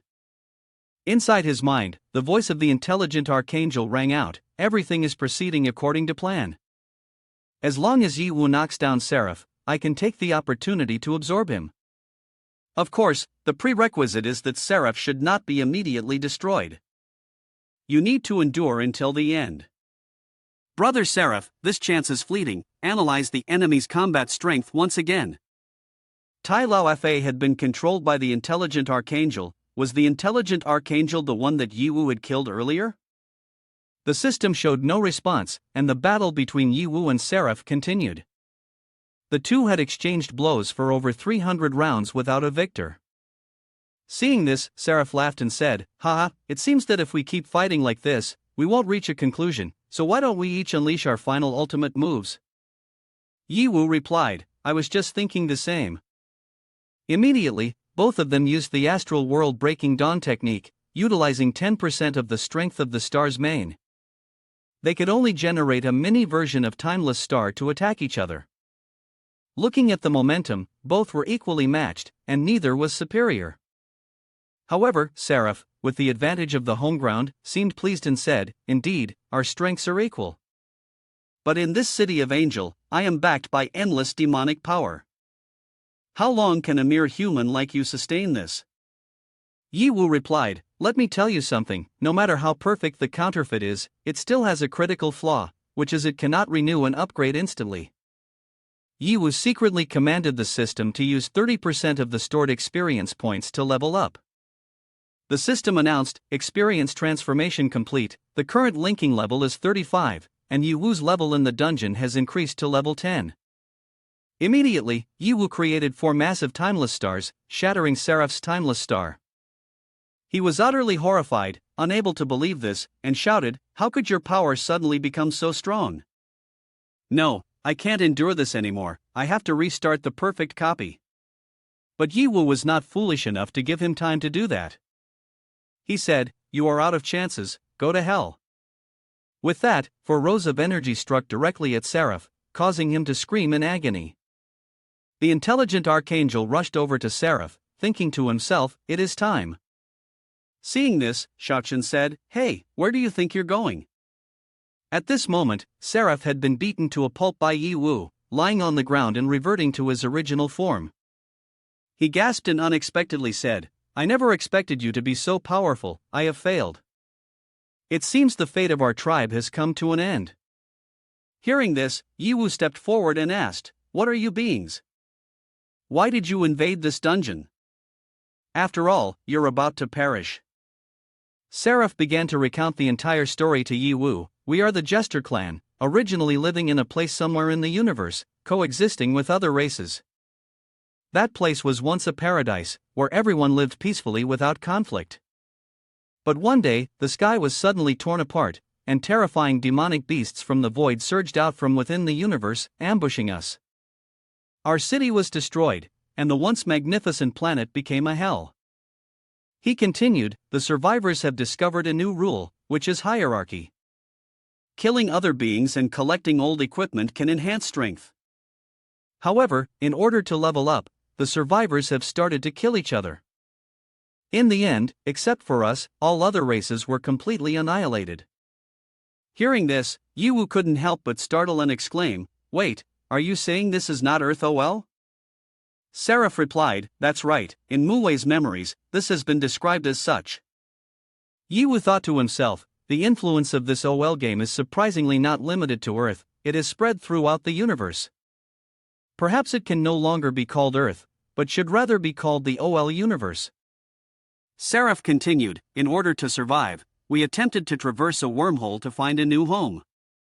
However, during the shift, we were severely misaligned. Most tribes were annihilated, leaving only a few survivors. All have become non-material energy forms, with only a handful of experts like us able to retain memory and reason. Yiwu reflected, Indeed, these three high angels obviously feel different from those I encountered before. Seraph went on, After that, I defeated a man named Muwei. From his mouth, the outside world intrigued me greatly. He continued, Therefore, I have transformed into his appearance and received the task of leaving the dungeon. However, this way, only I can be saved, and I have always been unable to make a decision, dragging on my last breath in this isolated world. The mission is to help the fallen angel return to the city of angels. Yiwu approached him and said, It seems that you are quite miserable too, but right now your tribe hardly has any members left. So, can you leave without worry? Seraph replied, Those words are truly piercing. But I do not wish to gain your sympathy. I only hope that, after we vanish, there will still be someone who remembers we once existed. Yiwu then said, Tell me where Muwei is, maybe I will consider taking you out of the dungeon. Then, he thought to himself, I know very little about the universe, perhaps he will be very useful if he submits to me. Suddenly, Tai Laofei rushed over and shouted, Yiwu, don't trust him. This guy is full of lies. Yiwu replied, Tai Laofei, rest assured, I can make my own judgment. Do not approach him, even if he is gravely injured, you are not his match. Yiwu had not yet had time to intervene when Tai Laofei stabbed Seraph with one hand and said, Well, that might not be the case. Seraph recognized the familiar aura and exclaimed, Are you the one behind Yiwu? Yiwu, in a panic, asked, What are you doing? No, who are you? The intelligent archangel then said, Quick reaction, but it's too late now. After absorbing Seraph, the intelligent archangel exploded with power, reaching an entirely new level, 100 times stronger than the original Seraph. The overwhelming pressure made Yiwu, who was nearby, feel as though he could hardly bear it. Tai Laofei transformed into the Seraph of 100 Wisdoms and said, The vast force opens the door to ultimate wisdom, the essence of all things in the world becomes clear in my eyes. I am the newly born Seraph of 100 Wisdoms, witness my power, my intellect, and kneel before me. O mortals, I shall become the new lord of this universe. Seeing this scene, Xuelu panicked and shouted, Why? Why did Tai Laofei become the intelligent archangel? Shaochen said, Could it be that he is the true form of the intelligent archangel, having concealed himself among us and deceived us step by step? The dungeon system suddenly emitted a warning notification. Due to a breakthrough factor, the difficulty of the dungeon has significantly increased, requiring players to reach level 350 or higher. Everyone panicked. What? After absorbing Seraph, has his power surged to this extent? Xuelu worriedly said, This is terrifying, the aura he exudes is truly frightening. Yi Wu, you must be careful. Yi Wu calmly replied, Tai Lao Fei. No, Seraph of 100 Wisdoms, have you been planning this from the beginning? Tai Lao Fei smugly laughed, ha, that's right. To celebrate my becoming a true god, I will use you as a sacrifice. As soon as he finished speaking, he unleashed a powerful attack towards Yi Wu. Yi Wu immediately soared into the air to evade it and said, is it really necessary to use such a powerful move right from the start? Tai Lao Fei sneered, what you call a powerful move? The spectacular parts are still to come. While speaking, he conjured countless chains to bind Yi Wu, alongside a barrage of swords aiming straight at him. The supreme wisdom will structure the stairway leading to victory. Extreme power will suppress all rebellious wills. Disperse the myth of destruction. In an instant, Yi Wu was pierced by countless swords. Yi Wu immediately braced himself, shattering all the chains and broken swords. He then used the move Nebula Storm and shouted loudly, give it a taste. However, the other man also used the exact same technique as Yi Wu and smugly said, ha, I know this move too. Just like that, the two of them fought fiercely in the air. The crowd below could only gasp in astonishment and exclaim, their powers are equal, and even Yi Wu is at a disadvantage. No matter how Yi Wu attacked, his opponent was always able to counter him perfectly. Xiaoqian said, he hasn't shown his true ability yet, but I suspect the same goes for the opponent. This battle is unpredictable. Indeed, every move Yi Wu unleashed was met with a flawless counter from the other.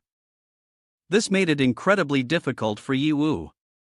Seraph of 100 Wisdoms gleefully proclaimed, useless, useless, useless. Your attacks are all seen through by me. Yi Wu yelled, stop being so smug. You schemed for so long, do you only intend to seize the perfect copy of Seraph? Your entire clan is dead, what's the meaning in doing this? He immediately said, the more supreme intelligence I possess, the more I feel that space and time become too trivial. What can the foolish clan members be considered? Everything I do is just to wait for someone like you to appear. The strong youth is the vessel to hold my supreme intelligence. But why is it that I can understand everything, yet I cannot see through your origins? Who on earth are you?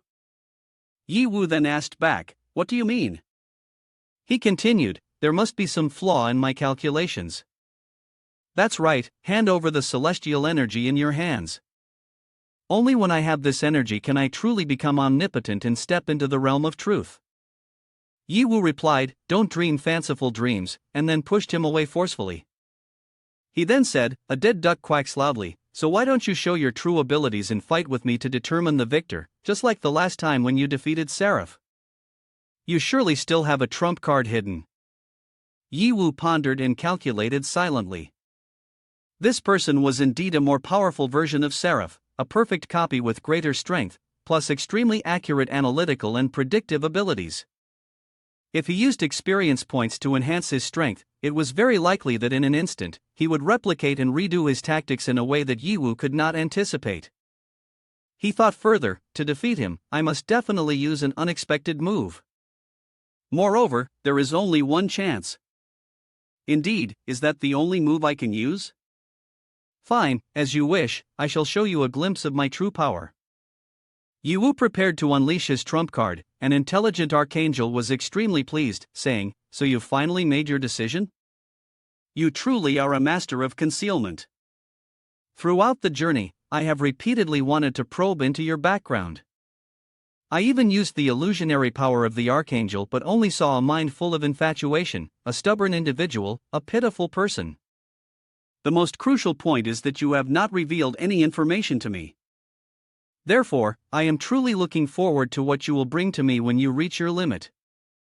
Yi Wu coldly replied, you will know soon enough. He silently calculated in his heart, the reason for your dramatic increase in strength, I have already analyzed clearly. You have taken advantage of some means to store experience points and used them powerfully. Although perfect copy is only effective when the opponent is within sight, I have firmly concentrated your aura. No matter how you react, in front of my absolute intelligence, everything is useless. After Yi Wu finished his preparations, he said to the Seraph of 100 Wisdoms, "Let me show you what a surprise truly is." Then, Yiwu secretly ordered, "Remove account restrictions." The Seraph of 100 Wisdoms thought that Yiwu would rush in to fight as usual, but unexpectedly, Yiwu vanished strangely before his eyes, causing him to exclaim in astonishment, "He's disappeared. Why can't I sense his aura? The space around me has suddenly vanished as well. What I'm seeing now is a vast universe of innumerable stars. Space magic? What benefit is there in changing to another space?" Yiwu suddenly appeared in a gigantic form, saying, "No, you are mistaken. This is not space magic, my body is the cosmos." Yiwu's current state was the star's main, shadow starry sky. In front of Yiwu, the Seraph of 100 Wisdoms looked no more than a mouse. Nevertheless, he still spoke with bravado, confidently saying, "So you finally revealed yourself, huh? No matter how you change, you cannot escape my perfect copy." After saying this, he used the skill perfect copy, but it had no effect whatsoever. This left him in a state of panic. Activation failed? How could this happen? He charged forward, swinging his sword towards Yiwu and shouted, "Don't get too proud, die already." Countless powerful sword strikes were unleashed, but they seemed to chop into thin air, completely unable to touch Yiwu. Yiwu suddenly appeared, smirking, and said, "Oh, are you angry now? You are now completely unrelated to the divine or wisdom." The Seraph of 100 Wisdoms was bewildered, still not understanding what was happening. All attacks are ineffective? Yiwu rushed in, grabbing him and squeezing tightly. He continued to use his perfect copy ability and said, "Why? Why can't I replicate?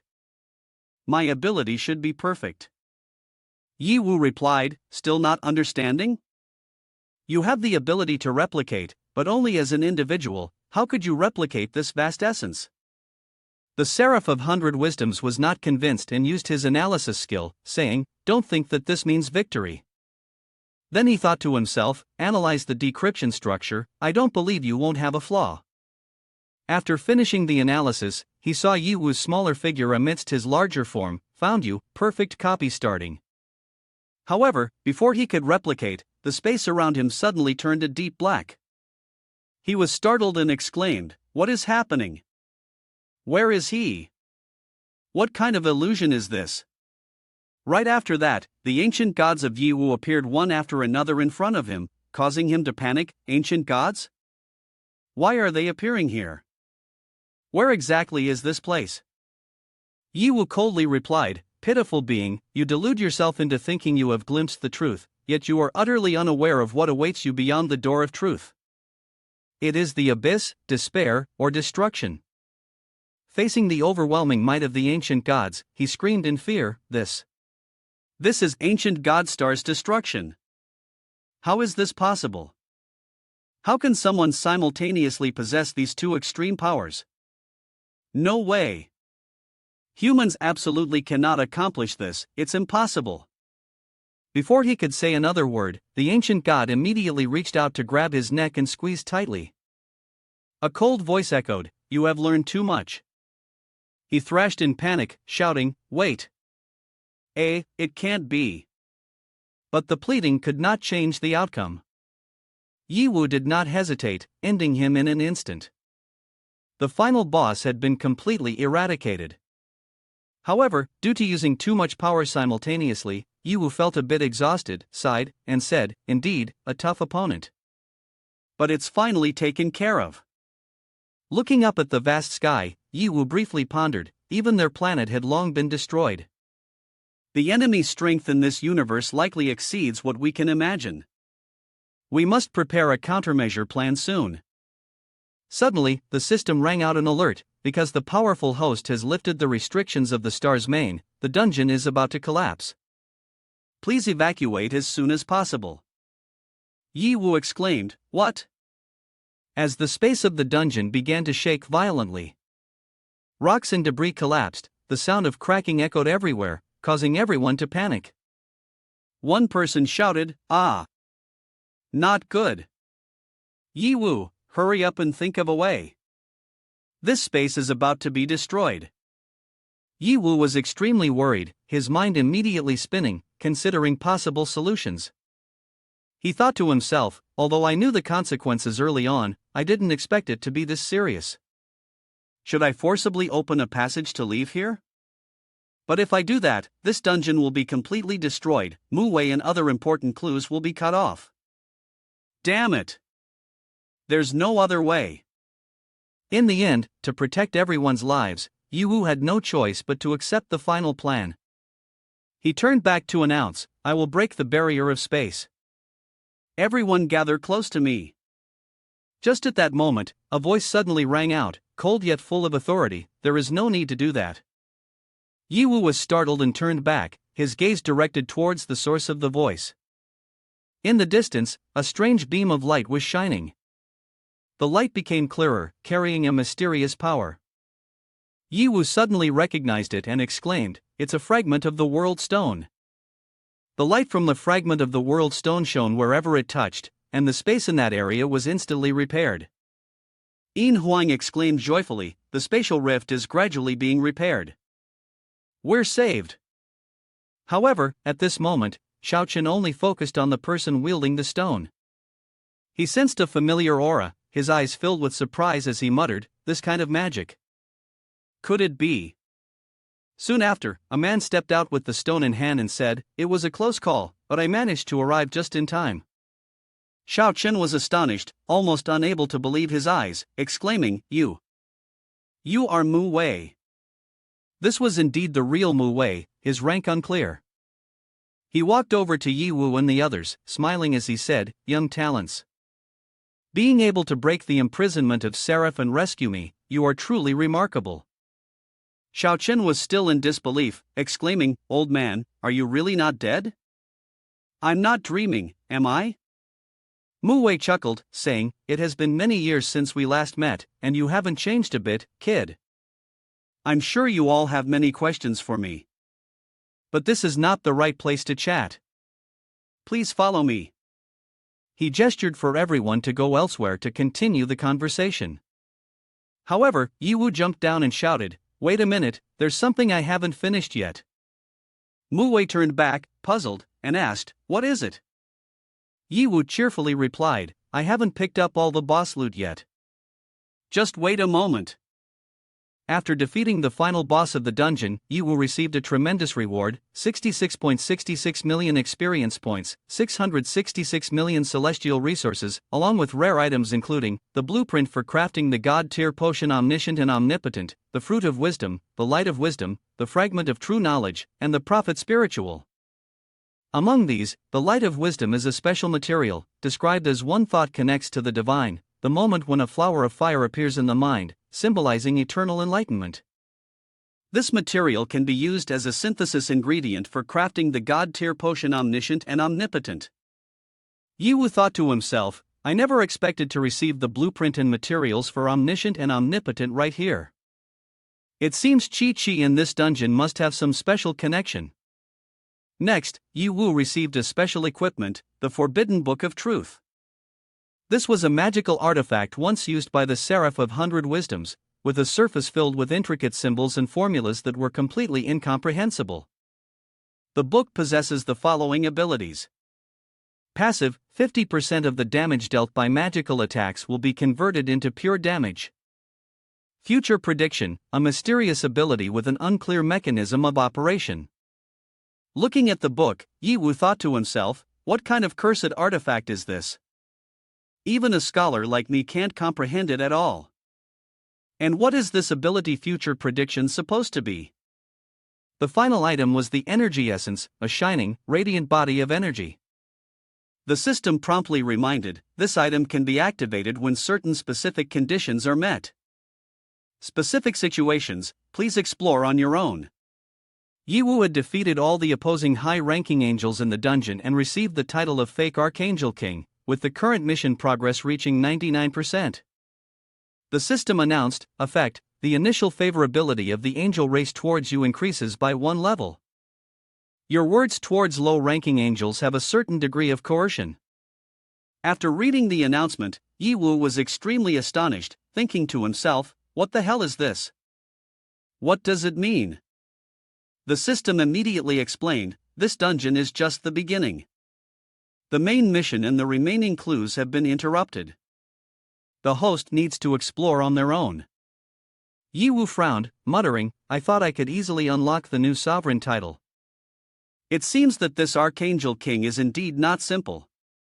At that moment, Muwei saw the energy essence in Yiwu's hand, and he expressed his astonishment, saying, You got this again? Yiwu asked, Do you know its origin? Muwei nodded, If you don't mind, try injecting a bit of angel energy into it. Yiwu raised an eyebrow, slightly hesitant, Here? Nevertheless, he followed the instructions and injected angel energy into the energy essence. Immediately, the energy essence shone brightly, emitting a small explosion. Boom! In front of Yiwu appeared a tiny creature, transforming into a mini seraph. Yiwu was astonished, exclaiming, This is an angel pet? The mini seraph looked at him and asked, You are my contract holder, right? Yiwu replied, Yes. What is your name? Seraph Mini immediately said, I do not clearly remember my name, as many parts of my memory are lost. I only vaguely remember two names, Yiwu and Muwei. If you are Yiwu, then I must be Muwei, right? Yiwu was surprised and replied, Wait a minute. First of all, I can affirm that you are not Muwei. Secondly, who exactly are you, Seraph or Intelligent Archangel? Seraph Mini responded, Of course, I am Seraph. More specifically, I am the last of the Jester clan, transformed into Seraph. According to the remaining memories, my soul has almost been fully absorbed by the Intelligent Archangel.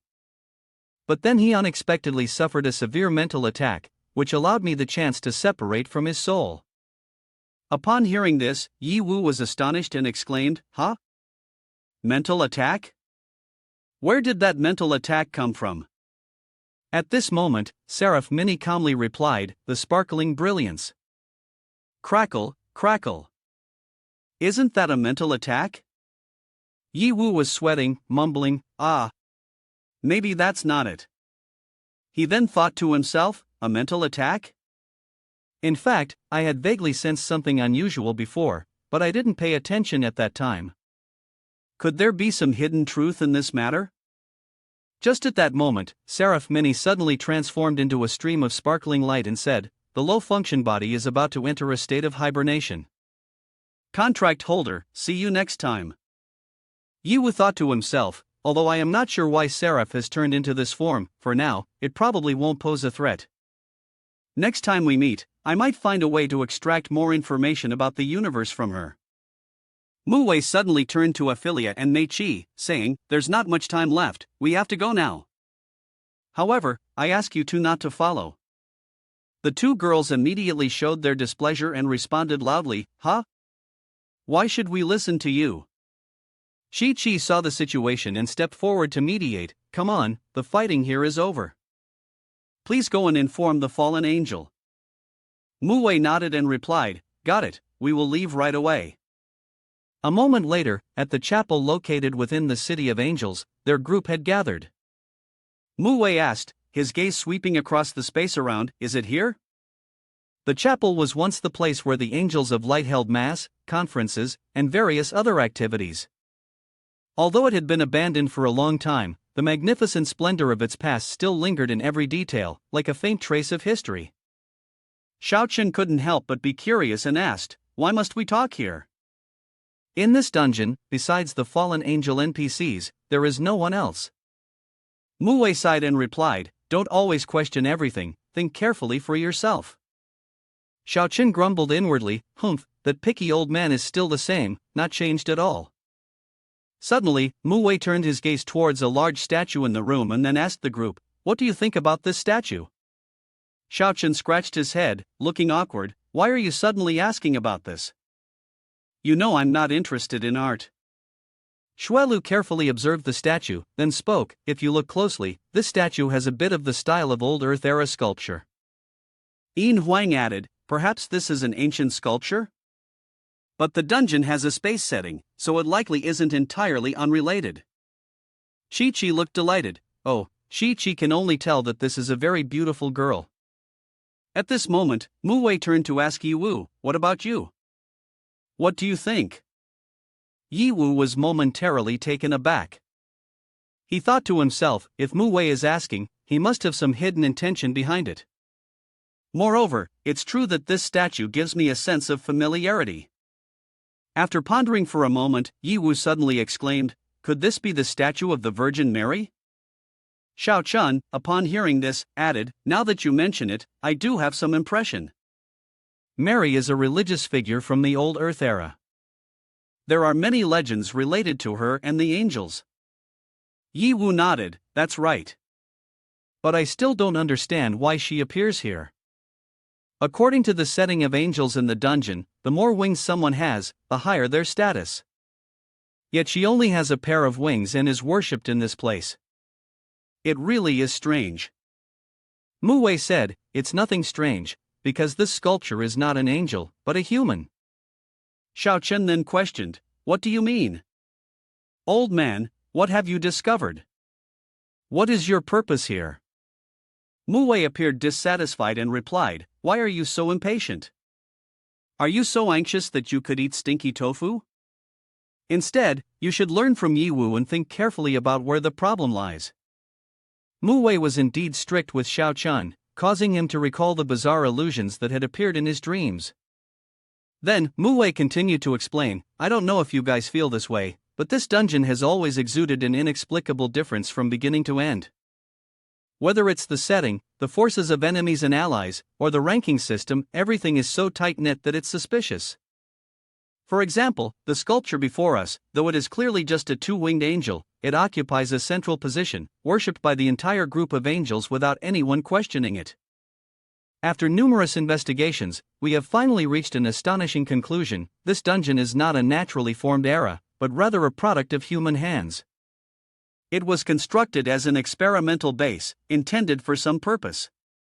Moreover, the angels you encounter in this dungeon are not NPCs or monsters, but artificial beings." Yi Wu immediately panicked and loudly asked, "What? This is truly hard to believe. But I trust that Senior Mu Wei would not joke about such matters. But who exactly is responsible for this? And what is the purpose of creating this dungeon? Could this be related to the reason you came to this dungeon?" Mu Wei calmly replied, "Young man, have you ever heard of the 333 minutes before the apocalypse?" Yi Wu shook his head and responded, "I have never heard of it. I kindly ask for your guidance." Mu Wei began to explain, "In fact, before the Earth underwent the process of olization, humanity sent a huge fleet into space to explore. However, the entire fleet was ultimately annihilated. Before dying, the fleet commander sent a final message. He said he had seen angels. Shortly after, communication was cut off for 333 minutes, and the entire system only received an uninterrupted series of static. Then, the process of olization descended upon the Earth." Yi Wu listened attentively, unable to hide his astonishment. Mu Wei continued, "The truth about the Earth's olization may be related to the angels. After many years of traversing countless dungeons for investigation, I finally found this clue. This is the reason I came to this dungeon. But I did not expect that this place would be the angelic dungeon. It seems that someone had known this secret even before me and had even carried out relevant experiments a long time ago." Hearing the information from Mu Wei, Yi Wu could not hide his excitement, thinking to himself, "No wonder he is a legendary hunter, he has already provided crucial intelligence right from the start. Combined with the previous information, I have realized that the root of everything truly lies in the universe, and Earth is just a small corner of the OL universe. Furthermore, I have also discovered the reason behind my title as the fake Archangel King. I never expected this dungeon to be fake. Then where is the true dungeon Archangel King?" Xiao Chen asked curiously, and continued, "Old man, weren't you defeated by Seraph? Why do I see you completely unharmed?" Mu Wei replied, "What's wrong? Seeing me healthy and fine, are you not satisfied?" Xiao Chen hurriedly answered, I didn't mean that."